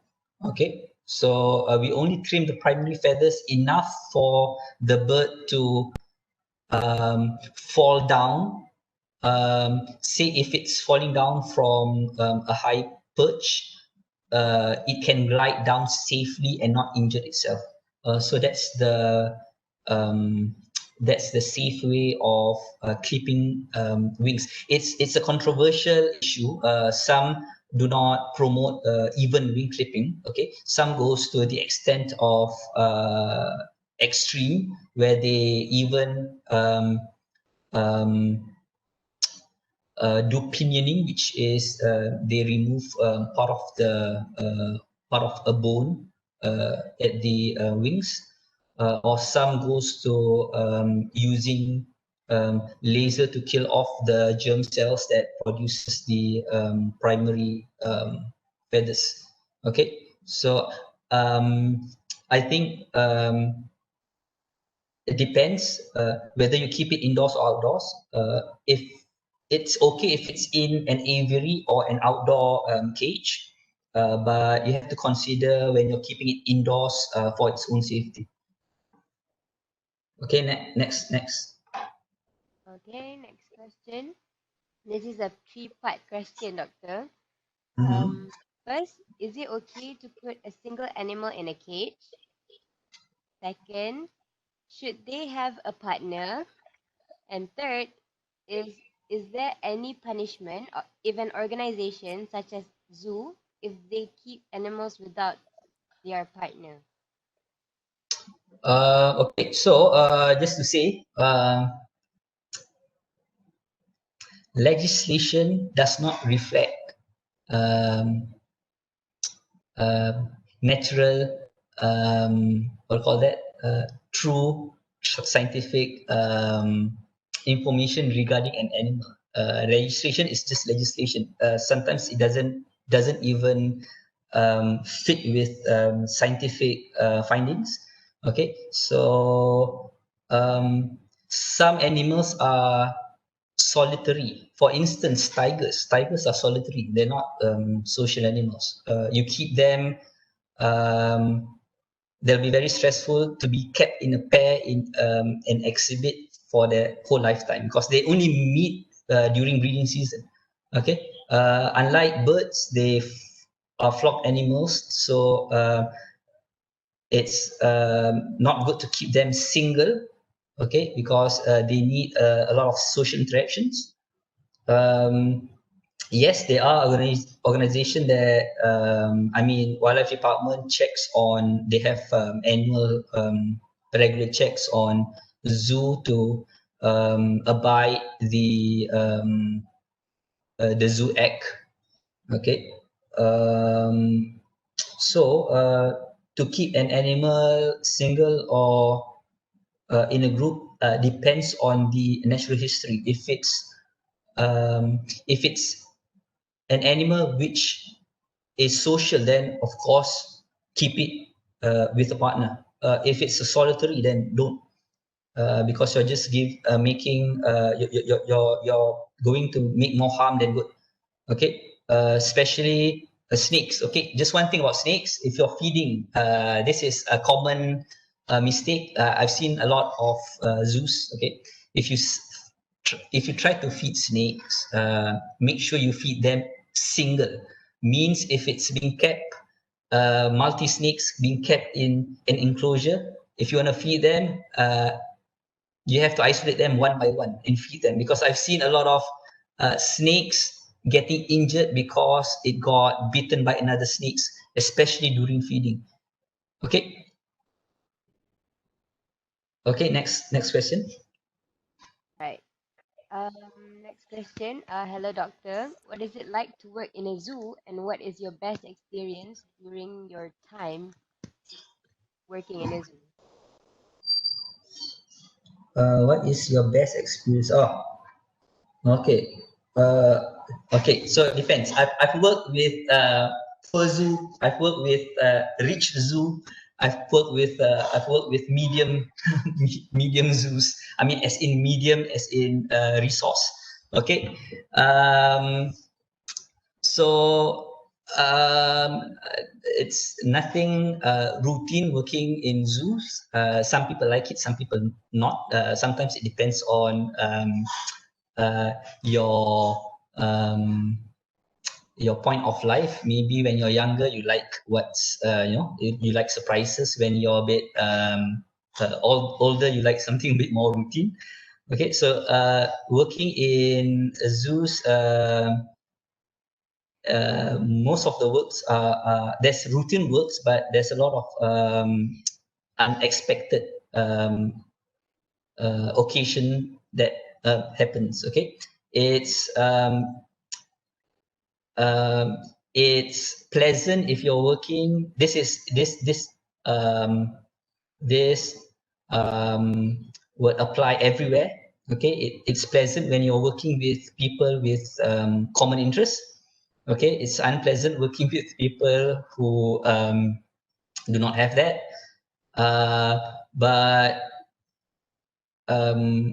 you have to be prepared, because if the scene in local zoos and the ones in other countries are totally different.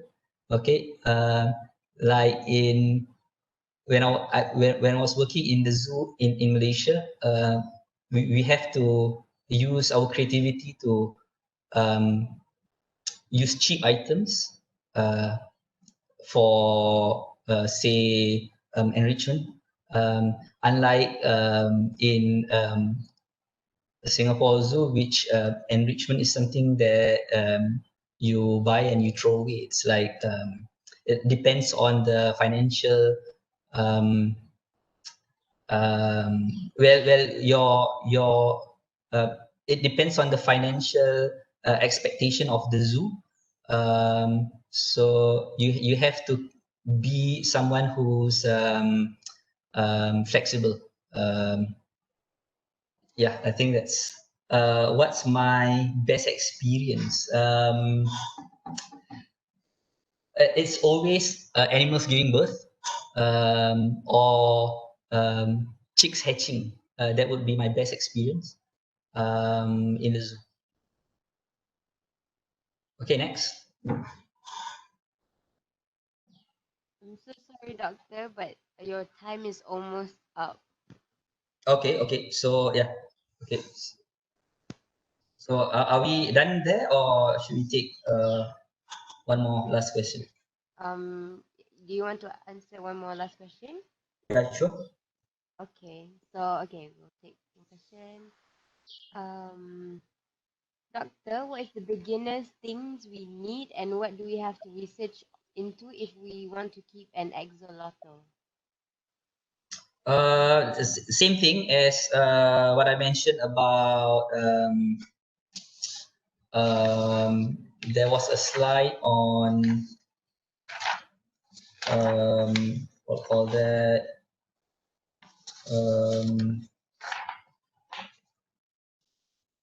on the basic rules of keeping exotic pets.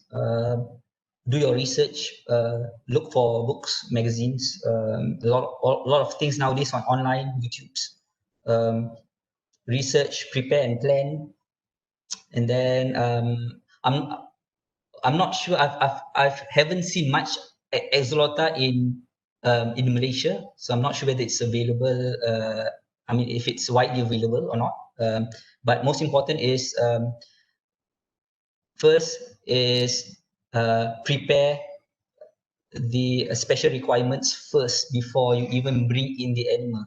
Okay, one thing about species, if one thing I want you guys to bring back, if you even forgot about all of the talks I've been saying just now, is when you want to put value in your pets. Okay, put your value on the well-being of your pets, not on the pet itself. Okay, like say for example, you have a ball python. Okay, you have a lot of variation. You have this different coloration. The price is different. Okay, still a ball python. it still meets the same requirement. So instead of putting a value on the colorations or morphology, what call that, species, I rather put value on how much quality of life can I put on that pet instead of putting value on the pet itself. Hope you understand. It's better to keep an animal regardless of the price. Or say it's a cheap pet that you can get. Okay, it's better to keep that pet with a good quality of life throughout its life than buying highly expensive exotic pet which lives miserably towards its life. Okay, so that's about it. Yep. Okay. Thank you, Doctor. Sorry, Okay, everyone. thank you all. We did Yep. not have the time to reach out to your questions. All right. Doctor Reza, are you there? Yes. I would like to ask, would you like to share your slide with us so we could give to the participants? Yes, sure. So I'll prepare for you a PDF version. Yeah, okay, sure. Okay. All right. Thank you, Dr. Muhammad Reza, for the session. Thank you so much. It was very interesting because it's new and yeah, for me, I have not touched much on exotic pets before this. So that is such a very informative talk. Thank you, Dr. Reza, for your Okay, time. thank you. Yep, thank you for inviting me. This is my first time speaking like this through the this kind of seminar. Okay, so thank you for inviting. All right, no problem. No worries, Dr. Reza. There will be next time. Oh, yeah. I will make sure that we're going to invite you again. Thank you, Reza. Sure, sure. Okay, thank you. Okay, doctor. We are going to go for a photography session for a while. If that's okay with you? Yes, yes, sure. Okay. All right. Okay, participants, please open your camera for the photography session.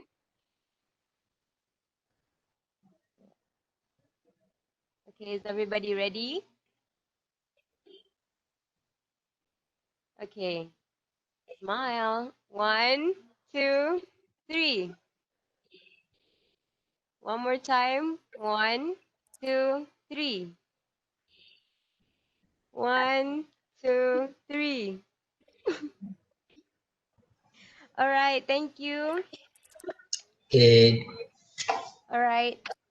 So that wraps up the final slot for today. As all good things must come to an end, sadly, we too have reached the end of our program.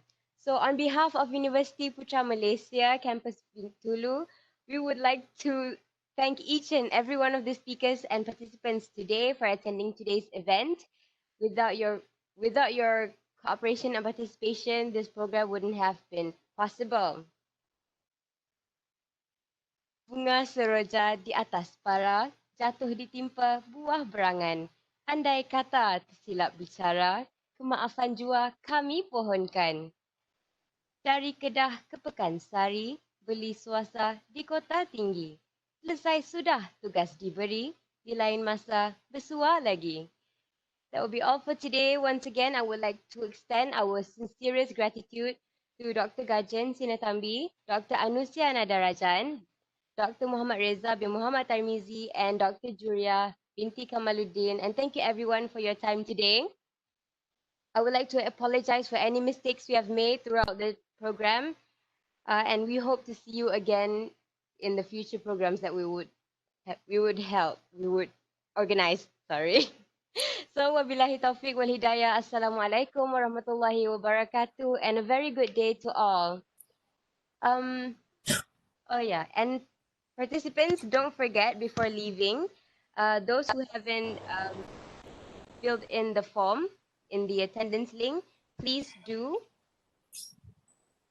It's in the chat box. So please, anyone who missed out on the attendance link during the break, you may fill it in right now. And please do not leave the WhatsApp. Thank you. And do not leave the WhatsApp groups as we will be giving updates and links for the e-certificates. All right. Okay, thank you everyone for coming. Thank you. Thank you for joining. Thank you. Yeah, we will send the slide to you guys in the Thank group, in the you. WhatsApp group. All right, thank you everyone. Thank you. Thank Thank you. you.